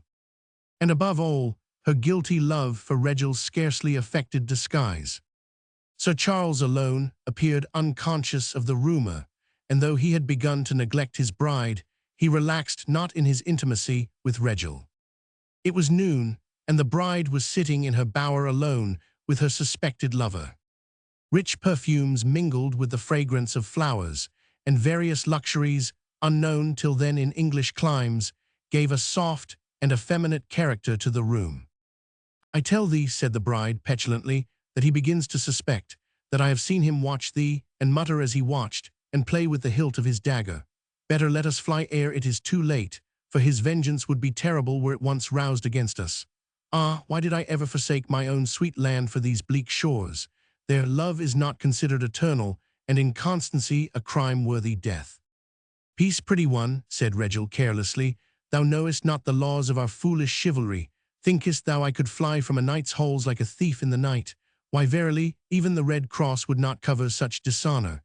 If thou fearest that thy dull lord suspects, why let us part. The king hath sent to me. Ere evening I might be on my way thither. And I left to brave the barbarian's rage alone. Is this thy courage? Nay, prate not so wildly, answered Regil. Surely, when the object of his suspicion is gone, thy woman's art and thy French wiles can easily allay the jealous fiend. Do I not know thee? Why, thou wouldst fool all men, save Regil. And thou, cruel, wouldst thou leave me? Said the bride, weeping. How shall I live without thee? Regil laughed slightly. Can such eyes ever weep without a comforter? But farewell, I must not be found with thee. Tomorrow I depart for London, we shall meet again.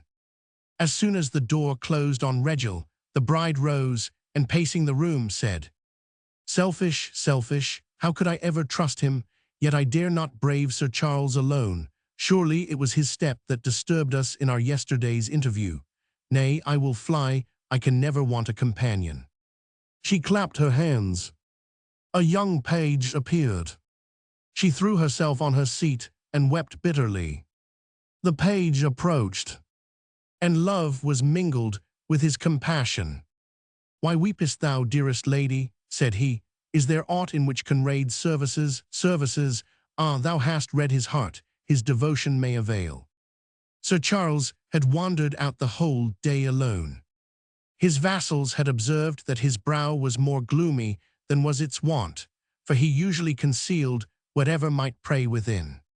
Some of the most confidential of his servitors he had conferred with, and the conference had deepened the shadow of his countenance. He returned at twilight. His young wife did not honor the repast with her presence. She was unwell and not to be disturbed. The gay Regil was the life of the board. Thou carriest a sad brow today, Sir Charles, said he. Good faith, thou hast caught it from the dull air. I have something troubles me, answered Sir Charles, forcing a smile, which I would fain impart to thy friendly bosom. The night is clear, and the moon is up. Let us go forth alone into the garden. Regil rose, and he forgot not to gird on his sword as he followed the knight. Sir Charles led the way to one of the most distant terraces that overhung the lakes. Regil, said he, pausing, answer me one question on thy honor. Was it thy step that left my lady's bower yester eve at vesper? Startled by so sudden a query, the wily Regil faltered in his reply. The red blood mounted to Sir Charles's brow. Nay, lie not, these eyes have not witnessed, but these ears have heard from others of my dishonor. As Sir Charles spoke, Regil's eye resting on the water perceived a boat rowing fast over the lake. The distance forbade him to see more than the outline of two figures within it. She was right, thought he, perhaps that boat already bears her from the danger. Drawing himself up to the full height of his tall stature, Regil replied haughtily, Sir Charles, if thou hast deigned to question thy vassals, obtain from them only an answer. Enough, cried Sir Charles, losing patience and striking Regil with his clenched hand. Draw, traitor, draw. Alone in his lofty tower, Lord Edward Warbeck watched the night deepen over the heavens and communed mournfully with himself. To what end, thought he, have these strong affections, these capacities of love, this yearning after sympathy been given me? Unloved and unknown, I walk to my grave, and all the nobler mysteries of my heart are forever to be untold. Thus musing, he heard not the challenge of the warder on the wall, or the unbarring of the gate below, or the tread of footsteps along the winding stair. The door was thrown suddenly open, and Sir Charles stood before him. Come, he said, in a low voice, trembling with passion, come, I will show thee that which shall gladden thy heart. Twofold is Leoline avenged. Page 160. Lord Edward Warbeck looked in amazement on a brother he had not met since they stood in arms each against the other's life. And he now saw that the arm that Sir Charles extended to him dripped with blood, trickling drop by drop upon the floor. Come, said Sir Charles, follow me, it is my last prayer. Come, for Leoline's sake, come." At that name, Lord Edward Warbeck hesitated no longer. He girded on his sword and followed his brother down the stairs and through the castle gate. The porter scarcely believed his eyes when he saw the two brothers, so long divided, go forth at that hour alone and seemingly in friendship. Lord Warbeck, arrived at that epoch in the feelings when nothing stuns, followed with silent steps the rapid strides of his brother. The two castles, as I have told you, were not far from each other. In a few minutes, Sir Charles paused at an open space in one of the terraces on which the moon shone bright and steady. "Behold," he said in a ghastly voice, "behold." And Lord Warbeck saw on the sward the corpse of Reginald bathed with the blood that even still poured fast and warm from his heart. "Hark," said Sir Charles, "he it was who first made me waver in my vows to Leoline. He persuaded me to wed yon whited falsehood. Hark, he, who had thus wronged my real love, dishonoured me with my faithless bride, and thus, as grinding his teeth, he spurned again and again the dead body of Reginald, thus Leoline and myself are avenged." "And thy wife," said Lord Warbeck pityingly. Fled with a hireling page. It is well, she was not worth the sword that was once belted on by Leoline." On the very night of his revenge, a long delirious illness seized Sir Charles. The generous Lord Warbeck forgot all, save that he had been once consecrated by Leoline's love. He tended him through his sickness, and when he recovered, Sir Charles was an altered man. He forswore the comrades he had once courted, the revels he had once led. His halls were desolate. The only companion Sir Charles sought was Lord Warbeck, and Lord Warbeck bore with him. They had no subject in common, for on one subject Lord Warbeck at least felt too deeply ever to trust himself to speak. Yet did a strange and secret sympathy reunite them.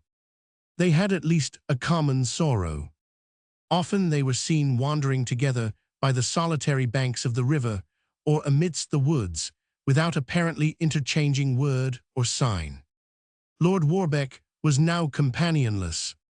In vain the king's court wooed him to its pleasures.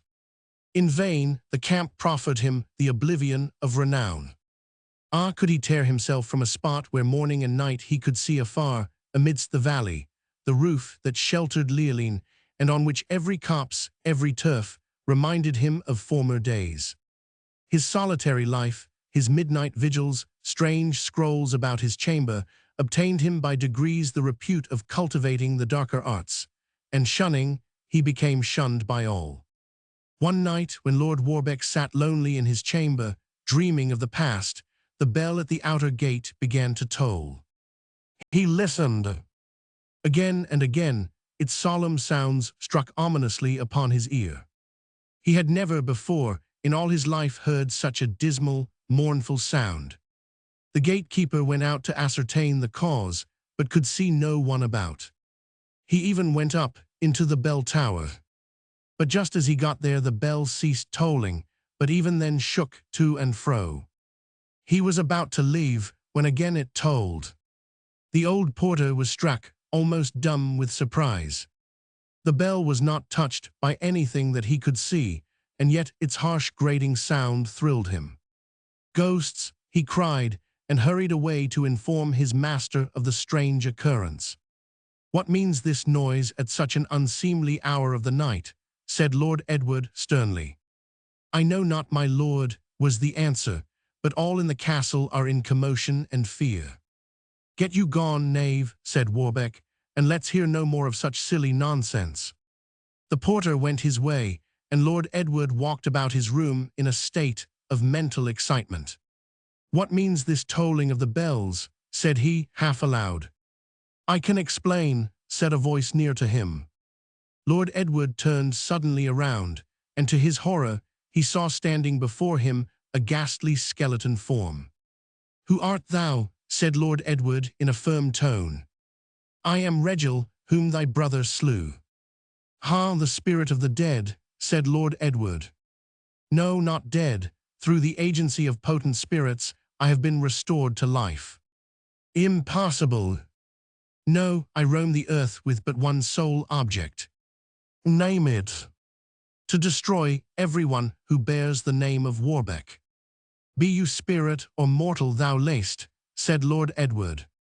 And at the same moment he drew his sword and made a pass at the grim visitor. In an instant, however, the blade was shivered into halves, and the skeleton laughed loudly and grimly. My life is charmed, thy steel to me is useless. They hung me on a gibbet, and called me the red man from the mass of gore which flowed from the wounds inflicted by thy brother. But as I have said, my life is renewed through mystic charms and spells, and at certain times of night, during certain seasons of the year, I can go abroad wherever I will. See, said the intruder, I come not alone. He stamped his foot. In a moment, Lord Edward was astonished to find that the room was filled with skeleton men.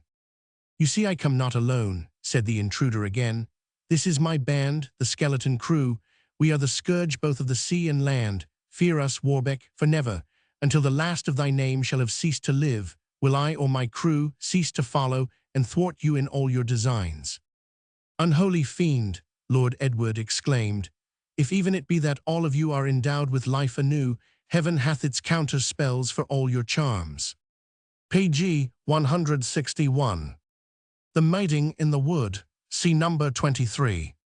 True, said the grisly visitor, heaven had one on earth who, until tonight, preserved you and yours, but that one has departed, hence our hour of triumph has come. At that same moment, Lord Edward's ears were startled by the distant tolling of the convent bell. Listen, said the grim chief, listen to the funeral knell of her you loved. Leoline, gasped Lord Edward. Yes, Leoline is no more. I will not believe it. 'Tis true, her spirit has left earth, and with it thy only protector, Lord of Warbeck. These words were scarcely uttered, when the skeleton band were in turn struck with awe. There in the midst of them stood the spirit form of Leoline, who, in white robes, as light as air, held her hand aloft, and pronounced a solemn malediction on those who would have injured the gallant knight. Begone, spirits of evil, vanish to the utmost corners of the earth, but never, while heaven hath a protecting arm, can the red man of the gibbet harm or injure the noble race of Warbeck. Such was the potency of the spirit presence that the skeletons vanished. Yet since that day, and since that solemn hour, have the skeleton crew and the Warbecks been at deadly feud, and never, said the red man, until the last of the race shall have succumbed to my awful power, will I rest in peace in my gibbet chains. The red man concluded his narrative and vanished as he had came, how or where none knew whither. For some time Deathwing and the rest remained as if spellbound. Never until then had any ever heard how the skeleton crew was founded, but now that its origin was unmistakably traced to a deadly hate to the family of the Warbecks, Deathwing, Regil, and the rest rose in great anger, and swore, in the language of the Red Man, never to rest until the last descendants of the bold Warbecks were numbered with the dead. With sword upraised, and amid great applause of the crew, Philip Regil swore an awful oath to slay Ned Warbeck the first moment they met, whether publicly, privately, in night or day. Chapter 53. The Attack and Counter-Attack on the Blockhouse, Ned Warbeck to the Rescue.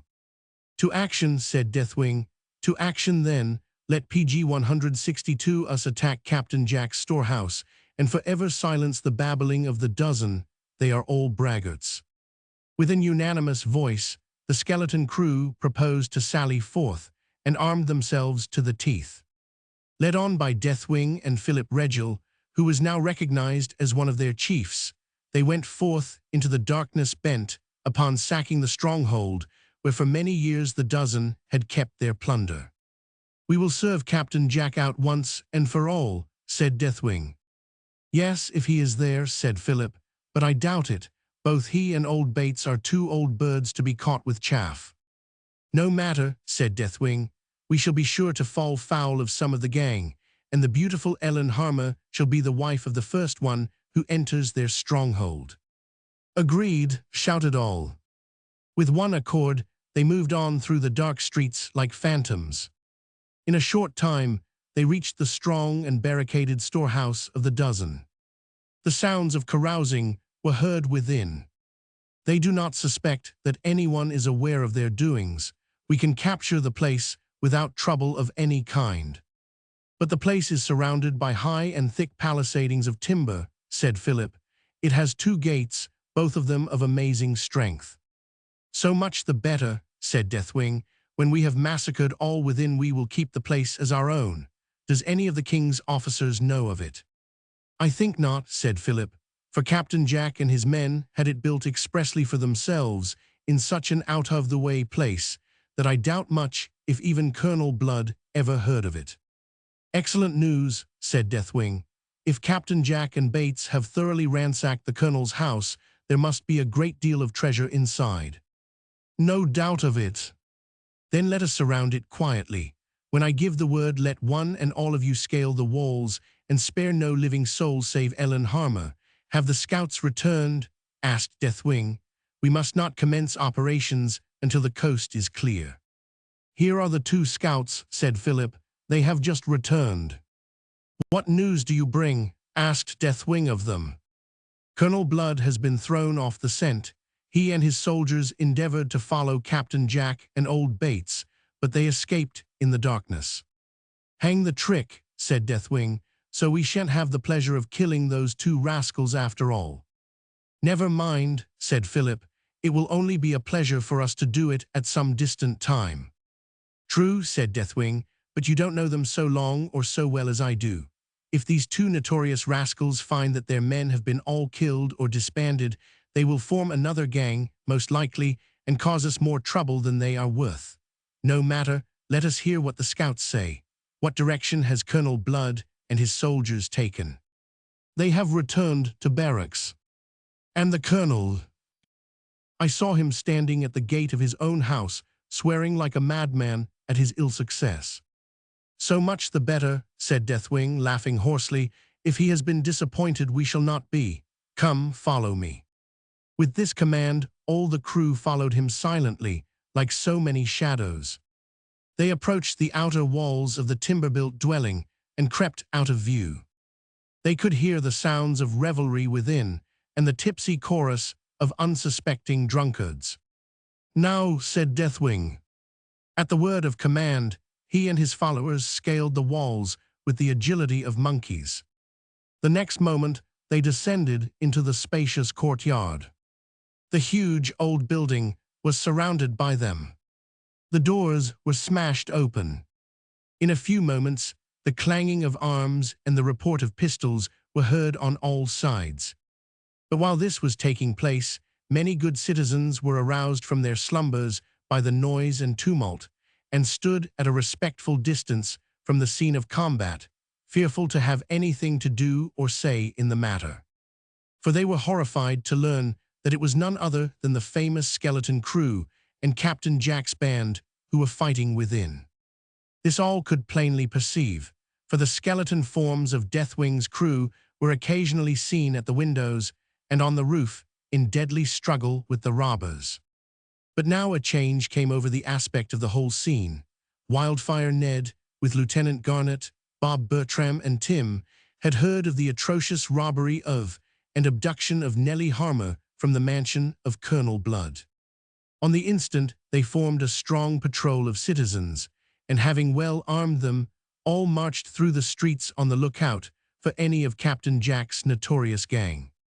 They were not aware of what Deathwing and his crew were doing that moment at the blockhouse, but the distant hum of voices told them that something more than ordinary was transpiring down by the river bank. "Come on," said Ned to his patrol. "Come on, my merry men.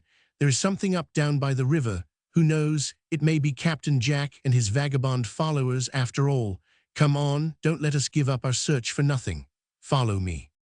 "Stop, stop, good masters," said several affrighted citizens. "Stay where you are. Several of the king's men have been murdered. The skeleton crew are out tonight. The demons, led on by Deathwing, are making sad havoc down by the river, and nothing can stop them." "The skeleton crew," said Ned. "Hurrah, boys, hurrah. We have met them before, haven't we, Garnet?"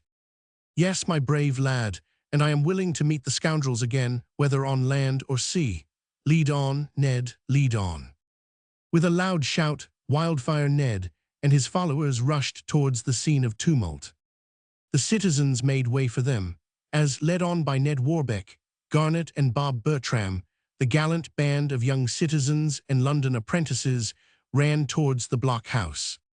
It was at this moment, and just as Ned Warbeck arrived on the scene of action, that the gate of the blockhouse was hastily opened and closed again.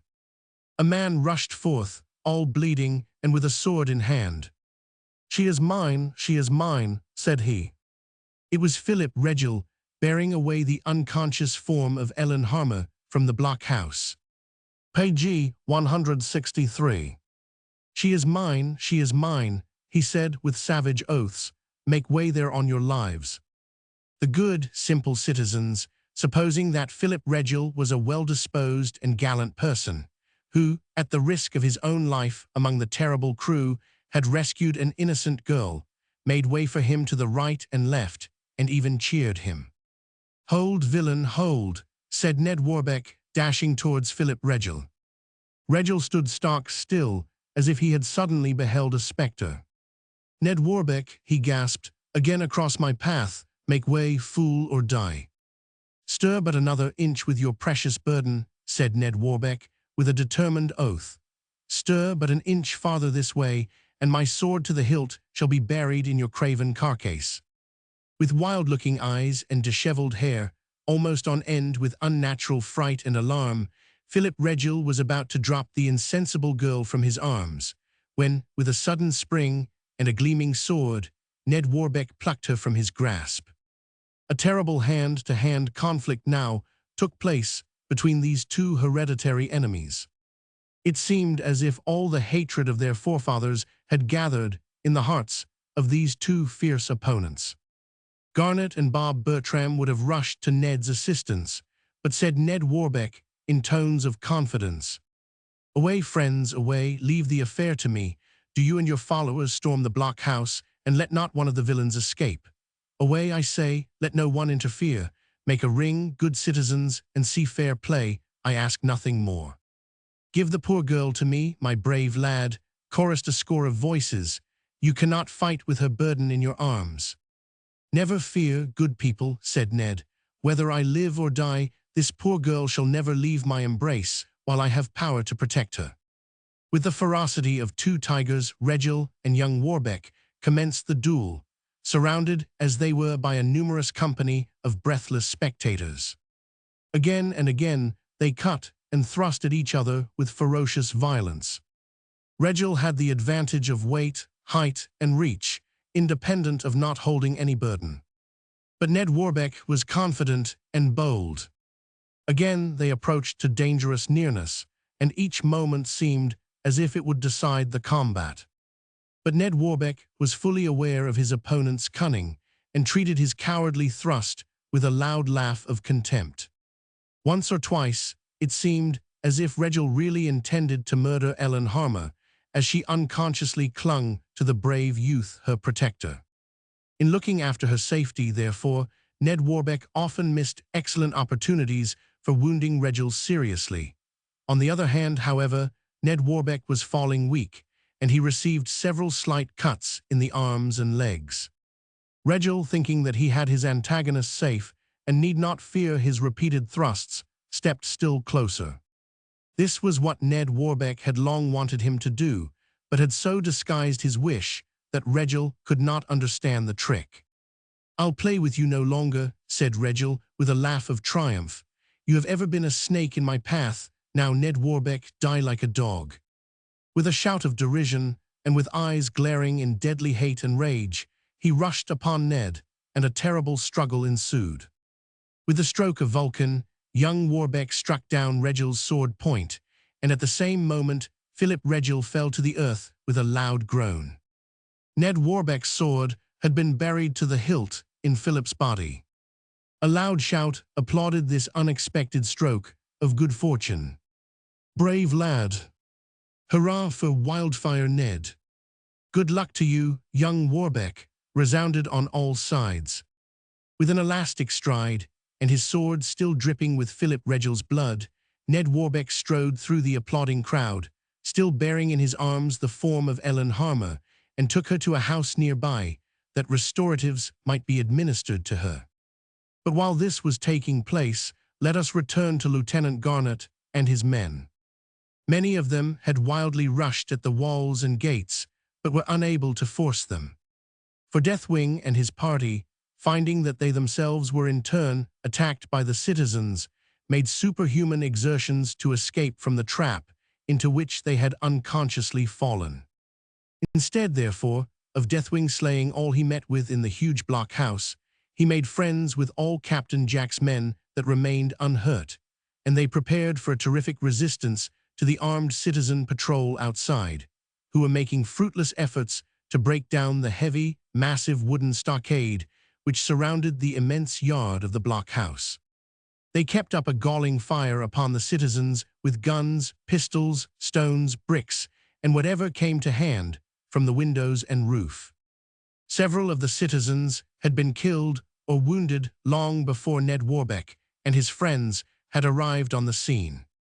When, however, Ned was engaged in the deadly dud with Philip Regel, Lieutenant Garnet, like an old and experienced sailor, soon changed the whole aspect of affairs and cheered on his men.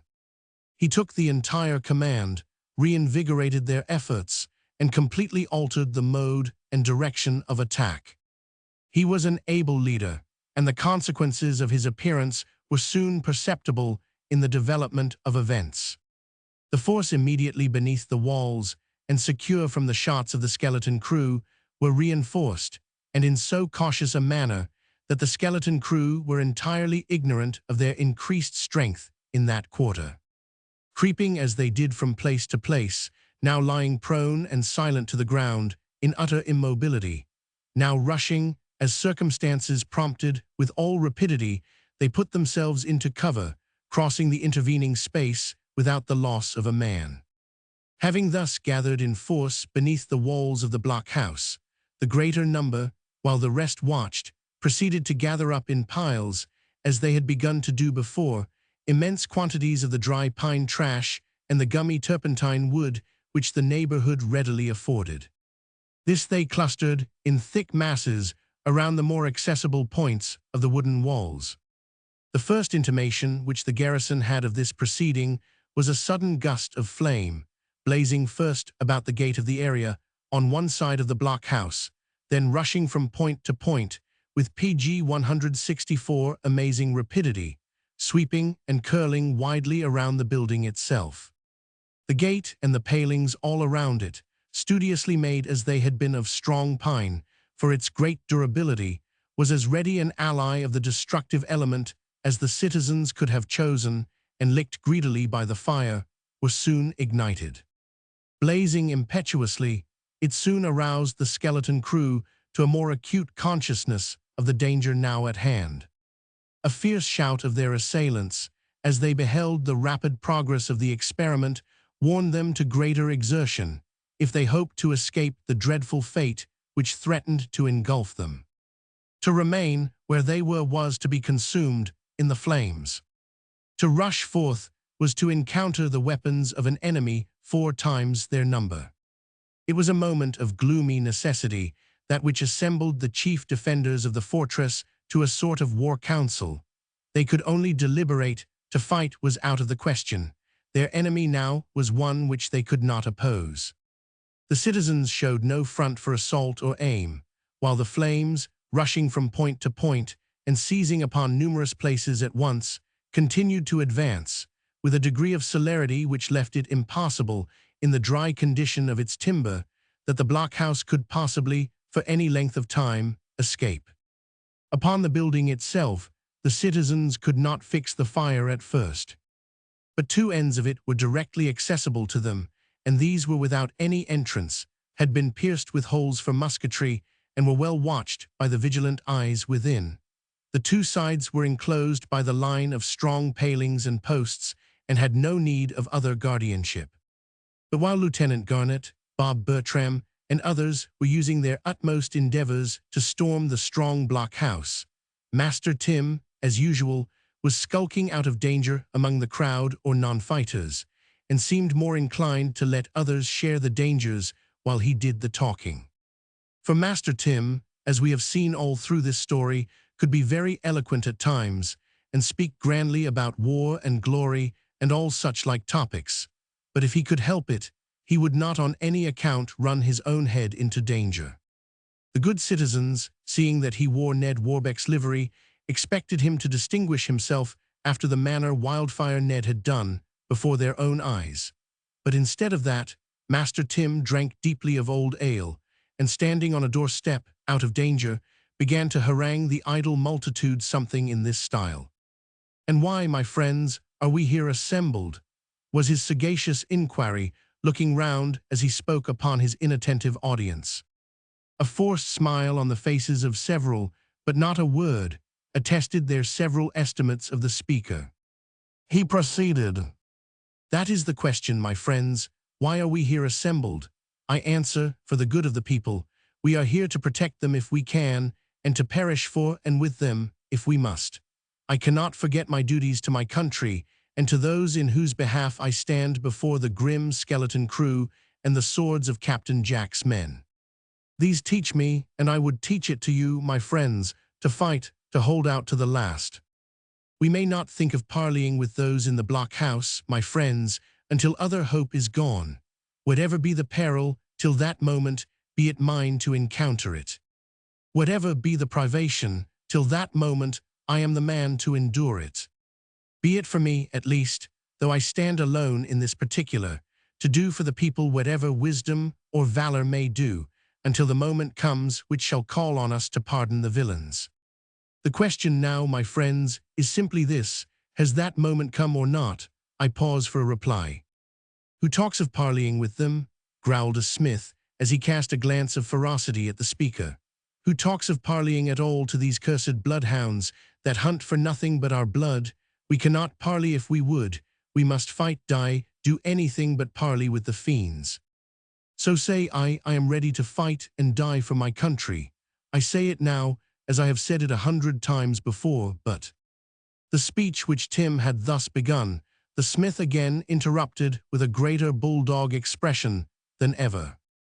"I so you have, and so will say 100 times more, with as little sense in it one time as another. We are all here to die, if there's any need for it, but that isn't the trouble. It's how we are to die, that's the question. Are we to stay here and be shot like timber rats, or to volunteer, as I do now, axe in hand, to go and cut down the palings that immediately join the house? By that we may have a clear dig at the savages inside. I'm for that. If anybody's willing to go along with me, let him up hands. No talk, we have too much of that already." "I'm ready here," cried Ned Warbeck, approaching and laughing good-humoredly, and his hands were thrust up at the instant. "No, Ned Warbeck," cried the smith, "not you must stay and manage here. Your head's the coolest, and though I'd sooner have your arm alongside of me in the rough time than any other two that I know of, 'twon't do to take you from the rest on this risk. Who else is ready? Let him come to the scratch and no longer talk about it. What do you say, Master Tim? That's chance enough for you if you really want to die for your country." And as he spoke, he thrust his head forward, while his eyes peered into the very bosom of the little groom, and his axe descended on a door-post, near which he stood, with a thundering emphasis that rung through the street. "I can't use the axe," cried Tim hurriedly. "It's not my instrument, sword or pistol for me, my friends. In their exercise I give way to no man, and in their use I ask for no leader, but I am neither wood chopper nor blacksmith." "And this is your way of dying for the good of the people," said the smith contemptuously. "I am willing, even now, I say it again as I have before said, and as now I solemnly repeat it," said Tim pompously, "but I must die for them after my own fashion and under proper circumstances. With sword in hand, crossing the perilous breach, with weapon befitting the use of a noble gentleman, I am ready. But I know not any rule that would require of me to perish for my country with the broad axe of a wood chopper, the cleaver of a butcher, or the sledge of a blacksmith in my hand," said Master Tim in mock dignity. "Well, I'm no soldier," retorted the smith, "but I think a man, to be really ready to die for his PG 165 country shouldn't be too nice as to which way he does it. Now the sword and the pistol are of monstrous little use here.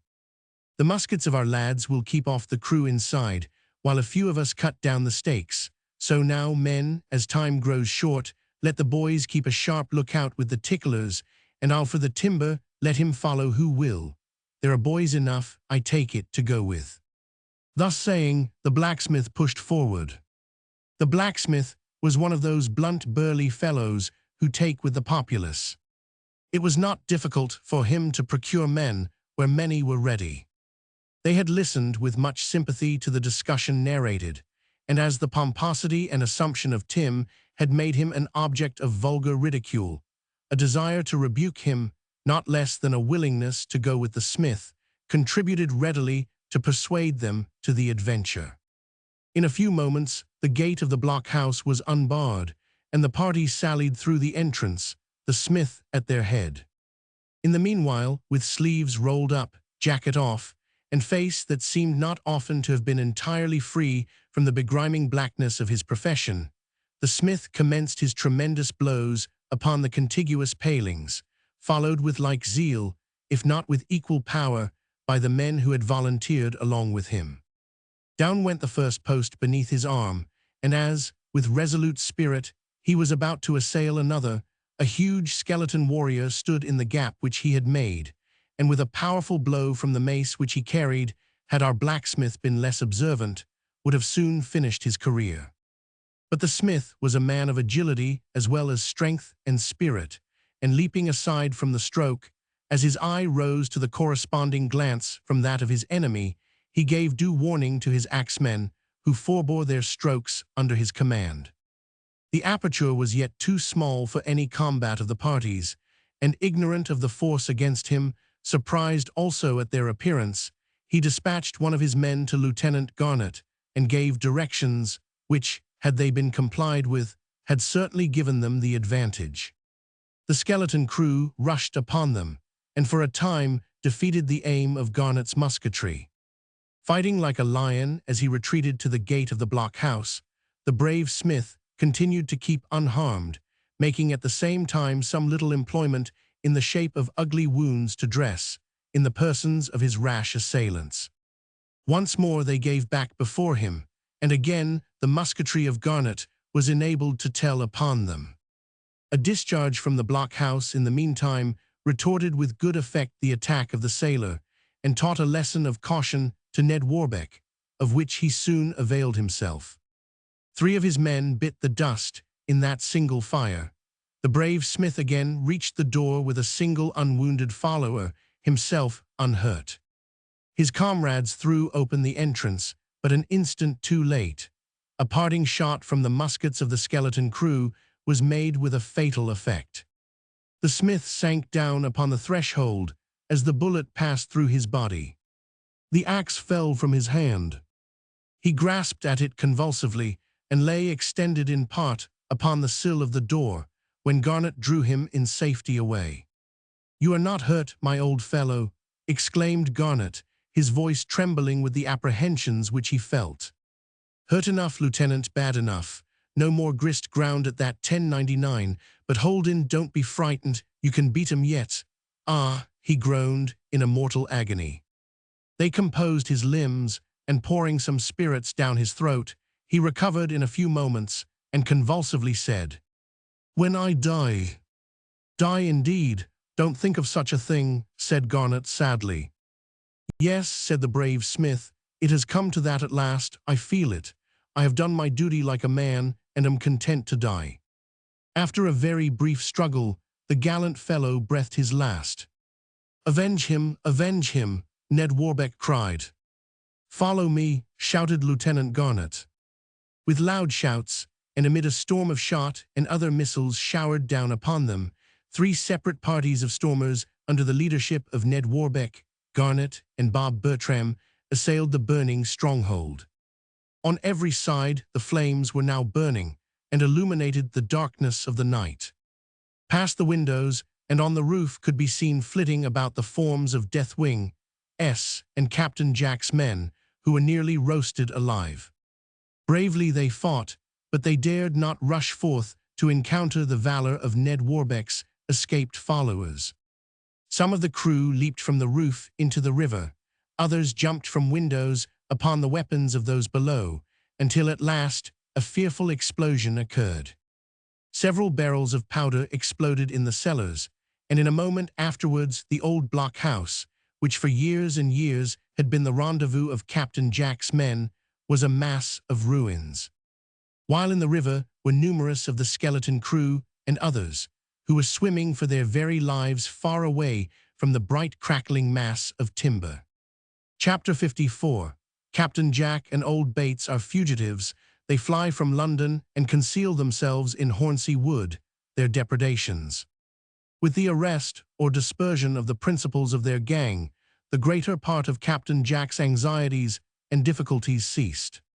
The remainder of the vagabonds pursued through the villages, and woods soon fell into the hands of justice.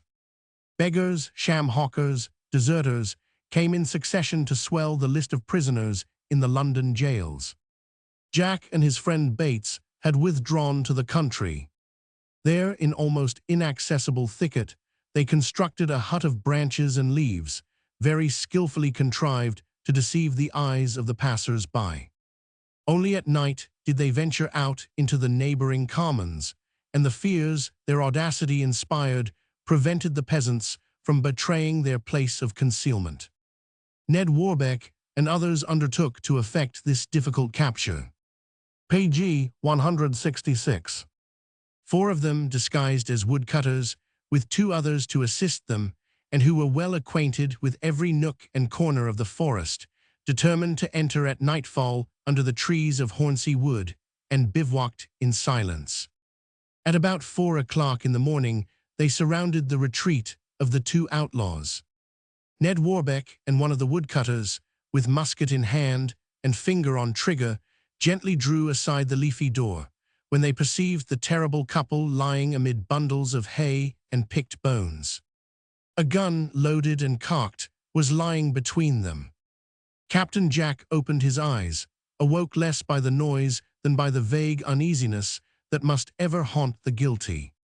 Seizing his gun, he cried, "Help, Bates, help!" But Ned covered him with his musket, while one of the woodcutters seized the gun, and 2 others rushing in another moment, both the rascals were safely handcuffed. "Ned Warbeck," said Captain Jack, "it was not right of you to betray your friends in this manner." "Thank you," Ned laughingly replied, "but I prefer such friends as you at a distance, anywhere except in our own neighborhood." The captain cast an evil glance at Ned and followed on to prison. No sooner did the law show itself stronger than Captain Jack's roguery than the tongues of the people loosened, and singular revelations were made. The former related that several times during the hot days of summer Jack and his friends used to arrive by dozens, and shutting the gates of farms, they opened the doors leading into the cellars and helped themselves to the farmers' cider. Then, stripping themselves of their clothing, converted thus the yard into a ballroom, where they performed the wild antics of the beggar's dance, resembling some of the strange scenes described by travelers of what they had witnessed among certain tribes of African and South Sea Islanders. In other places, they would make themselves quite at home, especially Captain Jack, for no sooner was his tall figure recognized, whether he was alone or accompanied by any of his friends, immediately all the servants, ploughmen, and shepherds assembled round their dangerous guest to attend upon his wants for fear of being shot. The tales told by these oppressed people revealed more than one hidden crime. To render his authority secure and to prevent desertion and treachery, Captain Jack had established among his regular followers a sort of bond of union secured by an oath of vengeance.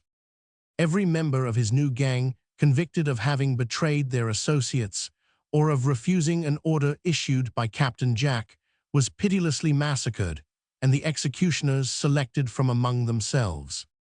It was in this manner that a poor lad suffered for a crime against the association. He gave thoughtlessly, no doubt, some wrong information respecting some farm they were going to attack. He was seized and carried to the camp of Captain Jack. His accuser was no less than old Bates, who had stolen the sails of a windmill for some purpose, and the boy had made known this trick to Captain Jack. Some time afterwards, the boy spoke rather freely of the projects of the gang upon the farm of a very poor man nearby. Thereupon it was resolved he should die. Captain Jack pronounced sentence upon him, and he was beaten to death with sticks. The terror inspired by Captain Jack had hitherto deterred the peasants from giving information to the magistrates of the murder of this lad. His bones lay bleaching on the ground where he had fallen, and no one had ventured to inter them.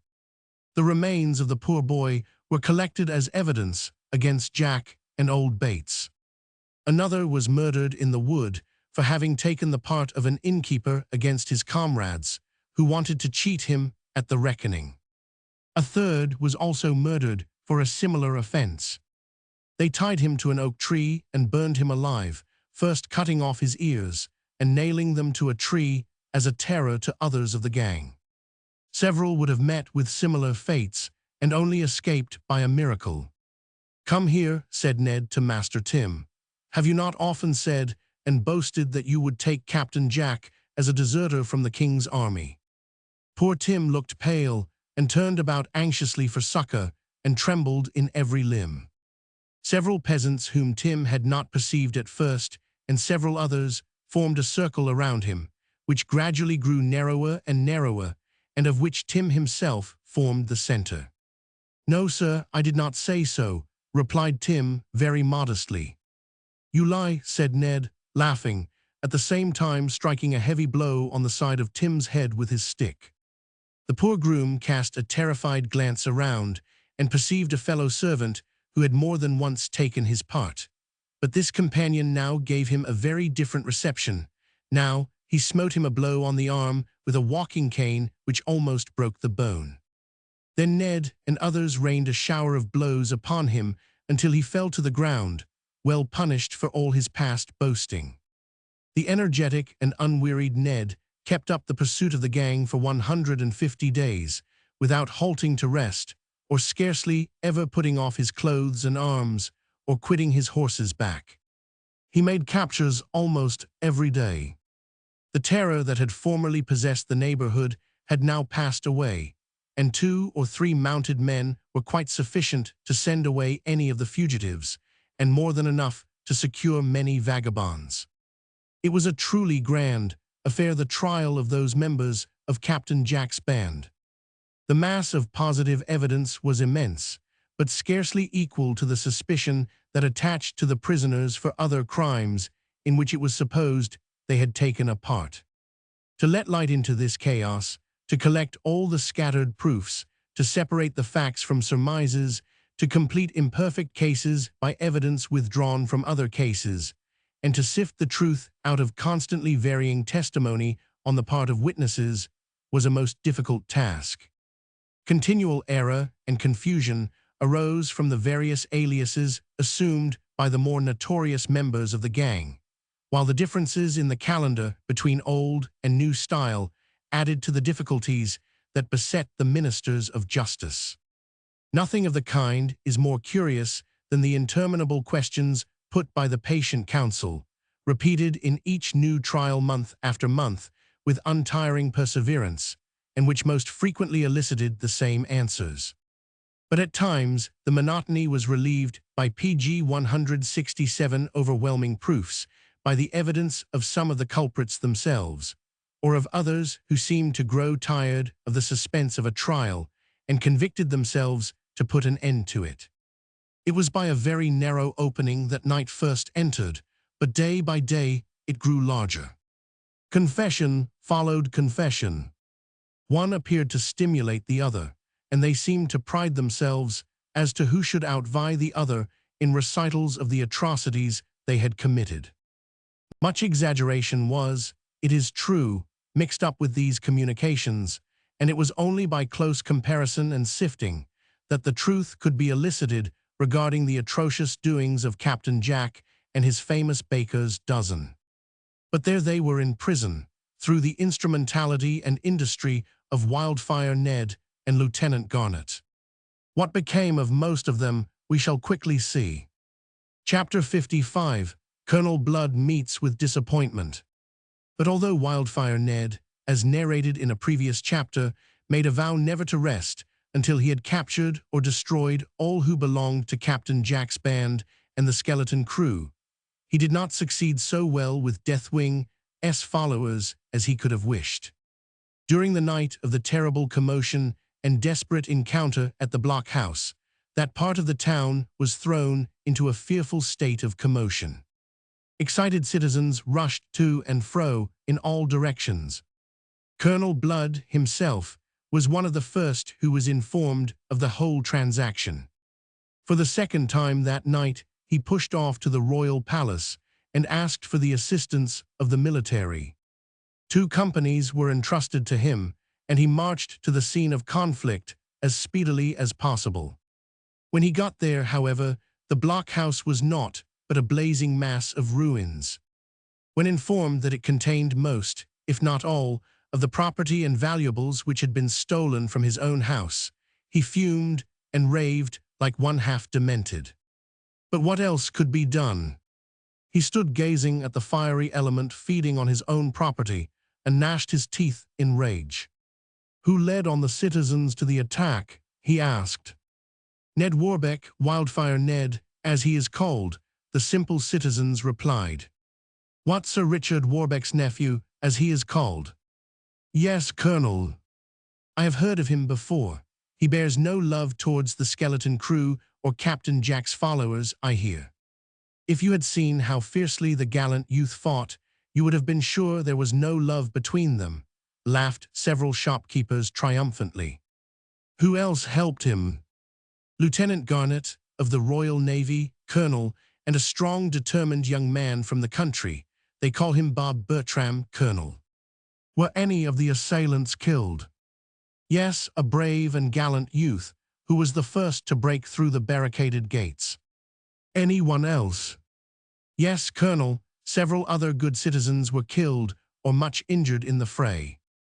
And where is this Ned Warbeck? Asked Colonel Blood, biting his lip. I should like to see him. I wish to report the full particulars to the king. He has saved you that trouble, most worthy Colonel, said Tim, who was still in the crowd. He has gone to the palace himself. As he did most of the fighting, he thought he had a good right to most of the honor and reward. And who are you that speak so boldly? I, sir, am Mr. Edward Warbeck's groom, a faithful and brave servant I have ever proved to be, and although I say it, no man behaved more gallantly in the encounter than I 999. A general laugh followed this speech, and the crowd around tittered again with merriment. And what did you do? Asked the colonel with a smile. Well, in the first place, most worthy sir, I made a most capital speech to the mob in order to stir them up and excite them to deeds of valor. The best speech it was as ever I made in my life. And what then, my good fellow? Don't believe him, Colonel. He is telling a string of lies. A perfect coward, sir. As timid as a mouse, Colonel, said one and another, as they still laughed outright at Tim's account of the affair. On my word, most noble Colonel, all I say is true. Well, go on then, I am listening. What part 999 you take? Well, sir, when the fight was at its highest, and when the smith, by not following my advice, got killed, I exhorted all to be more prudent, and to hide their heads well behind the palings and woodwork, for I could see that those devils called the skeleton crew were dead shots, and knocked over every one they aimed at. Well, oh, it was beautiful to see how they jumped out of the windows and off the burning roof into the river, said Master Tim, grinning and chuckling. I dare say it was, but I didn't ask for any description of that. I asked and still ask, what did you do not see? Well, sir, when my master, Lieutenant Garnet, and Bob Bertram made their fierce attack upon the burning blockhouse, and followed by their gallant fellows, were fighting in the courtyard, in the passages, and other places, that is to say, most worthy Colonel, because I couldn't get near enough to engage in the combat myself. He stood on a doorstep and looked on. "Colonel," said a dozen voices at once. "Yes, sir," said Tim, meekly bowing and trembling as he saw the colonel's blood mounting. "I stood on the doorstep and acted as commander-in-chief, cheering the lads on." "I thought so," said Colonel Blood angrily. At the same time, he rewarded Tim for his great valor by giving him a sound smack in the face, which knocked him right among the applauding crowd. This was more than Master Tim expected. But for fear he'd get any more, Tim sneaked page 168 away among the crowd, like a dog who has lost his tail. "Who is that I saw just now borne away upon a shutter?" said Colonel Blood. "That is one of the rascals who were in the blockhouse, Colonel," said several. "Is he dead?" "Not quite, I think, but if he isn't he ought to be, for I saw a sword go right through him." "How did it happen?" The unfortunate young man was making his escape from the blockhouse with a female captive whom he claimed as his own, and was making his way off with her, when he was stopped by Wildfire Ned and challenged. "Carrying off a female," said Colonel Blood in surprise. "Did any of you hear her name?" "Yes, Colonel, I heard her name was Ellen Harmer." "Ellen Harmer? The same. You are sure?" "Quite sure." "And did this Ned Warbeck fight a duel with the wounded man?" "Yes, his name was Philip Regel." "I have heard of him, as great a rascal as ever lived. And where was the maiden taken to?" "Nobody knows for certain, Colonel. She was insensible when he took her away to a cottage nearby, but when the fight was over he came with a coach and galloped away, no one knows whither." "I'd give £100 to find where he has taken her to," said Blood with a bitter smile. "I am foiled again, and by a mere boy," said he to himself, "but I must have her. Yes, I will," he thought. "Take care, Ned Warbeck, take care. You are treading on very dangerous ground when you cross my path. I am not to be trifled with. You may be brave, noble, and handsome, but if you endeavor to thwart my plans, I will tread you under my heel like a worm." There was nothing now to do upon the spot, so, crestfallen and in a rage, he returned with his soldiers, leaving it to the night watch to keep order among the excited crowd. "I will go to the palace," he said, "and will be the first to inform the king of this strange affair. It will be good excuse for me, for now I can tell the truth for once in my life, and say that in my absence Ellen Harmer was abducted from my mansion. Yes," he thought, "I will go to the king at once, and be the first to inform him of all that has happened. He will be sure to believe me." But Colonel Blood was not the first to see the king, as will quickly be seen. Neither was he believed. Chapter 56. Colonel Blood and Ned Warbeck. When Wildfire Ned had hurried away with Ellen Harmer from the scene of strife, he was careful that no one should know whither he had taken her. In order to thwart Colonel Blood, whom he knew would try to ferret her out, he hired a coach, and with Lieutenant Garnet and himself inside, he trusted the reins to Bob Bertram, who lashed up the animals and started off at a great pace towards the town residence of Sir Richard Warbeck. "You have done for Philip Regel at last," said Garnet in a whisper, for fear of disturbing the sleeping girl. "Yes, I think so," Ned replied, "but it was in fair fight." "Oh, no doubt of that. I did not see it, but was told by those who did. In fact, I was too much engaged in storming the blockhouse to observe anything but the skeleton devils jumping out of window into the river. How the old building did burn, to be sure, such a blaze. Yes, it was a grand sight, and lit up that part of the town most beautifully. A fit end for such an infamous rendezvous. So say I, and a gallant exploit it was, and reflects all honor on those engaged in it. I wonder what the king will say to it when he hears it. Why reward all who were concerned in it? At least, he ought to do so if he's got a spark of generosity in him." "What do you intend?" asked Garnet after a pause. "I shall leave Ellen in charge of my uncle and go to the palace at once." "But how can you gain admission?" "Easily enough," said Ned. "Do you see this ring? I found it near the alehouse." "What a splendid one it is." "Why, it is a signet ring," said Garner, "and bears the royal coat of arms." "So it does, and inside, as you will perceive, It has the royal cipher with the inscription, "Whoever presents this is admitted." "How could it have been lost?" said Garnet, closely examining it. "There is no doubt it belongs to the king."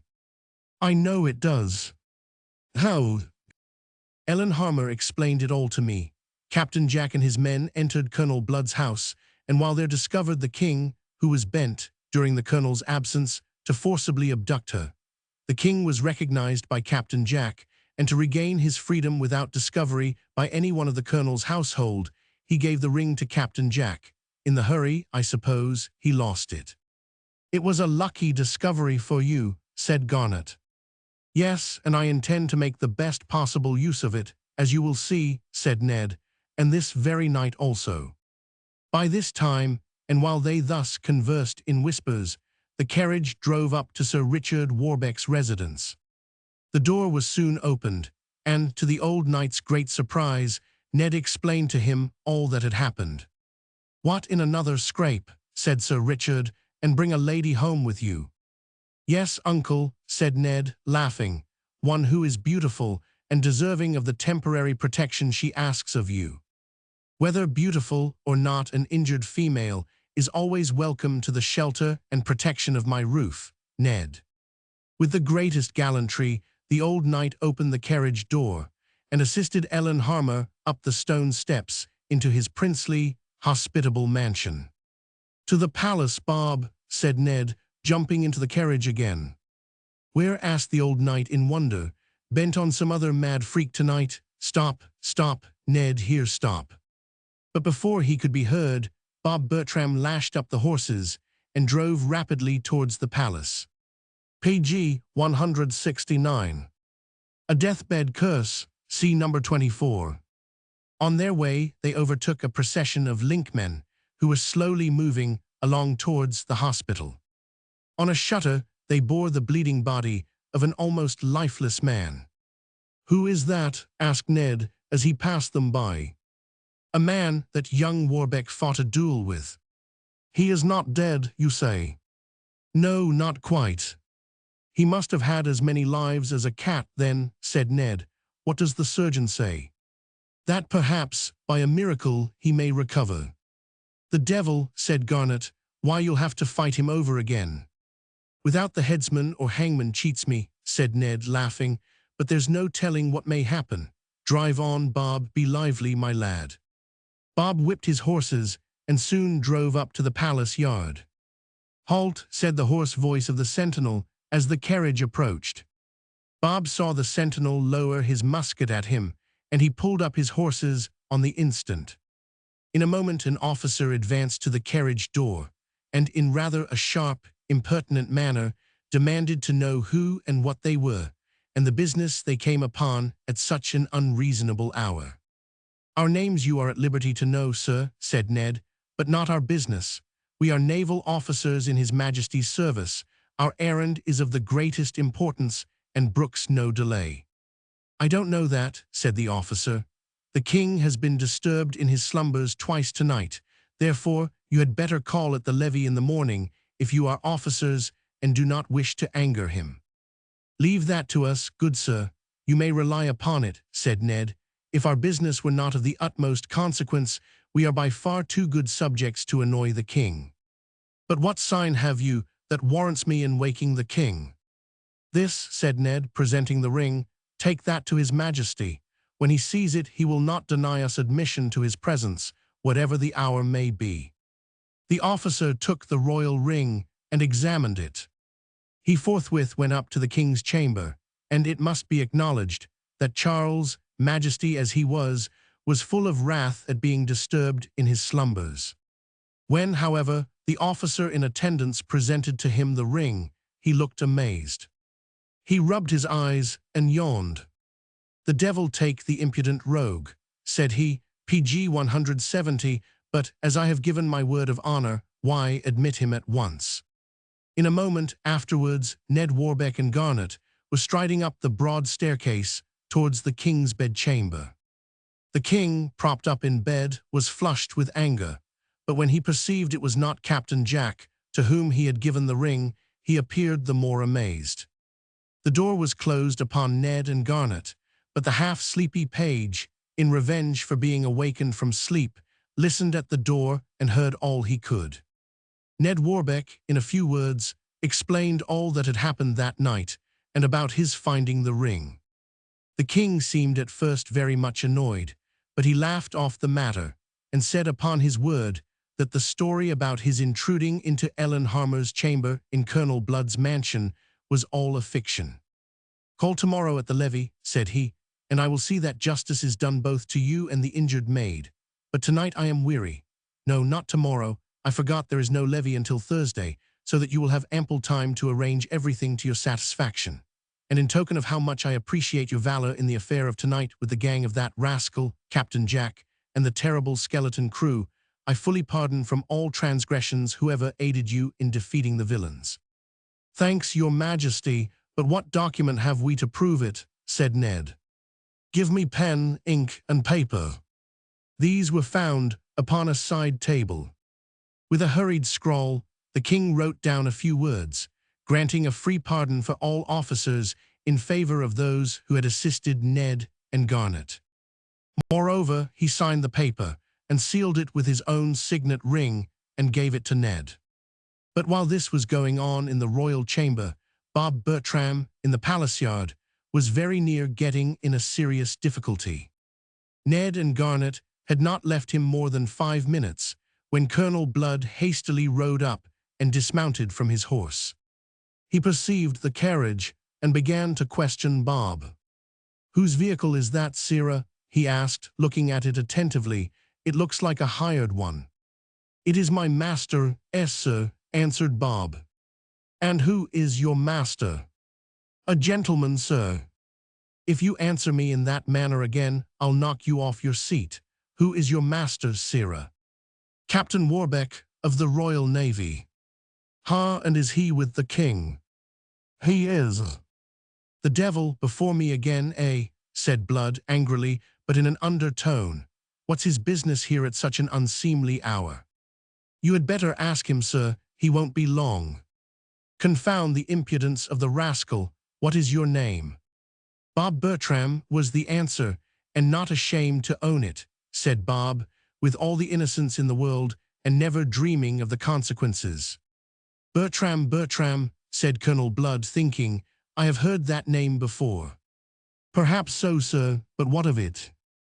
Colonel Blood did not answer at the moment, but referred to a small gold-clasped memorandum book he carried in his breast pocket. "Robert Bertram," said he, turning over the leaves quickly.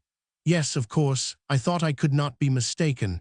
You came from Darlington. Your father was murdered." Poor Bob never thought of this. He shook in every limb and very nearly fell from his high seat. His confusion was evident to Colonel Blood, who laughing said, "And so you are the servant of Ned Warbeck, eh? If the master is only like the servant now. Here, guard," said he, "seize this man. He is a murderer. Seize him, I say, in the king's name." "In the king's name, hold off your hands," said Ned Warbeck, in a passion, as he and Garnet now advanced into the moonlight. The soldiers knew not what to do. "Who are you, sir, that dares interfere in this serious matter? This fellow is a murderer, or, at least, suspected of being such." "He is no murderer, sir," said Ned Warbeck, "and if he was, I have the king's pardon." "Read," said he, placing the royal warrant under the astonished colonel's eyes. "Your name, sir?" asked Blood sternly. "You have no right to demand it," said Ned proudly. "But suppose I insist upon knowing it, and that of your friend?" "Insist, sir." "Yes, insist." "If you wish to meet me on important business in a private manner," Ned haughtily replied. "There is my card," said he, giving it to the colonel. "And, sir, here is mine," said the colonel, biting his lip in anger. "I do not need it. I know you too well already, Colonel." "Ah, indeed. You understand me."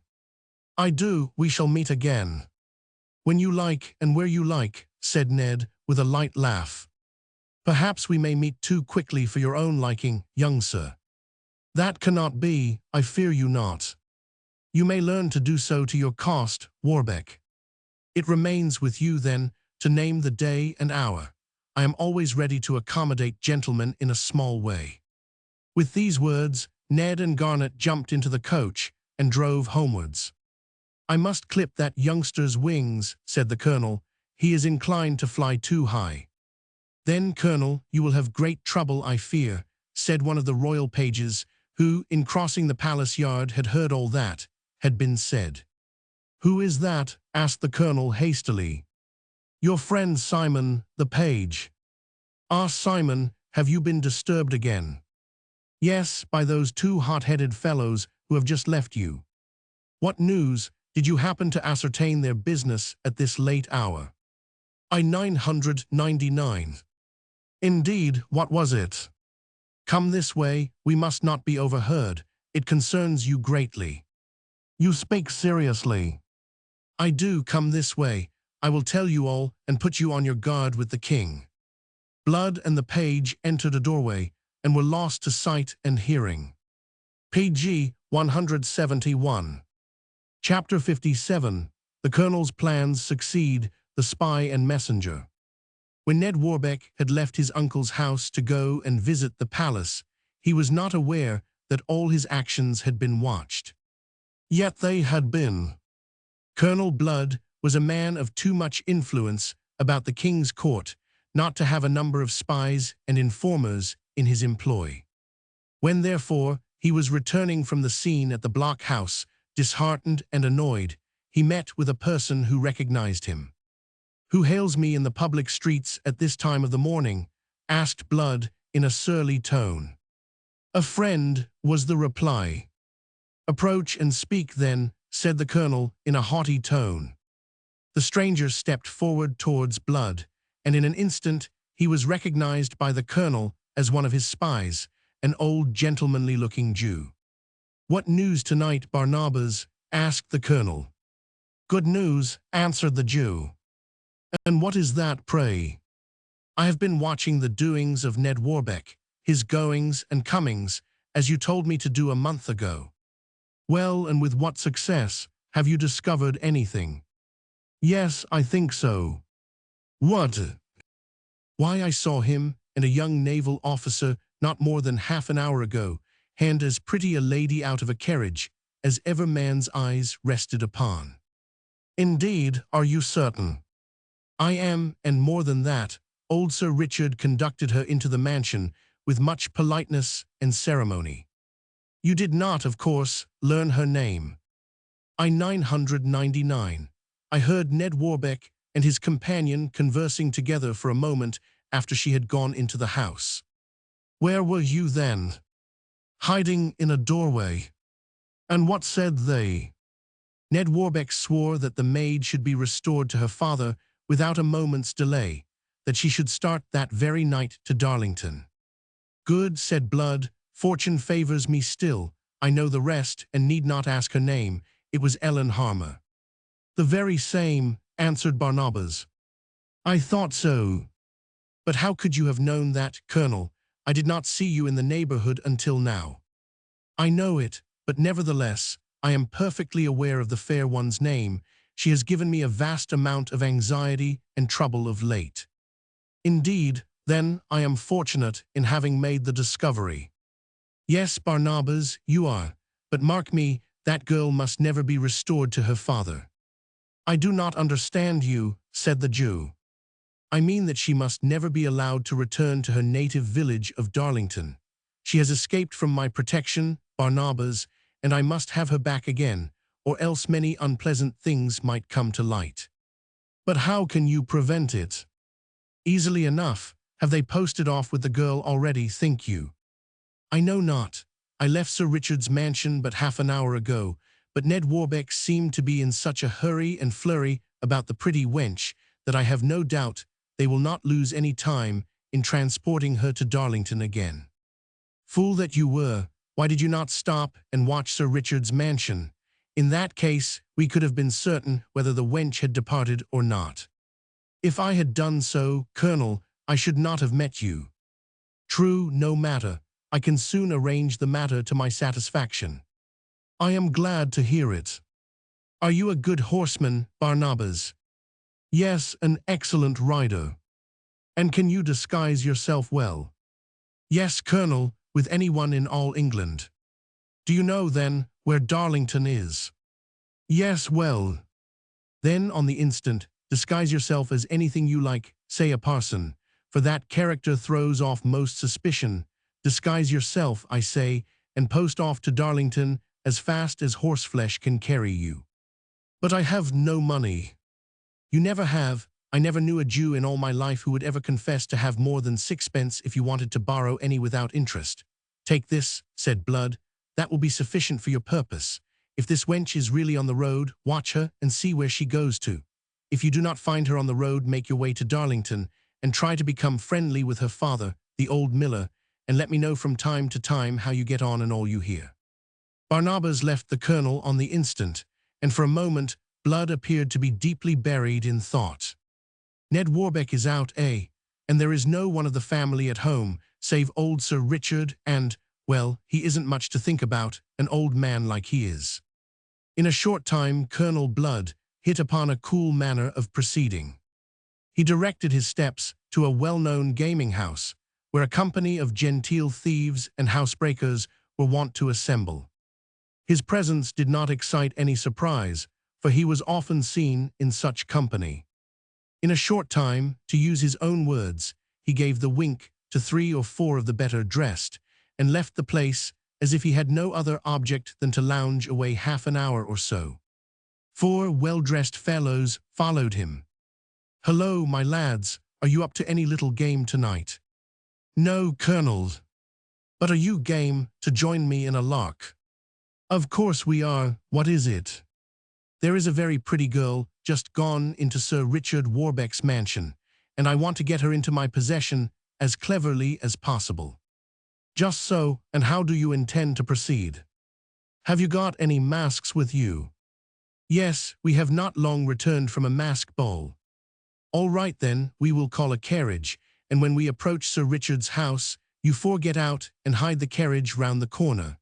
I will enter the mansion as if on business, and take good care to leave the door ajar. While I am talking to the old knight about his nephew, Ned, and the wild freaks he has been playing about town of late, you 4 enter, put on your masks, and if this pretty wench is not taken from the old knight's abode in less than PG 172 10 minutes, without noise, without causing any alarm or hubbub among the servants, I will have every one of you transported." So saying, the carriage they had hired drew up round the corner, and Colonel Blood stepped forward toward the house. He knocked and rang loudly, and it was some time before the door was opened. At length it was unlocked, and opened by no less a person than Tim, the groom. Directly he saw Colonel Blood, he would have run away, but the colonel seized him by the throat, and gave the unlucky youth such a shake as made his limbs to curl up like shavings. "Make any noise, and I'll choke you, villain," said the colonel. "Where is your master?" "Which master?" Tim groaned. "Old Sir Richard. He is in the parlor, talking to a young lady who is sick." "Take in this card, then, and be quick." While Tim was gone, Blood opened the door ajar. His 4 confederates noiselessly entered, and hid themselves for a moment on the kitchen stairs, until they should have ascertained where Ellen Harmer's apartment was. "Colonel Blood," said old Sir Richard in much surprise as he walked into the hall, "may I ask your business with me? It must be of some great consequence, or you would not have called at this unreasonable hour." "I would not, Sir Richard. My information is of the utmost importance to you, and brooks no delay." "Come this way then, Colonel. I will not ask you into my breakfast parlor, for I have a fair young woman there, who has been lying insensible for the last hour or more." "Indeed?" "Yes, it is a painful story, as far as I can understand, but come this way, Colonel, into the dining room. Tim, go down to the cellar and bring a bottle of wine for the colonel." "Yes, Sir Richard," said Tim, and off he went towards the cellar with great glee, for it must be confessed, Master Tim was seldom sent to the wine cellar without helping himself to the very best advantages. He had not got further than the kitchen stairs, however, when an ominous squeak was heard like that of some unlucky rat who has shoved his head into a steel trap. "Be ye men or devils?" Have mercy on a poor unfortunate youth who was born to be kicked and cuffed like a dog by everyone. Silence, said Blood's confederates, or we will kill you. They instantly gagged and bound Master Tim, and for fear he should be in the way or give any trouble, they opened a window and pitched the poor groom into a dust hole beneath, like a bundle of rags. Quicker than can be described, the four men stealthily entered the breakfast parlor, closed the door again, and perceived Ellen Harmer lying on a couch, attended by two old nurses. When the four masked men made their sudden and noiseless appearance in the room, one of the nurses frantically clutched her gin bottle, took a hasty drink, and pretended to swoon. The other, who was an old maid of 50, seized the poker and made a brave stand to defend her virtue from the intruders. But finding that none so much as even attempted to kiss her, she felt disgusted, disconsolate, and fainted, kicking up her heels high in the air. In less than 3 minutes, the four masked men had secured and bore away Ellen Harmer without alarming the household. Colonel Blood's quick ears could hear the distant rumbling of heavy wheels, and he felt satisfied that his men had done their work cleverly and completely. "But what is your business with me, Colonel?" asked Sir Richard. "There has been a dreadful commotion tonight. Philip Regel, I hear, is killed." "Killed how? By whom?" "Yes, killed, I understand, in a brawl or a fight, or a duel, or something of that sort, by young Ned Warbeck." "Impossible." "Nay, 'tis too true, Sir Richard. The information only just reached me, and I thought it was my bounden duty to inform you." "Thanks, Colonel, but how could this have come to pass? I cannot understand it. I know that Philip Regel's character of late has been bad, very bad indeed, but I never thought it would have come to this. Killed by Ned Warbeck? Too shocking, sir, shocking. I always thought that something of this sort would happen, for they hated each other since boyhood. But in what manner did all this happen, Colonel? Let me hear the particulars." Colonel Blood was about to tell him all he knew when a great row took place in the house, which stopped the conversation. "What is that noise?" asked old Sir Richard. "I know not," said Blood coolly. "Murder, thieves, robbers, burglars, seducers, villains," screamed the two nurses locked in the room. They kicked at the door and made such a terrible hubbub that it aroused all the servants in the house, who came clamoring to the spot in hot haste. "Open the door," screamed the two nurses, jumping about inside. "Thieves, murderers, seducers, help, help." The door was quickly opened, and one of the nurses thought proper to enact a little scene on her own account, and therefore fainted right in Blood's arms. The colonel was disgusted with his burden, and let her fall upon the floor again, rather heavily. "The girl gone," said Sir Richard. "Yes, 4 men came in upon us, oh, ho, ho. All in masks, oh, ho. Wanted to take liberties with us, ho. But we wouldn't let 'em. They snatched up my lady, and drank all the wines and spirits. They had all black faces." "Masks, I suppose," said Blood coolly. "Yes, sir, masks, dark lanterns, and daggers. Oh, it was a mercy both on us weren't killed." "And which way did they go?" "Can't tell, sir." "I must see to this at once," said Blood. "This outrage is too great to be endured." "Do," said Sir Richard. "Do, Colonel. The girl must not be borne away from my house in this manner." "You speak and look as if I had had something to do with the affair, Sir Richard." "Whatever I think is my own business, Colonel Blood. But believe me, I shall inform the King of all PG 173 I know and suspect, and shall attend the levee next Thursday for that special purpose." Blood blustered out some angry words and left the mansion, pretending to be in a great rage with those villainous rascals who had stolen the girl away. Yet when he got into the open air again, he could not but laugh heartily at the success of his plans. He went towards the palace, and there it was that he encountered Ned Warbeck, Lieutenant Garnet, and Bob Bertram, of which we have spoken in another place. But what became of Barnabas, the Jew, the next chapter will show. Chapter 58. A rough reception, the Jew on his travels, Andy, the maniac lover, meets Barnabas. In selecting Barnabas as an especial messenger to Darlington, Colonel Blood showed good judgment, for on more than one occasion the Jew had ridden 80 miles in 10 hours. But Ellen's friends had also selected a swift messenger, and a much faster one than the Jew could ever prove to be. The messenger was nothing else than a carrier pigeon. In those days, when coaches were slow and letters unsafe for robbers, gentlemen always had by them a number of trained pigeons, who carried messages to and from their country seats. When therefore Sir Richard had found out who Ellen Harmer really was, he wrote a note, sent Tim up to the dormer to catch a pigeon, and having tied the note to its neck, he threw it off, and away it went with lightning speed to its favourite home, Darlington Hall. Hence the Jew had not gone far on his journey, when the pigeon, with its important message, arrived at Darlington Hall.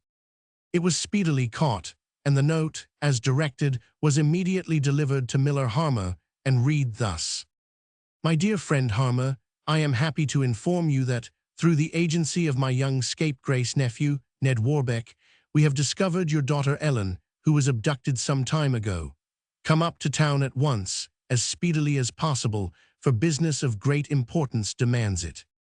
Yours in haste, Richard Warbeck. P.S. Do not on any account whisper a word of your business to anyone, but maintain the strictest silence in the village and on the road. R.W." Miller Harmer, the same hour in which the note arrived, mounted the fleetest horse at Darlington Hall, and set out on his journey to London at a giddy gallop. He passed the disguised Jew upon the road, who asked the way to Darlington. "Do you know anyone in the village of the name of Harmer?" asked the Jew. "Yes, I do," answered the miller, with a wicked twinkle in his eye. "Why do you ask?" "He lost a daughter once. He 999. Yes, poor man, it was a great affliction, wasn't it?" "No doubt," said the miller, biting his lips. "Are you journeying to Darlington with any news of her?" "Yes, that is to say, I thought I'd call and inform her father that she is well, happy, and married." "Very kind of you, certainly," said the miller. "Which is his house?" "Down by the mill dam." "Do you think he would give me a warm reception?" "No doubt of it. He couldn't do otherwise to one who has put himself out of the way to oblige him as you have." "Thank you, good day," said the Jew. "Good day," said the miller, with a trembling lip. And the horsemen parted company. For many weary miles the Jew travelled on through sleet and wind and rain. The storm was very severe, and the clouds were rolling with heavy thunder. It was towards 11 o'clock at night when Barnabas came near to the village of Darlington. He had ridden far and was weak and weary. The rain poured down in torrents, and the night was so dark he could scarcely see 10 yards before him. Fearful of losing his way, he determined to call and inquire at a cottage close by. He knocked at the door loudly with his riding whip, and the door was opened by an aged woman. "What do you want, kind sir?" she asked. "My way to Darlington." "The right-hand road, sir, is the nearest." "Do you know Miller Harmer?" "I do." "And his daughter?" "Yes, sir, why?" "I came to inform him that his daughter Ellen—" That's him," roared someone inside the cottage. In an instant Andy, the maniac, rushed out to the cabin door, a heavy club in hand. See cut in number 20. That's him," roared Andy in a frightful passion. At the same time he seized the horse by the reins and dealt the unfortunate Jew 3 or 4 such terrible blows as knocked him off his horse into the muddy road. Barnabas was stunned and bled freely. He would have been killed on the spot by the maniac, but that several villagers passing by disarmed him and led the youth, raving, back to the cottage. When the villagers returned to the spot, Barnabas had mounted his horse again with great difficulty and galloped into the village of Darlington, as if 10,000 demons were at his heels. Chapter 59. The levy Miller Harmer arrives in town. Sir Richard Ned Warbeck and the miller are granted an audience by the king, the cunning page Simon, the craftiness of Carl Blood, Ned Warbeck all but challenges Blood in the king's presence. The day agreed on by the king, on which Ned Warbeck should again call came round.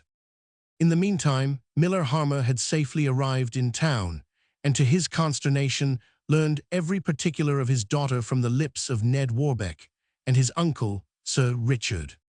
Page 174. The old man's grief was great, but Sir Richard cheered him and gave such wholesome and encouraging advice that he rested and felt satisfied that ere long justice would fall on all who had had any hand in robbing him of his darling and only daughter. Sir Richard had not attended court for many years before, but now he donned his best suit, and even insisted that the miller should accompany him to the levee. After much persuasion he consented, and went with Sir Richard and Ned Warbeck. They had not mixed among the great nobles long, when the king suddenly exclaimed, "Sir Richard Warbeck, as I live, his nephew, and a farmer-looking gentleman also. Welcome, good friend Warbeck. Why, who are they that told us you were not living?" "I know not, sire," Sir Richard answered, bowing. "But they are mistaken considerably, are they not?" "They are, sire." "We are glad to hear it, very glad to hear it, indeed, Sir Richard. And who have you with you?" "An old friend, an injured man, sire. His name is Harmer, the miller of Darlington." "Ah, indeed, and I am glad to see the worthy miller, who is no doubt deep in market prices and reeking with flowery learning, eh?" "Not very deep, sire," said the miller gravely. "I come here as a complainant to the fountain of justice as well as of honor." "And I too," said old Sir Richard. "I am sorry to hear it, but you had better go to Lord Bute. You know Bute, our new Attorney General, Sir Richard, a very clever fellow. Go to him and say we send you." "If you will deign to read this, sire," said the miller, presenting a paper to him. "Yes, oh yes, at our leisure." "Now, if it pleases you, sire, there are but 4 lines upon that paper, but if it possesses you with our great grief, it may prevent bloodshed." "Bloodshed," said the king as he opened the note, and then in a low tone he read, "Ellen Harmer, my daughter, has been stolen from her father's roof. Colonel Blood is suspected. Will you say if you think him guilty or not?" "Hem," said the king, "a grave charge this, very, very grave. It is well not to fill all our gossips with such a matter." "It is, sire, and therefore was it that I wrote these lines for the miller," said Sir Richard, and took his case in hand. "You have done well, quite well. Let me think. I hardly know it I ought to do this that you ask of me, but I promise you that I will do all I can to find the lady. I will myself take steps to do so." "You are ever gracious, sire," said Ned Warbeck sternly, "but if Colonel Blood shrinks from the pledge required, he will have to meet me in arms this day, for I shall else make the atmosphere of honor unfit for him to breathe." "No, no, no fighting," said the king with a toss of the head. "Simon, where are you?" "Here, sire," the cunning page replied. "Search out Colonel Blood, and tell him to meet us in the wainscot chamber in an hour from now. Will that content you?" "Yes, sire, if you will promise to take steps to avenge my child." "Yes, oh yes, we will." "Do you think of walking, sire?" asked the cunning page. "Walking, villain, what do you mean?" "You talked of taking steps to find Colonel Blood," said Simon, the page, with a broad grin. "Simon, if you stay here another moment, I will sacrifice you to my just resentment. Off with you, rascal," said the king. Simon made a rapid retreat, and the king, bowing to Sir Richard Warbeck, Miller Harmer, and Ned Warbeck, added, "We will put Blood to his word in this matter, and shall expect to see you, and also, I must say, we deeply grieve for you." There was no resource now for the father of Ellen Harmer and Sir Richard, but to make their exit from the chamber. "This will be 1 point gained," said Sir Richard. "If we got Blood to convict or clear himself in the presence of the king, it will be either his exculpation or his ruin." It must," said Ned Warbeck warmly, "and I will take good care that he does not shelter himself under any ambiguity of phrase in the matter. Where is the wainscot chamber the king spoke of? I know not, but here come a royal page, I will ask him, said Sir Richard. It was Simon who was passing, and to whom Sir Richard said, Young man, can you conduct us to the wainscot chamber? Yes, gentlemen, said Simon with a roguish smile, I was seeking you for that purpose. Will you please follow me? We will. Simon led the way to rather a small room that was entirely wainscoted all over the walls as well as the ceiling, and after desiring them to be seated, he bowed himself out, and scarcely had he done so when another door was opened, and Simon, appearing again, in a sharp, sudden tone of voice, announced, The king. What a mercy, said the king, that the levee is over at last, but where is Colonel Blood? We have not seen him, sire, said Sir Richard. Oh, then he will be here soon. Simon the page opened the door and announced Colonel Blood. In another moment, Colonel Blood entered the room. He was most magnificently attired in a semi-official kind of costume. In his hand he carried a hat, looped with a diamond and ornamented with a plume of feathers that, as he bowed, swept the floor. Simon the page had had just time enough to let Colonel Blood know who he had to meet in the wainscot chamber, and why he had to meet them, so that the bold colonel was pretty well prepared to face the affair out with all the nonchalance possible. Well, Blood, said the king, we have sent for you to ask you a favor, for the subject of this interview is not one concerning which we feel justified in impressing a command upon you. I am your humble servant ever, sire, said Colonel Blood. Your requests should be commands to those who are true to your person. Well, well, Blood, that is all very well, but here are 3 gentlemen with grievous complaints. Of me. In some degree. Colonel Blood elevated his eyebrows and tried to look the picture of candid innocence and surprise. PG 175. I say only in some degree, said the king, and then, turning to Sir Richard, he added, May I show him the note, and that will show him at once what you mean. If you please, said Sir Richard. Well, I think it best. Read that, Colonel Blood, and when you have read it, remember it is my request that you answer clearly and categorically to the questions put to you. With well-acted surprise, Colonel Blood read the note, and then placing his hand upon his heart, he returned it in silence. Ned Warbeck looked sternly at him as he said, Colonel Blood, it is well known to you that it is not without reasons that we point at you the finger of suspicion in this case. The colonel bowed lowly.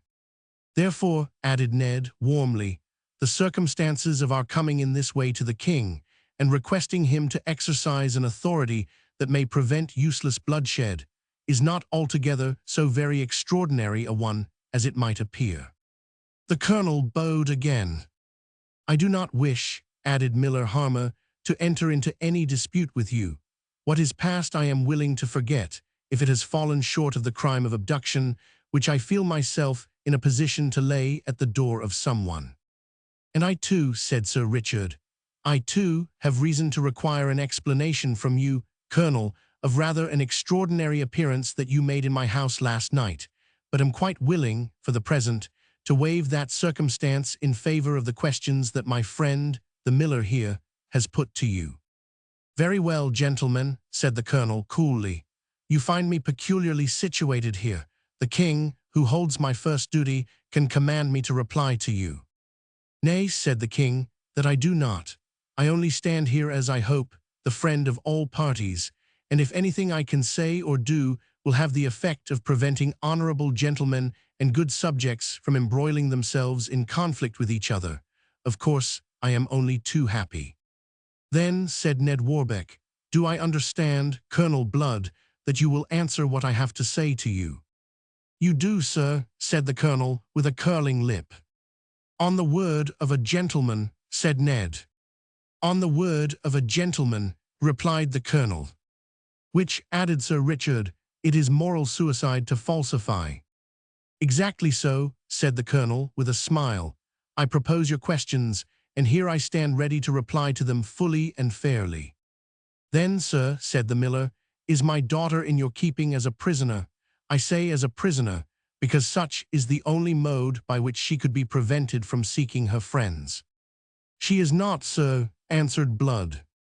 "Did you or did you not take her from the house of Sir Richard Warbeck last night?" "I did not, sir." "Did you cause her to be taken from thence?" said Sir Richard. "Certainly not." "Do you know where she is?" "I do not know where she is." Colonel Blood in this reply kept his word of honor by a piece of sophistry rather than by downright candor, for he managed to place a slight emphasis on the word no, and told himself that he could not be said to know anything of what he had been only told by Simon, but of which he knew nothing. There was now a pause of some few moments' duration, after which the king said, "Gentlemen, are you satisfied?" "We are," said Sir Richard. "I cannot so far malign human nature than to do otherwise than believe that what the colonel has said, on his word of honor, is perfectly true." "Stop," said Ned fiercely. "Will you say, Colonel Blood, if you are in possession of any knowledge or information of any kind whatever respecting Ellen Harmer?" "Sir," said Blood coldly, "I have no right to say more than in all honor will clear myself of every imputation. More than that will be to battle about the affairs of others, and to me that is odious." Thus ended this fruitless interview, which, on the part of Colonel Blood, was not else than a tissue of lies. "D.N. the rascal," said Ned to Garnet as they drove home. "I am certain that the cool, smiling villain knows all about it." "Then let us make it our business to entrap him," said Garnet. "It is very hard, after she has been rescued from their clutches once, that she should again be taken away, and from your own uncle's house, too." "Never mind," said Ned. "I'll be even with Colonel Blood yet." "You played your part admirably, Blood," said the king, when Sir Richard and the others had left the audience chamber. "Sire," said the colonel, smiling, "I am always your majesty's most faithful subject." "And when shall I see this pretty wench, Colonel?" "Tomorrow night, your majesty." "'Tis well. Have you made all the arrangements?" "Yes, sire, but she knows not who you are." "So much the better. Tomorrow night, then, come early, Blood." "I will, sire." Chapter 60. The Royal Lover. The night upon which the king had been promised that the young Ellen, with whom he was so deeply enamored, would come to his apartments, at length arrived, and set in with squally fierceness. For the whole day the sun had been obscured by clouds, and although it was not until evening actually arrived that any rain had fallen, yet it had threatened to do so numberless times, and the scud of heavy clouds had been coursing through the air at a terrible rate. The wind, though about sunset, when a dashing rain began to fall, had sensibly moderated, and it was only now and then that it whistled about the old towers and chimneys of St. James's Palace. The two dissolute and unscrupulous men to whom the king had, rather in defiance of the pledge he gave to Sir Richard Warbeck, given an account of his intended adventure, namely, Blood and the page PG 176 Simon, were quite ready to play their part in the comedy, which they knew was about to take place. The ruin of a young girl, who confided in the truth and honesty of one, who, under a false name, affected to love her, was to them a commonplace affair. And without a thought or regret for the evil they were about to do, they joined heart and hand in the infamous plan for the destruction of the fair Ellen. If we were to say that the king had no terrors upon the subject, we should, perhaps, be at his age, giving him the discredit of a greater familiarity with vice than he really had. The career of dissipation which he had fallen into was in consequence of evil counselors surrounding him, and it is certain that, during the day, he had several misgivings with regard to the course he agreed to pursue in this affair. By appointment, Colonel Blood met the king in his own apartments about 1 hour before the time appointed for the meeting with young Ellen. And whatever might have been his own qualms of conscience, they were soon smothered by the reckless manner in which those two dissolute persons, Blood and Simon, spoke of the affair. In fact, as is ever the case with a young mind that is thrown into vicious company, There was a lack of sufficient courage to assert better principles than were enunciated by that company. "Well, sire," said Blood gaily, "you are a lucky fellow, upon my life." "Think you so?" "Think I so, I am sure of it. Is he not now, Simon?" "Decidedly," said Simon, "His Majesty is always lucky." "Well then, I suppose I am," said the king. "You are," added Blood, "in more ways than one. But are all the hindrances got rid of?" "All, sire." "Good, and we three alone, then, now occupy this suite of apartments." "Precisely so, sire, and I have also said should any inquiry be made for you, you are not here." "Good again, and the fair one is to be here at the hour of midnight. Is it not so?" "It is, sire." "Very well then, I act the bridegroom, Blood acts the parson, and Simon here acts the clerk, who is to be the only witnesses of this marriage. By Jove, I should like to change places with you, for from the transient glances I have had of the fair girl, she is positively bewitching." The king was about to make some reply, but such a gust of wind, accompanied by a heavy dash of rain, at that moment came against the windows of the room in which they sat, that they all three sprang to their feet, with the full expectation that the casement was about to be blown in upon them at that moment. "What a night," said the king. "Surely she will not come. What think you, gentlemen, shall we indeed see the fair one tonight?" "I say yes," replied Blood. "I know she will be brought here for a certainty." "And so do I," said Simon, "for what, after all, will not love adventure? And that she is desperately enamored of your Majesty, there cannot be a doubt upon any of our minds." "Not the least," said Blood. "Of course not."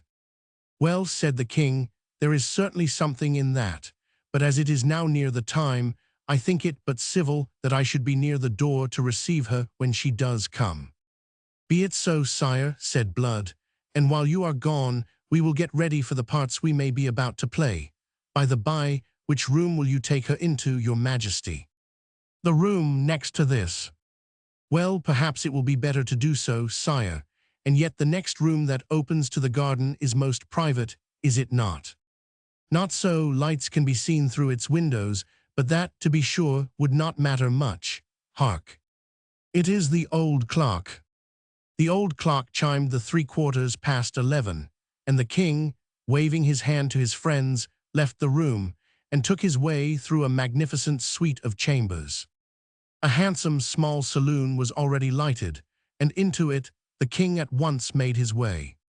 And flinging his cap and cloak upon the table, he shook a small silver bell that was at hand.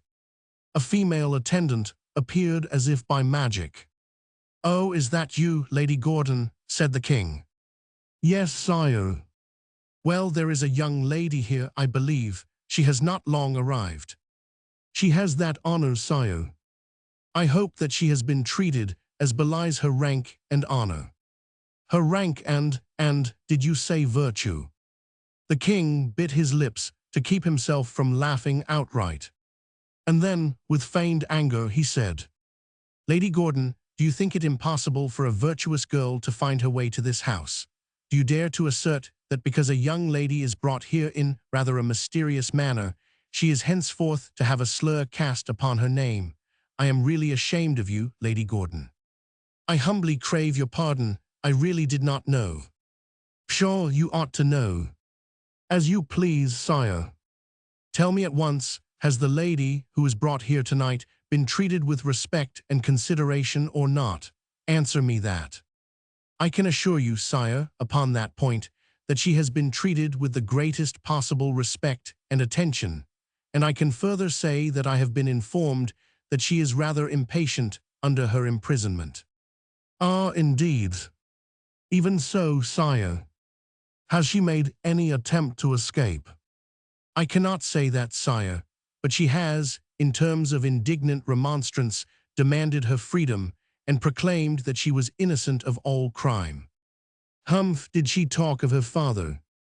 "No, sir, but she spoke of Sir Richard Warbeck." "It is very strange that she should refer less to her father than to old Sir Richard, to whom she is no relative." "Yes, sire, and if you please, and—" "Peace, Lady Gordon, I was only communing with myself. You know nothing of all this."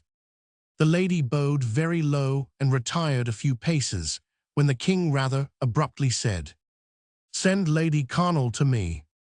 "Yes, sir." Lady Gordon retired, and the king rose and paced the room. It was evident he was rather at a loss what to do. In the course of a few minutes, Lady Connell made her appearance, and with rather a stately curtsy, saluted the king. Pg 177. The departure. "Oh, Connell," he said, "how are you?" "I am quite well. May I ask if you are the same?" "Oh yes, thank you. All right, sit down. Well, how about this girl, eh? What does she say?" "The child, you mean?" "The what?" "The child that was brought here tonight." "Child, eh? Excuse me, I don't know anything about a child. I allude to Ellen Harmer. I may as well name her at once, for I hear from Gordon that she has proclaimed who she is. It is to that same girl I allude. I call her, I think justly, a child." "Oh, do you?" "Yes, I think every female a child under 30 years of age." "Oh Lord, well, Connell, we won't quarrel about that at all events. How is the baby?" "You jest." "No, on my soul no, but I thought you would like to be met with in your own way, but if you prefer the term child better, how is the child?" "She is well enough." "Or ill enough, which is it?" "Ill enough in temper, but well enough in health, I take it," said Lady Connell, tossing up her head.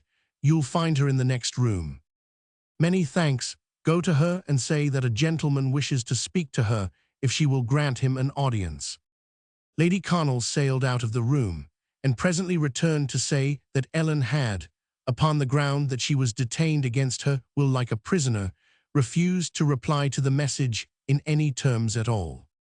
"You will go to her, I presume," said Lady Connell, "and announce yourself." "No." "No, why?"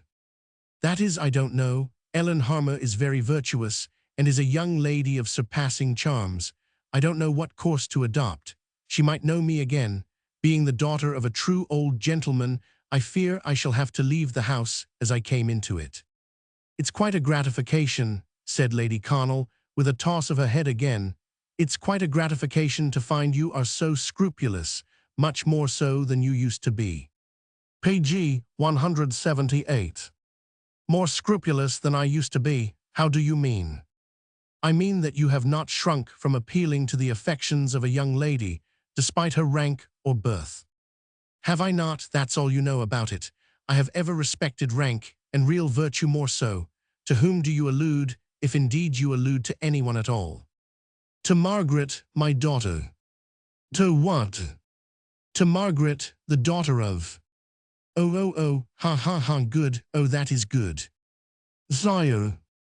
"Excuse my laughing, Lady Connell, but you are talking of the little blue-eyed wench you called your daughter or your niece, are you not?"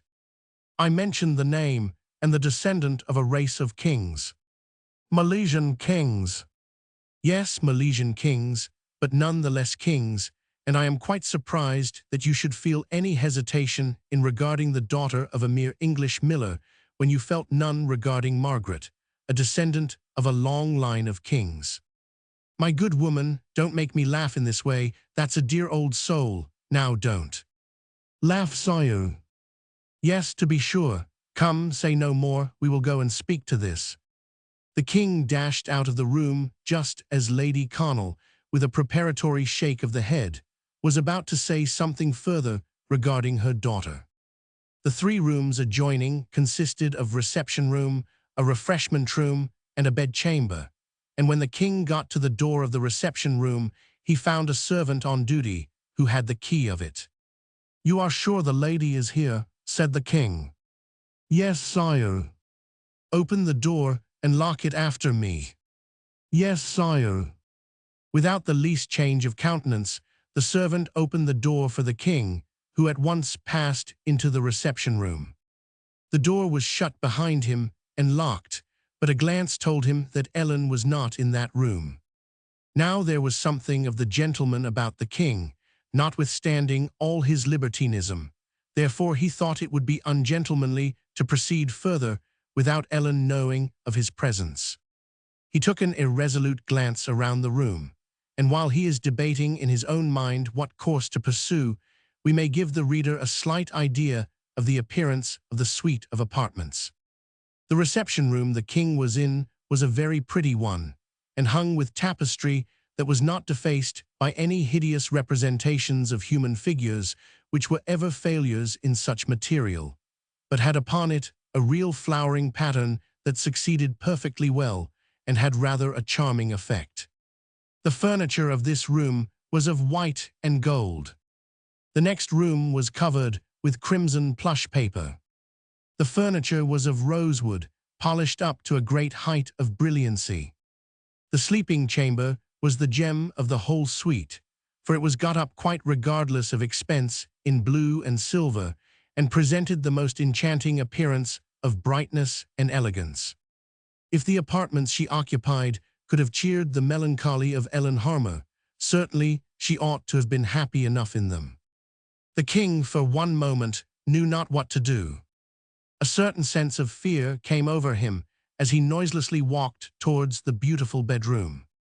In a chair beside the glowing fire sat Ellen Harmer, and the soft light of waxen tapers made the maiden to appear even more lovely than she really was. With an impatient gesture, the king advanced towards her and knelt upon one knee. "Dearest Ellen," he began in tones of great earnestness, "dearest Ellen, how I have longed for this interview." "I was brought here, sire," was the maiden's reply, "by force, and as a gentleman, as a nobleman, as my king, I demand to know why and wherefore.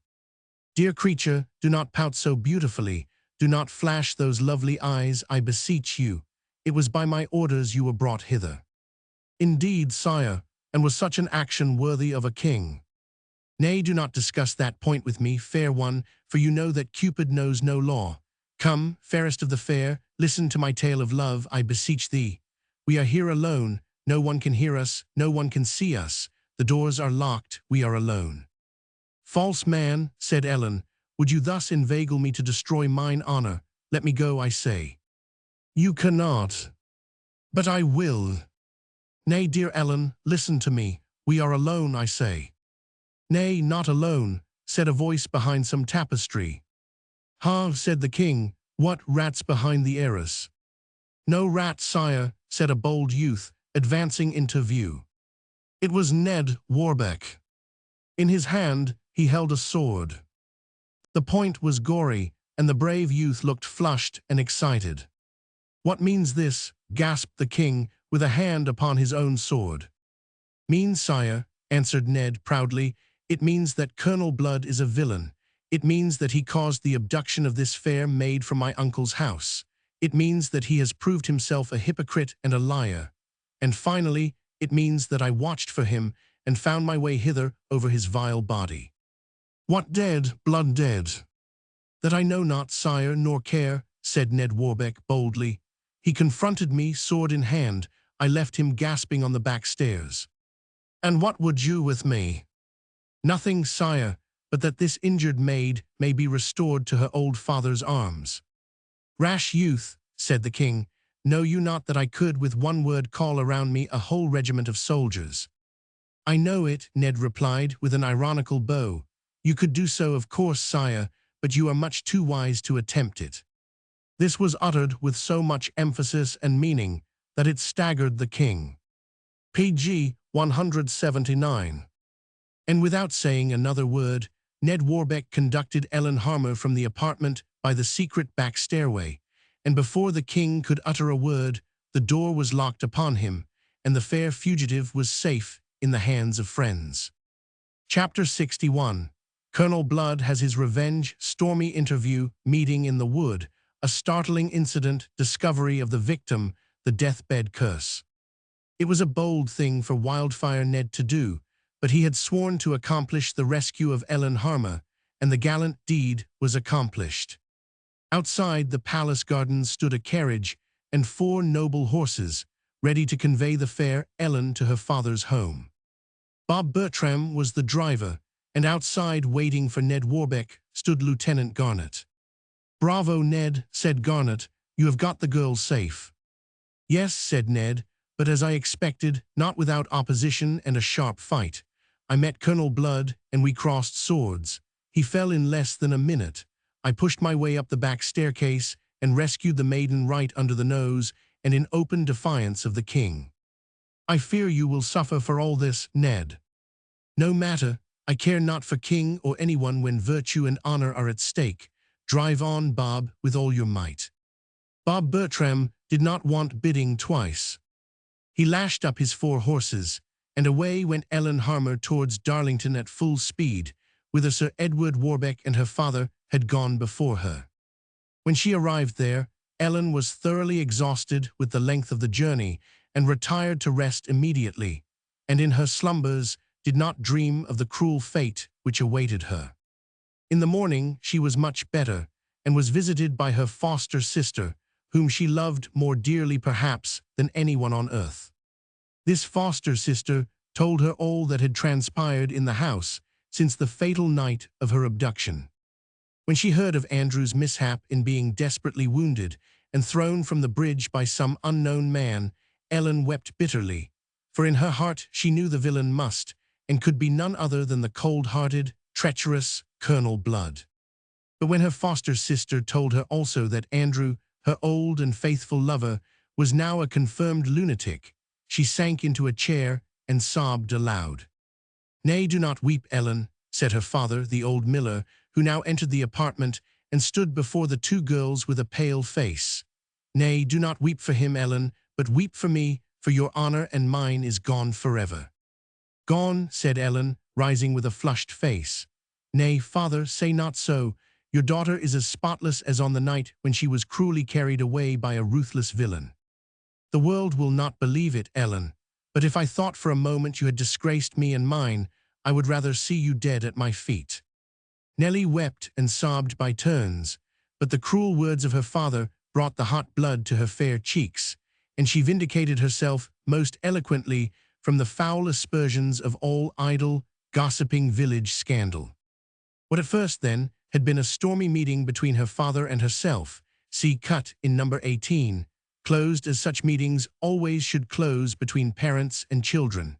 Ellen threw herself into her father's arms and with beating heart told him all her trials and troubles. "God bless you, child, God bless you," said the old miller as he tenderly kissed her and left the room. 2 days after this meeting of father and daughter, Ellen, accompanied by 2 female friends, strolled through the woods of Darlington in order to call upon and console Andrew, who was reported to be dying raving mad. They had enjoyed their walk and were much flushed with exercise when they were startled by a strange sight, see cut in number 21. In the distance, and partly concealed by the deep undergrowth of the forest, they perceived 2 men engaged in a hostile meeting. So unlooked for was this strange sight that the timid girls could have fainted, but seized with horror and fright, they turned somewhat from their own path and ran swiftly away. Still the clinking of swords sounded in their ears, and it was long ere they could breathe freely again. However, Ellen and her friends pursued their way towards the cottage of Andrew's mother, but were greatly surprised to find that instead of dying, Andrew was not at home, but was well and hearty, except in mind, and had left the cottage rather suddenly a few nights before in pursuit of a strange horseman, whom he appeared to recognize as an enemy. Since that time nothing had been seen or heard of the poor deranged youth, his old weeping mother said. Nevertheless, she did all that lay in her power to make her lady visitors as comfortable as possible. But the good old dame wept very bitterly, for she was a widow, and since her son's fatal accident she had fallen very rapidly in worldly circumstances, and was on the brink of great poverty, if indeed not of absolute want. Ellen and her friends returned to the village, and did not fail to give an account of the duel which had taken place in Darlington Wood. Miller Harmer and other villagers went forth, with their guns and swords, to see what had happened. They scoured the woods thoroughly in all directions, but did not discover anything noteworthy. As they were about to give up the search, however, Old Harmer came upon a retired spot, and there found a large pool of blood. The grass all round about had been trodden down, as if men had been engaged in deadly combat. But nobody was found, nor the least vestige of clothing which might have directed any further search, or led to the discovery of the unknown persons. A few days afterwards, however, Ellen Harmer, feeling sore at heart and fretful in mind, went across the fields and through Darlington Woods to visit Andrew's mother, and to ascertain, if possible, whether she or her father could do any good for the poor widow and her demented son. She arrived at the cottage, but no tidings had been heard of poor Andy, and his mother was well-nigh broken-hearted. Page 180. No one had seen or knew anything of the poor youth, either in or out of the village. For a second time, Ellen Harmer returned home. The old widow offered to accompany her part of the way through the forest, but Ellen pleasantly declined. As she journeyed through the woods slowly and thoughtfully, she heard voices near, and suddenly beheld a large encampment of gypsies. Perhaps this swarthy tribe might know or have heard something regarding poor Andrew, thought Ellen. I will question them. Boldly advancing right into the gypsy encampment, to the no small surprise of both men and women, Ellen walked up to a tall, swarthy-looking man who stood near a covered cart or wagon, and appeared to be the chief man among them. Ellen Harmer is your name, said the tall, swarthy man. It is. How know you that? Ask no questions, was the gruff answer, and I will tell you no lies. Perhaps, if I pay you well, it might be different. Perhaps it might, said the man, grinning, as he received a piece of gold offered to him. Have you been long encamped in these woods? We have. Did you hear or ascertain anything of a duel which was said to have taken place here a few days ago? I 999. Who and what were the rash gentlemen? They were not gentlemen at all, answered the gypsy chief. Who then, pray? One was a spy in the pay of Colonel Blood. Colonel Blood, said Ellen with a shudder. You know him then? Ha ha, laughed the tall vagabond. No, yes, that is, I have heard of him, my good man. And who was the other? A stranger. And which fell? The stranger was killed. Oh, horrible, horrible, said Ellen aghast, and know you not his name? I do not, said the gaunt, heartless-looking fellow with a coarse laugh. It matters not to me, but if you want to have a look at the body, here it is, said he, with a grin, as at the same time he uncovered and lifted the lid of a rough coffin which was in the covered cart. See cut in number 19. From some strange impulse, Ellen Harmer darted forward a step or two and looked. With a loud scream she fainted and fell. The dead body was that of poor Andrew, her old and faithful lover, who had been brutally slain out of revenge by Colonel Blood's spy. She was led away from the spot in a swooning condition by two men. Do not go with them, do not trust yourself with those two ruffians, said a haggard-looking old woman who now came upon the scene. Hold thy tongue, Hannah, said the gypsy chief with an oath. I will not, I cannot, said the old woman. You mean the girl no good, you have evil in your eye. Miss Harmer, do not go with them through Darlington Woods. Heed me, hear me, sweet lady, hear me. But before she could utter another word, she was struck to the ground in a brutal manner, and Ellen Harmer, more dead than alive, was borne through the woods towards her native village. But alas, she never reached it.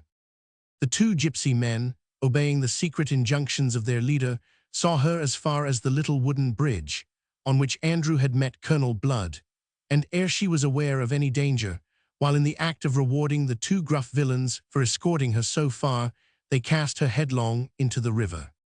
4 days afterwards, her body was found lying on the river bank by the same villains, and they were in the act of robbing the body of everything valuable when they were discovered by Wildfire Ned and Garnet, who had been out hunting in the woods.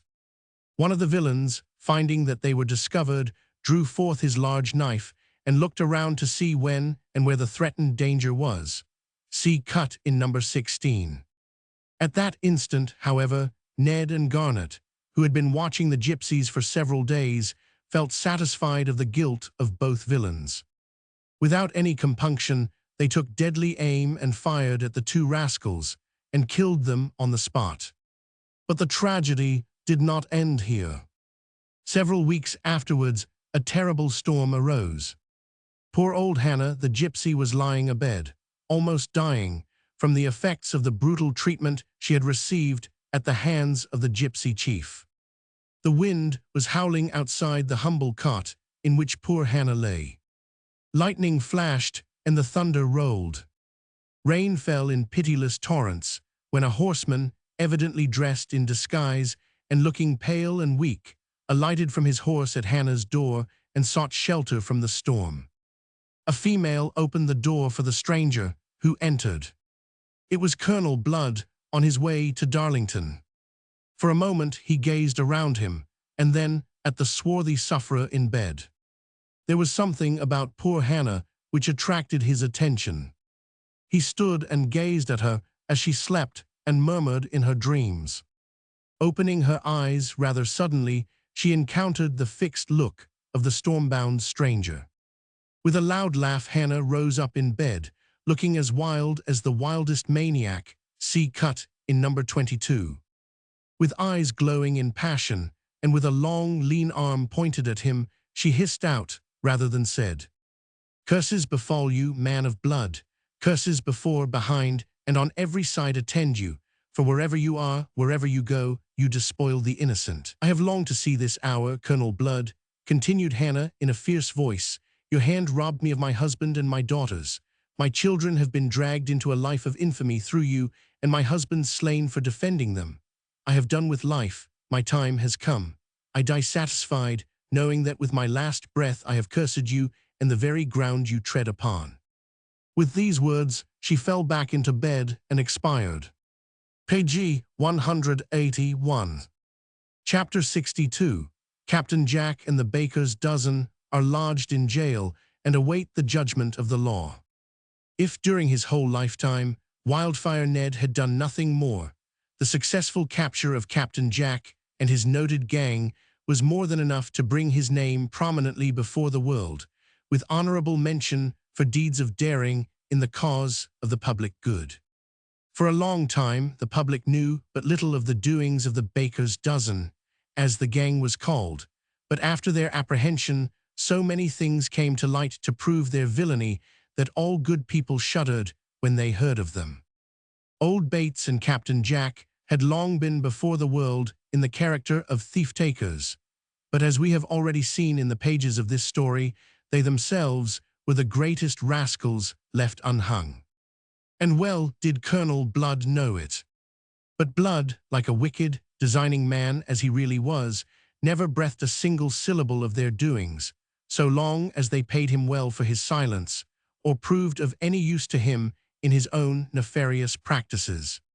But now that Captain Jack and his companions were in prison, Colonel Blood drew up a report of their doings and mode of proceeding, which, in brief, was as follows. As soon as any considerable robbery was committed, and old Bates received intelligence by whom, he immediately went to the thieves and inquired how the thing was done, where the person lived who was injured, and what the booty consisted of when taken away. Then, pretending to chide them for their wickedness and exhorting them to live honest for the future, he gave it them, as his advice, to lodge what they had taken in a proper place, which he appointed, and promised to take some measures for their security, by getting the people to give them a reward to have their things returned to them again.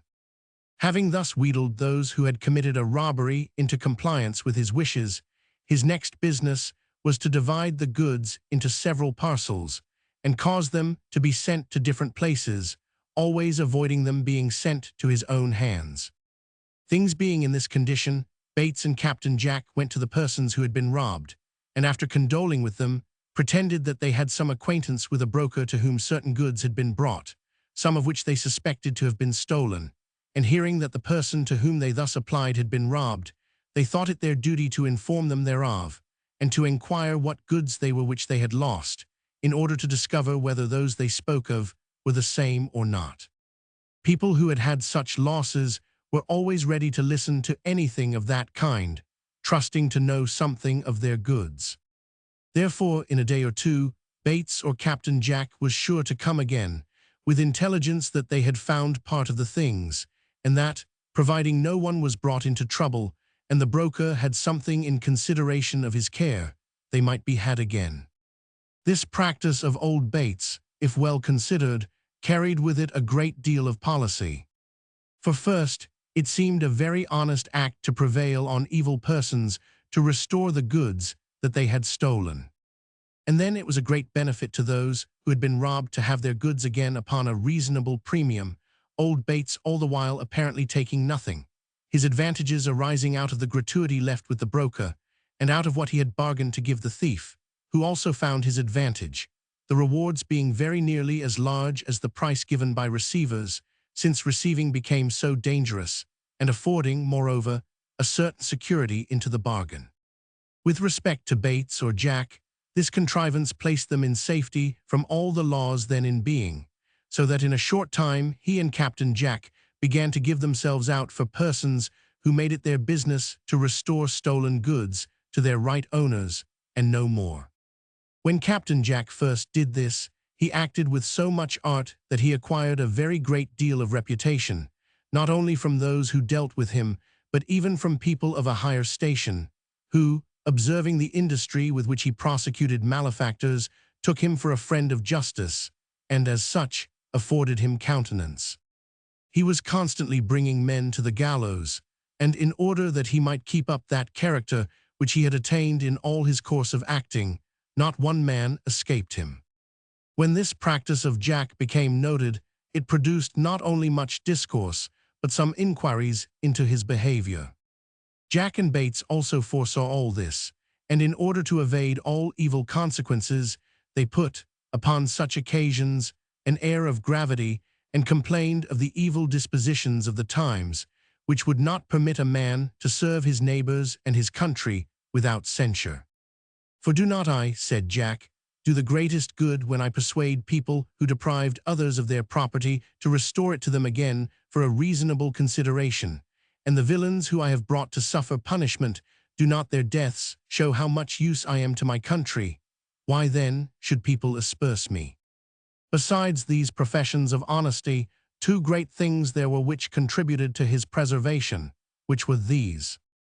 First, the great readiness government always shows in detecting persons guilty of capital offenses, in which cases it is common to offer not only pardon, but rewards to persons guilty, provided they make discovery, and this Captain Jack was so sensible of that. He did not screen himself behind the lenity of the supreme power, but made use of it also as an authority, taking upon him, as it were, the character of a minister of justice, which, however ill-founded, proved of great advantage to him in the course of his life. The other point which contributed to keep him from prosecution was the great willingness of people who had been robbed to discover their goods, so that, provided for a small sacrifice, they regained things very considerable. They were so far from bringing the offender to justice that they thought the premium as a cheap price to get off. Thus, by the lenity of the subject and the rigor of the magistrate, Captain Jack claimed employment. And according as the case required it, the poor thieves were either trussed up to satisfy the just vengeance of the one, or protected and encouraged to satisfy the demands of the other. Page 182. If any title can be devised suitable to Jack's character, it must be that of Director General of the United Forces of Highwaymen, Housebreakers, Pickpockets, and Private Thieves. Now the maxims by which he supported himself in this capacity were these.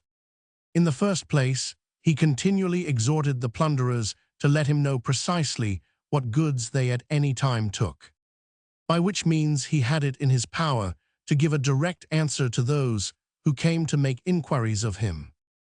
If they complied faithfully with his injunctions, he was a certain protector on all occasions.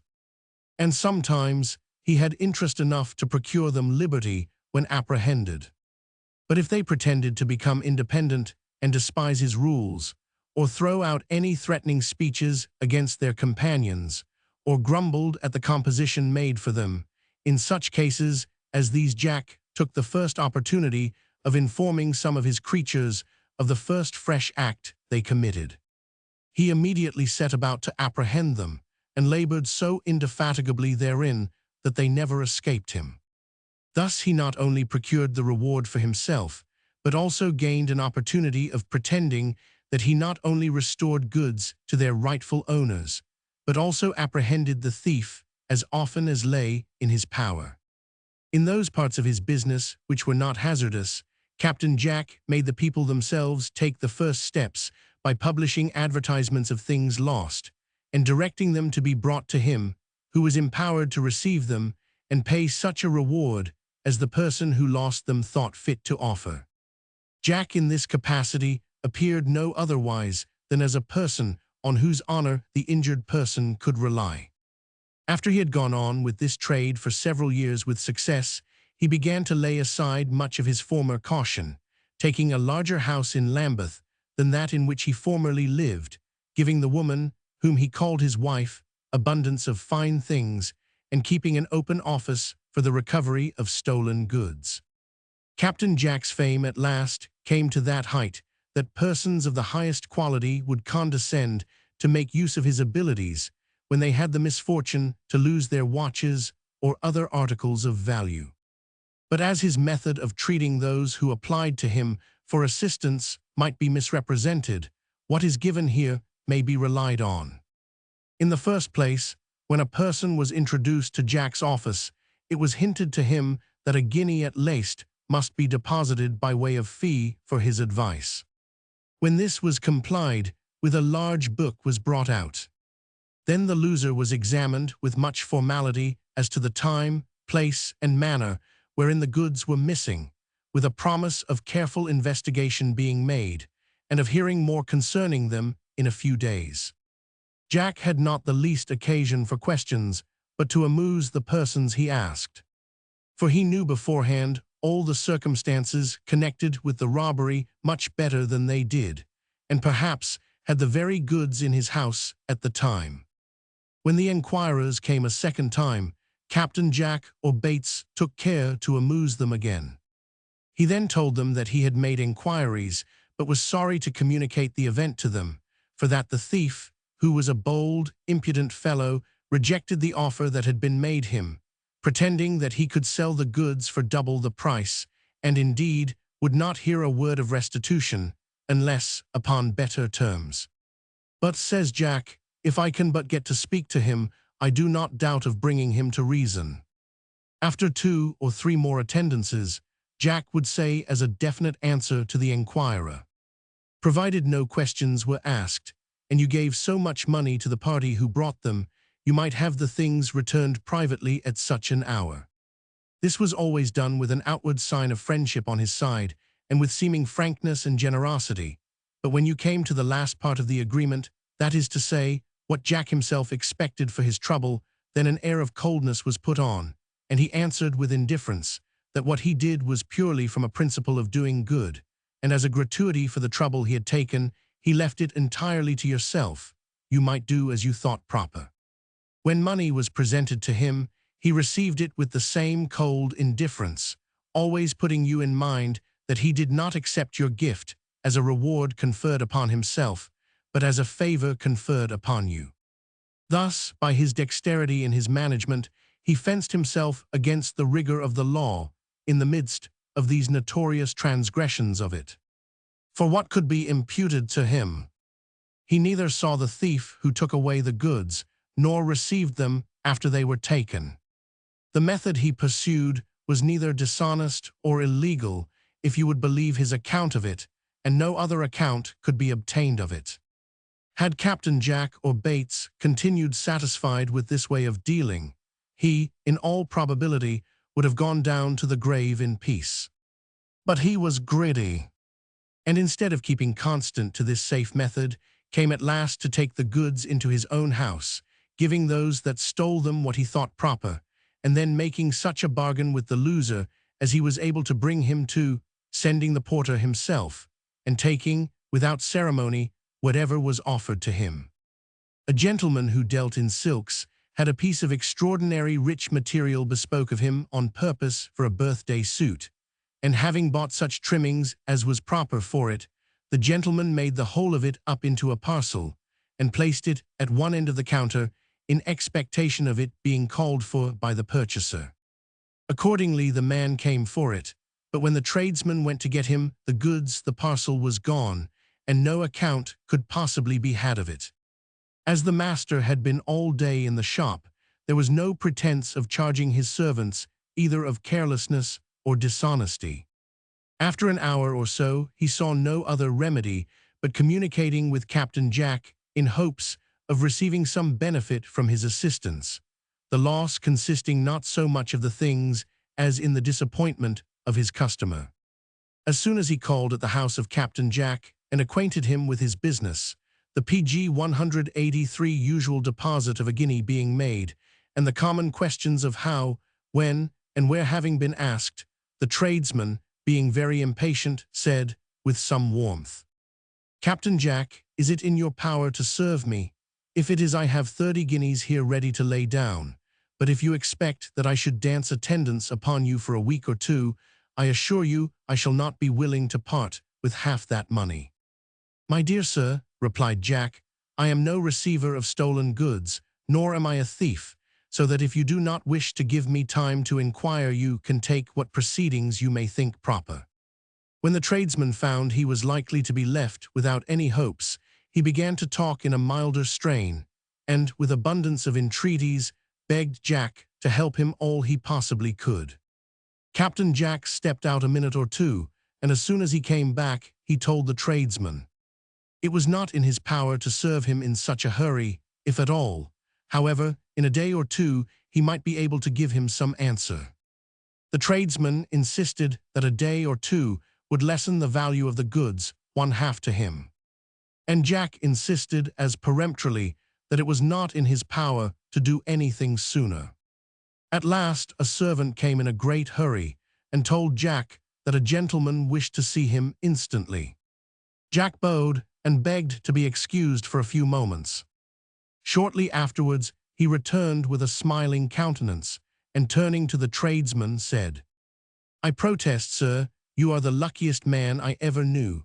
I spoke to one of my people to go to a house where I sometimes resort, and directed him to talk of your robbery, and to say you had been with me, and offered £30 for the things again. This story had its effect, and if you go directly home, I fancy you will hear more of it than I can tell you.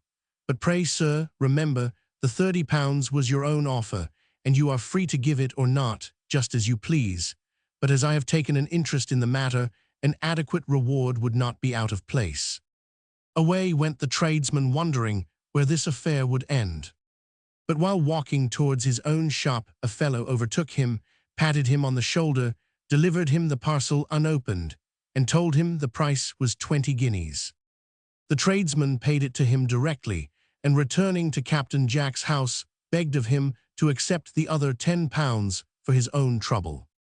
Jack told him that he had saved him nothing, but he supposed the people considered 20 guineas enough, considering that they thought themselves safely from prosecution. The tradesman still pressed the 10 guineas on Jack, who, after taking them out of his hand, returned him 5 of them and assured him that was more than enough, adding, "It is satisfaction sufficient to an honest man that he is able to procure people their goods again." This was a remarkable instance of the moderation Captain Jack sometimes practiced, the better to conceal his villainies. Another story is no less extraordinary. A lady whose husband was out of the kingdom, and who had sent over drafts for her assistance to the amount of between £700 and £1,000, lost the pocket-book in which they were contained near Fleet Street, where the merchant lived upon whom they were drawn. She, however, went to the gentleman, and he advised her to go directly to Captain Jack. Accordingly, she went to Lambeth, deposited the guinea, and answered the questions that he put to her. Jack said that in an hour's time some of his people might discover who it was that picked the lady's pocket. The lady was vehement in her desire to have it again, and at last went so far as to offer £100. Jack, upon that, made answer, "Though they are of much greater value to you, madam, yet they cannot be anything like it to them. Therefore, keep your own counsel, and I will give you the best direction I am able for the recovery of your notes. In the meantime, if you will adjourn to any hotel at hand, and partake of some refreshment, I will furnish you with an answer as quickly as possible." The lady would not be satisfied unless Captain Jack consented also to partake of some with her. He at last complied, and ordered a fowl and other refreshment at the house which he named, and with which he was well acquainted. After waiting some time, Captain Jack joined her, and told her he had heard news of her missing pocketbook, desiring her to lay £10 on the table in case she should have occasion for them. And, as the waiter came up to acquaint the lady that the fowl was ready, Jack requested that she would just step down and see if there was any woman waiting at the door. The lady, without minding the mystery, did as he desired her, and discovered a woman in a grey cloak, who walked 2 or 3 times past the door. This aroused her curiosity and prompted her to go nearer, but recollecting she had left the gold on the table upstairs, she went and snatched it up, ran down once more, and went towards the woman in the grey cloak, who still walked before the door. It seems she had suspected correctly, for no sooner did the woman see her approach towards her than she came up directly, and presenting the pocketbook, desired she would open it. "Here," she added, "is another note." Upon which the unknown woman presented her with a little billet, on the outside of which was written £10. The lady took the money immediately, and presented the woman with a piece for herself. This done, she returned to Jack, and told him, with much pleasure, that she had secured her book, and would now eat her dinner most heartily. When the table was cleared, she considered it was time to return to the merchant S, who probably now had come back from change, but first considered it necessary to make Captain Jack a handsome present. For this purpose she put her hand into her pocket, and to her surprise found it was gone, in which was the remainder of £50 which the merchant had lent her in the early part of the day. Upon this she looked very much confused, but did not speak a word. Jack quickly perceived her confusion, and asked her if she was unwell. "I am well in health, sir," she replied, but amazed that the woman took but £10 for pg 184 my lost pocketbook, and at the same time picked my pocket of 30 more. Jack hereupon seemed in as much confusion as the lady, and said he hoped she was not in earnest, but if she were, requested her not to disturb herself, for she should not lose 1 farthing. Upon this Jack desired her to sit still, while he stepped over to his own house, and issued, as may be supposed, necessary directions, for in less than half an hour a little boy that Jack kept bolted into the room, and told them the woman was taken, and on the point of going to prison. "You shall see, madam," said Jack to the lady, "what exemplary punishment I will make of this infamous woman." Then, turning himself to the boy, he said, "Was the purse of money taken about her?" "Yes, sir," replied the lad. "Oh," said the lady, "I will take the purse." The lady begged of Jack to have no hand in apprehending or punishing the poor wretch. "For," said she, "I would rather lose all I have than the poor creature should suffer." "Oh, I beg 10,000 pardons, madam," said Jack, with a very profound bow. "I have served your ends so far, and now this culprit must serve mine. In less than 2 weeks you will hear that this pickpocket has suffered the full penalty of the law." True to his word, the poor wretch did suffer, for she was hung at Tyburn in less than the time he had promised. Thus acted Captain Jack and Bates towards all the notorious characters with whom they were connected. The poor devils in the first place served Jack and Bates by enriching them with systematic roguery, and after they had run their race, as Jack was wont to say, with a laugh, the gallows was sure to be their reward, and the chief witness against them in all cases was Jack or Bates.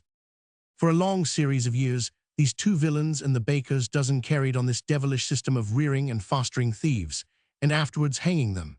But now, to use Jack's own words, he and the dozen had likewise run their race, for within a month after their arrest by Wildfire Ned, Lieutenant Garnet, and the gallant assistance of Bob Bertram, they were condemned to die, and were hung in gibbets on the identical crossroads of which Colonel Blood had spoken in an early chapter of this tale. They stoutly protested their innocence, of course, and spoke loudly against the knavery of Colonel Blood, but before they suffered, Captain Jack and old Bates were seized with remorse, and bewailed their past lives as bitterly as men possibly could do. Chapter 63. Ned Warbeck and Bob Bertram have an interview with Captain Jack and old Bates in prison, astounding revelations of deeds of crime. Captain Jack and Bates wrote long accounts of their career in crime, which greatly startled the pious old chaplain who attended them daily. There was only one request which either Captain Jack or Bates desired, and this was to have a final and a parting interview with Ned Warbeck and Bob Bertram. This request was, of course, immediately granted, and at an early hour, Ned and Bob Bertram entered the prison cell wherein Jack and Bates were chained and manacled. "I have sent for you, Ned Warbeck, to say a few words before I die." "Then unburden your conscience, Jack," said Ned, "and in order that what you say may be made public hereafter, I have brought a quick writer with me, who will put down on paper all you say." "I have no objection in the world," said Jack. "Nor I," said Bates, in a surly tone. "Then let me, in the first place, ask, why did you arrest young Bolton, old Regel's traveling collector, for?" "So as to screen Philip Regel, who gave me several £1,000 to shift the guilt from his own shoulders to that of someone else." "Oh, the villain," said Bob. "But why did you still screen him when you knew that he had dealings with Deathwing and his villainous skeleton crew?" "Because I knew if I arrested him, he might give evidence against me in turn, for I know, and have long known, that Colonel Blood was only waiting an opportunity to hang me before my time," said Jack, laughing. "How can you account for his father's death?" "Why, he upset the carriage and thus drowned him, but instead of getting any property, the old man was insolvent and not worth a penny." "And what became of his wife?" "She lived for some time with Mr. Augustus Fumbleton and kept a house of ill fame. Her father, old McTurk, however, did not disdain to receive money from her, but ultimately the house was accidentally burnt to the ground, and Fanny, young Regel's wife, was at the same time consumed in the flames." "And what became of old McTurk?" "He went to the workhouse, and there lingers out a wretched life. His wife is dead, and he himself is like a walking skeleton."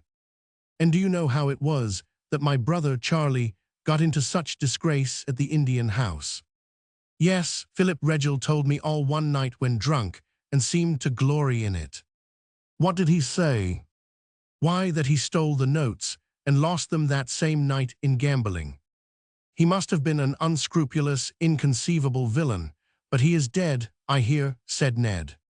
"No, he is not," said Jack, "but if he doesn't die, I have written down and sworn to more than enough to gibbet him." "And are you content to die?" asked Bob, in great surprise at the coolness of Jack and Bates. "I must be so," was the reply. "We have had gibbet in our eye for more than 15 years, and surely now that the time's come, we are men enough to face it." "Perhaps 'tis well that society is about to get rid of you," said Ned. This tale will conclude in number 24, with which number will be presented numbers 1 and 2 of a new work. pg 185. Perhaps it is. We have had a long and successful run of it, but if we had lived a little longer, I have no doubt we should have made ourselves more famous than we are. "Infamous, you should have said," remarked Ned. "Well, just as you please to word it. It is of little consequence to us now, Bates?" "Not a particle, as I can see. So they lets us spend all our money in drink and grub. I don't care what they do with us afterwards." "And cannot this Blood be brought to justice?" asked Ned in a whisper. "I think not, Ned Warbeck," said Captain Jack. "He's a bigger villain than any of the dozen ever were. But you see, his case is different. He's a great rogue, and tried to steal the crown jewels out of the tower, and everybody thought he would have suffered on the block.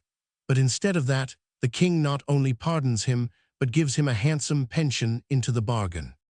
He is a desperate scoundrel, growled Ned. Yes, and for that very reason, I'd advise you to have as little to do with him as possible. For when one is a king's favorite, everyone must smile upon him if they wish to live in peace and quietness. Good advice, said Bates, very, and if the young gentleman follows it, he will do well and enjoy the title and riches which, as the descendant of the once famous Edward Lawrence, he will be sure to receive from his natural guardian, old Sir Richard Warbeck. What mean you? Said Ned in surprise. I mean what I say. How know you this? Philip Regil once asked us to go down to Darlington Hall to rob it. No. 'Tis true every word, my brave lad. You surprise me.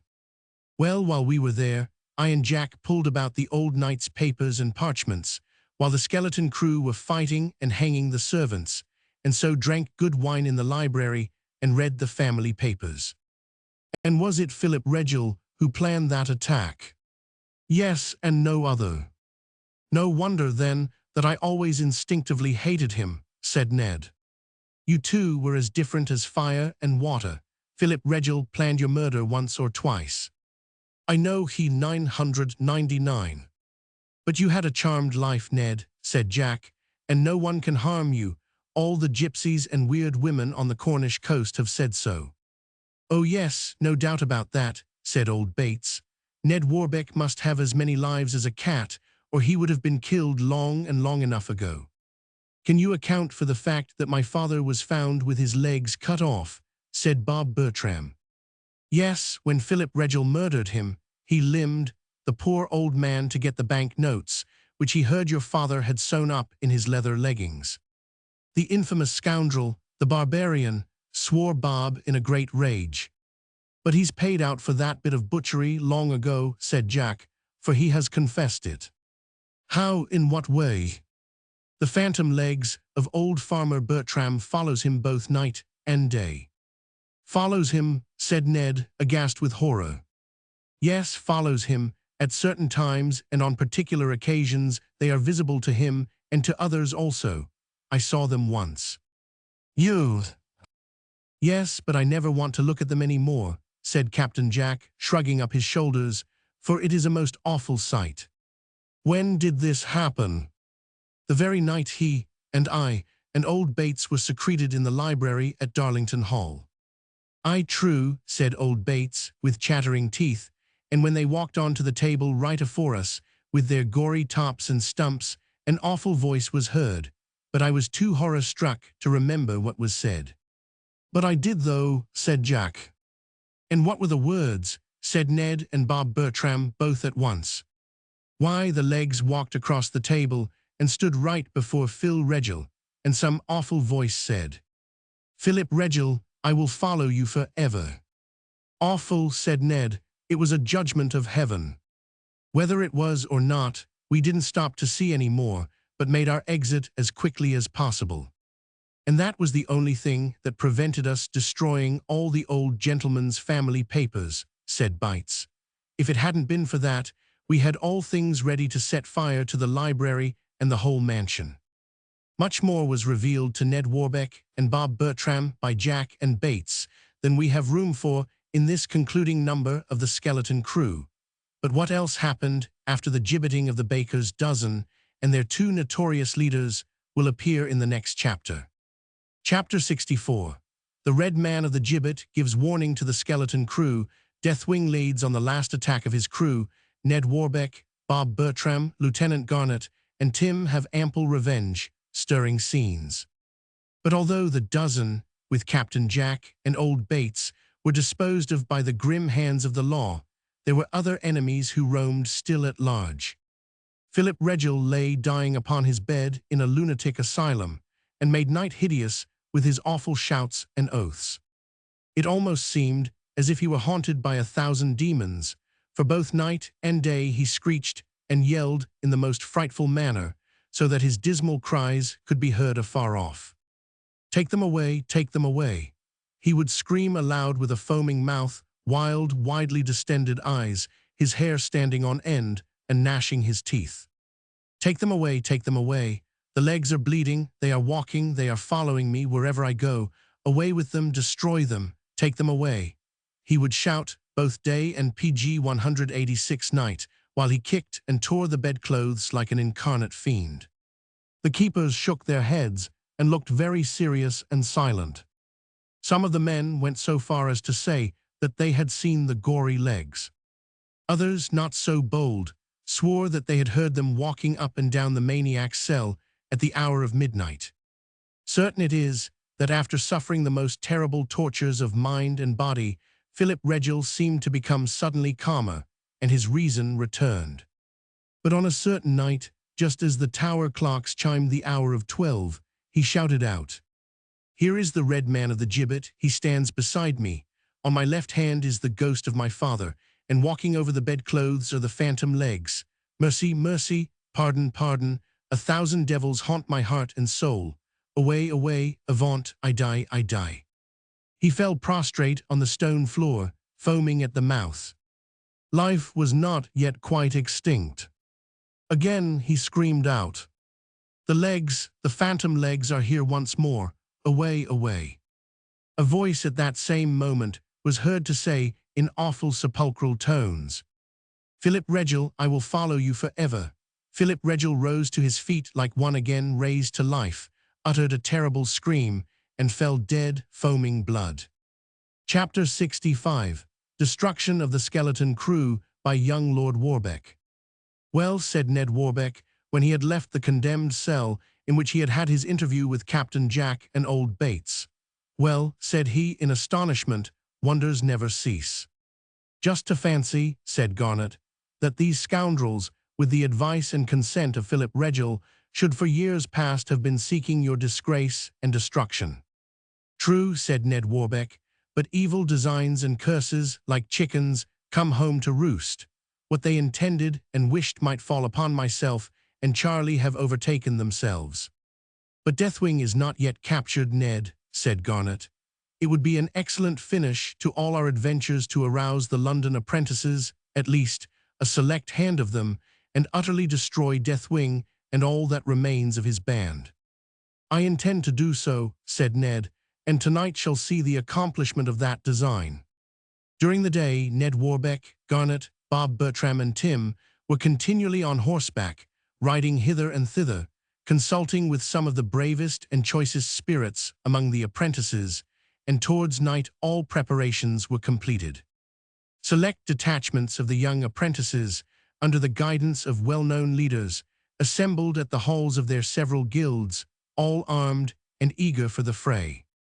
The butcher boys with long knives, cleavers, choppers, and ponderous axes were ready, and marshaled in fours ready to march at the given time.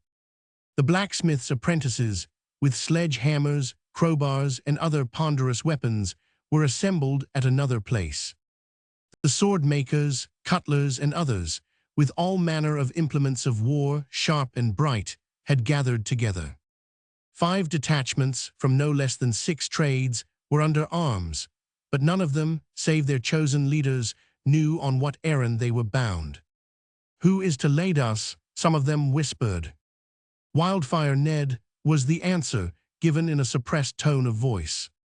When this fact became known that Ned Warbeck was to be the commander-in-chief on this secret expedition, all rejoiced, for Ned's name acted like a charm on the youth of London, who had long heard his name coupled with deeds of daring. So secretly had the expedition been organized that but few of the good old tradesmen of the town had any notion of what was on foot. Hence during the night, that is to say, from 8 o'clock until 11, was unusually quiet in the principal streets, and the night watch went their rounds with staff and lantern, calling the hour in croaking voices, but innocent of the great commotion which was shortly to take place. Carriers and messengers were galloping hither and thither from Ned Warbeck to the leaders of the valiant apprentices, giving his final instructions and orders. Chief of these messengers was Tiny Tim. He did not like fighting much, but as message-carrying was not very dangerous work, and as he was passionately fond of riding good horses, he galloped here and there in great glee, and assuming all the airs of a commander-in-chief, that is to say, where he was not known. Ned Warbeck, however, had been the busiest of all. During the day, he had sent out trusty scouts to ascertain the precise locality in which Deathwing and his infamous gang were secreted. All manner of reports were brought back to him, but so contradictory that he knew not which nor what to believe.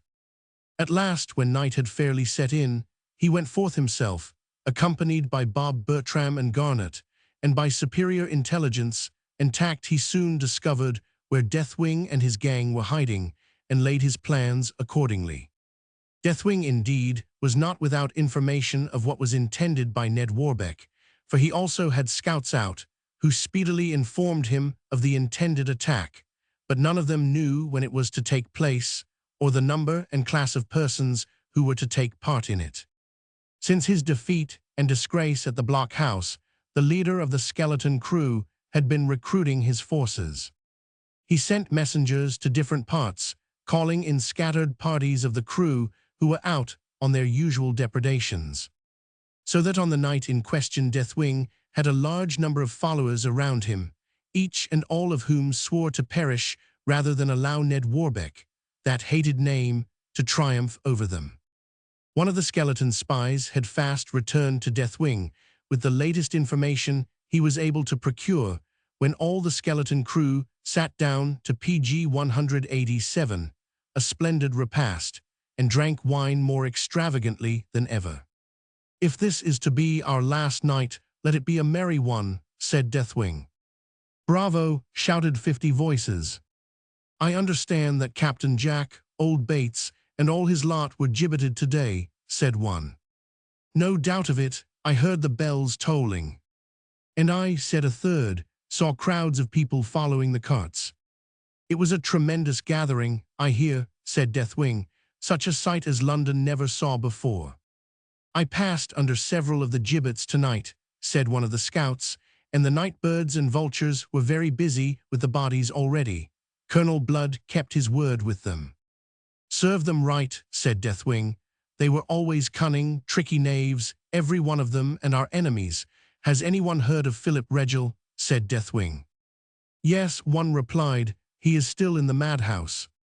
"I know that, but is he better?" "I did not hear." "Perhaps he will recover, and when I am gone," said Deathwing, "he will lead the crew as I have done."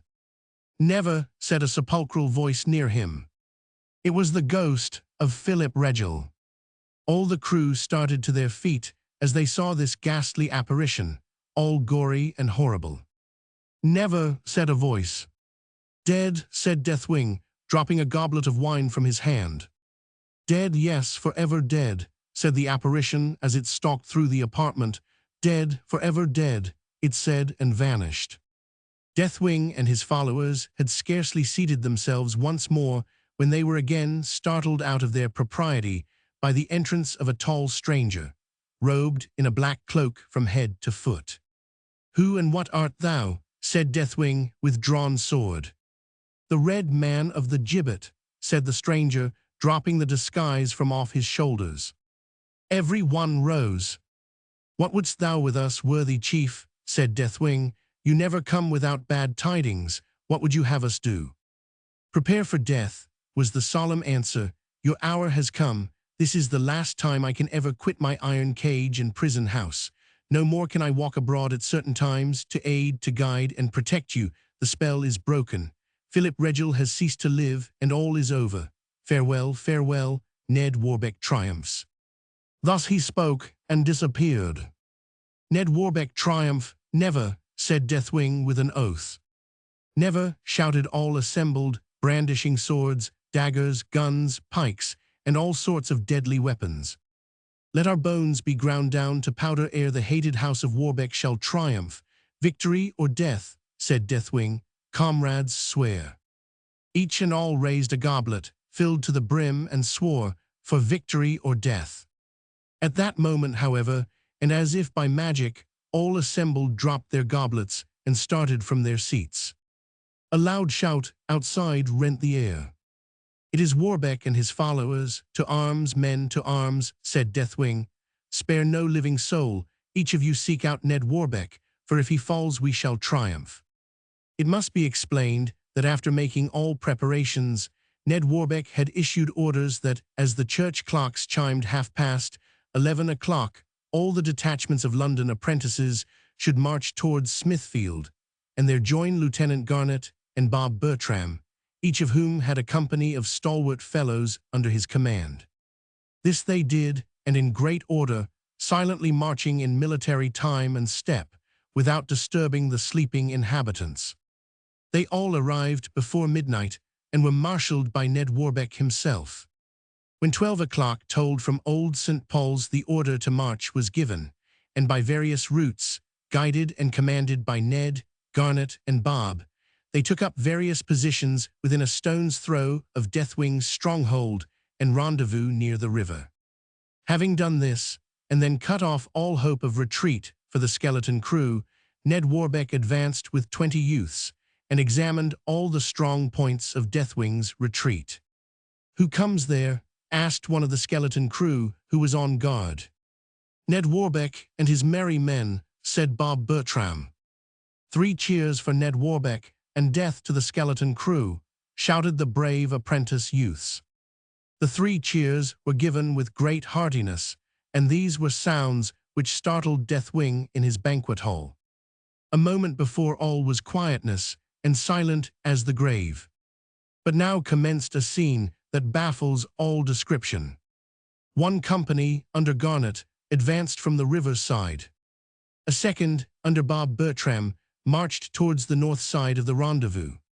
A third attacked the left side with great fury, led on by the chief of the London apprentices. And the fourth and last, commanded by Ned Warbeck in person, assailed the front. In all directions, shouts and cheers and yells were heard. Sledgehammers, crowbars, guns, pistols, swords, and pikes were making a discordant din. Dogs barked, people rushed from their beds in terror and ran affrighted through the streets. Night watchmen bellowed and bawled and sprung their rattles. All the riverside was in dire affright and commotion. Tease young Ned Warbeck and the skeleton crew, shouted old men and women in alarm. "Let us fly, we shall all be murdered. Call the night watch. Go and call out the king's guard. Murder, thieves, help, help. Rouse up, good citizens, rouse up, the whole riverside is running with human blood." These and such like were the cries, now heard on every side, while on the other hand, nothing but cheers were heard from the bold apprentices and PG 188 their leaders, as they gallantly assailed Deathwing and his crew from front, flanks, and rear. It was a most terrible battle and lasted long. For Deathwing had an immense quantity of firearms, already loaded and at hand, fit for instant use. This being the case, he and his followers fired quick and deadly volleys into the ranks of the gallant youths, and knocked over very many. The sight of their bleeding companions only served to nerve the gallant apprentices and instill new courage. Some of them got ladders and clambered in through the barricaded windows, axes and hatchets in hand, cutting down all and every obstruction before them. The blacksmiths battered in all the doors and bolts and bars. Once they had got possession of the doors and passages, the scene was most fearful. Some of the crew attempted to jump out of the windows, but in doing so they were caught on the spear and pike heads of those below. The butchers, apprentices cut all who opposed them limb from limb without mercy. But still Deathwing and his men fought like demons. 3 times had Ned Warbeck fought with and slain those he supposed to be the skeleton chief. But Deathwing was still alive and busy. More than 20 times he took deliberate aim with guns and pistols at young Ned, and each time had he missed him. "He is charmed, his life is charmed," swore the grim chief as he looked around him and each instant saw that his men were falling thick and fast. "Fire the magazine," said he. "Let us blow up the rendezvous and all in it, better that than defeat and torture at Ned Warbeck's hands." But this could not be done. Garnet had fought his way to the magazine and drowned it with water. "No, no," thought the gallant sailor, I know their tricks before today, but they are not going to blow up all my brave lads in that way. They must fight. Every man-jack of them shall perish with the sword, and their skulls and limbs shall decorate Temple Bar and London Bridge. Foiled in all his efforts, surrounded on every side, and with the building burning in half a dozen places, the skeleton chief held a hasty council of war. Unexpected, they sallied forth, 50 grim skeletons, led on by Deathwing. With loud shouts and oaths, they assailed Ned Warbeck's little band. Ned himself singled out Deathwing, and a terrible battle took place between them. Thrice did Ned Warbeck stab the grim leader, and his life-blood was ebbing fast. But thrice did he refuse to surrender. He endeavored to retreat and shun the combat, and had almost succeeded in doing so, when, with the quickness of thought, Ned Warbeck rushed at him, and after one moment of exciting cutting and thrusting, Ned Warbeck seized Deathwing's battle flag and ran the chieftain through and through the heart. This desperate hand-to-hand combat was witnessed both by friends and foes, and loud shouts rewarded Ned Warbeck as he waved the banner of the skeleton crew high in triumph. After this episode, the battle did not last more than 10 minutes. Every one of the skeleton crew was slaughtered, and their bleeding, mangled bodies strewed the ground, while the rendezvous itself was committed to the flames amidst the applause and frantic cheering of thousands, who had now run to witness the dreadful conflict, and Ned Warbeck, Garnet, Bob Bertram, and the chief of the London apprentices were carried through the streets in triumph, with links and torches and music and uproarious applause. The cheers of assembled thousands greeted him as they carried him to old Sir Richard Warbeck's mansion, and as his brother Charlie and his wife, old Dame Worthington, and others joyfully welcomed his return, old Sir Richard Warbeck took him by the hand before the whole multitude and said aloud, "Welcome, Ned, to your ancestors' home. I am no longer the owner of the estates. Here is the royal warrant, read it. Wildfire Ned is now Lord Edward Warbeck of Darlington Hall, and I simply the faithful steward of his fortunes." Our story is now soon brought to a close. Wildfire Ned, as Sir Richard had said to the multitude, had been created Lord Warbeck, or rather, though the younger brother, the king had granted him the title when fully informed by Sir Richard of how much Sir Edward Lawrence had done and suffered in the cause of Charles I, and if history is not at fault, young Wildfire Ned not only greatly distinguished himself in after years, but also married one of the loveliest maidens of great title which England could boast, and was long the pride and the boast of every youth who had read of his daring exploits. Lieutenant Garnet followed the sea for many years, but afterwards distinguished himself so greatly in many ways that he became one of the Lords of the Admiralty. Bob Bertram returned to his native village and was honored and respected by all who knew him. He succeeded to several very large farms which his father had rented of Sir Richard Warbeck, for Ned, now Lord Warbeck, insisted upon his accepting them. Bob and the old miller Harmer were great companions, and many a night in the village inn would they recount their strange adventures and of the various villainies of the famous Colonel Blood. Colonel Blood for many years hung around the royal court, but how it was the king could countenance such a rascal, history itself has been unable to explain. Suffice it to say that after a career of roguery, he was seized and cast into prison, charged with plotting against the Duke of Buckingham, and soon afterwards died of a broken heart, or, as some said, from want of sleep caused by terrible remorse for all his crimes. Old Sir Richard lived to a good old age, as did also good Dame Worthington, and Charlie Warbeck, who, in the company of Clara, seemed to be the happiest of men, and oftentimes at Christmas, when all were assembled round the festive board, to which Tim and Bob Bertram were always invited, Sir Richard used to shout out merrily, "Fill your goblets high, my boys, let me propose the great toast of the evening." "Hurrah!" shouted Tim in great glee. "Bravo, Sir Richard," Bob would say. "And the toast, ladies and gentlemen, which I hope we may all live long to give is this: success, long life, and all honor to Wildfire Ned, who exterminated the skeleton crew." The end.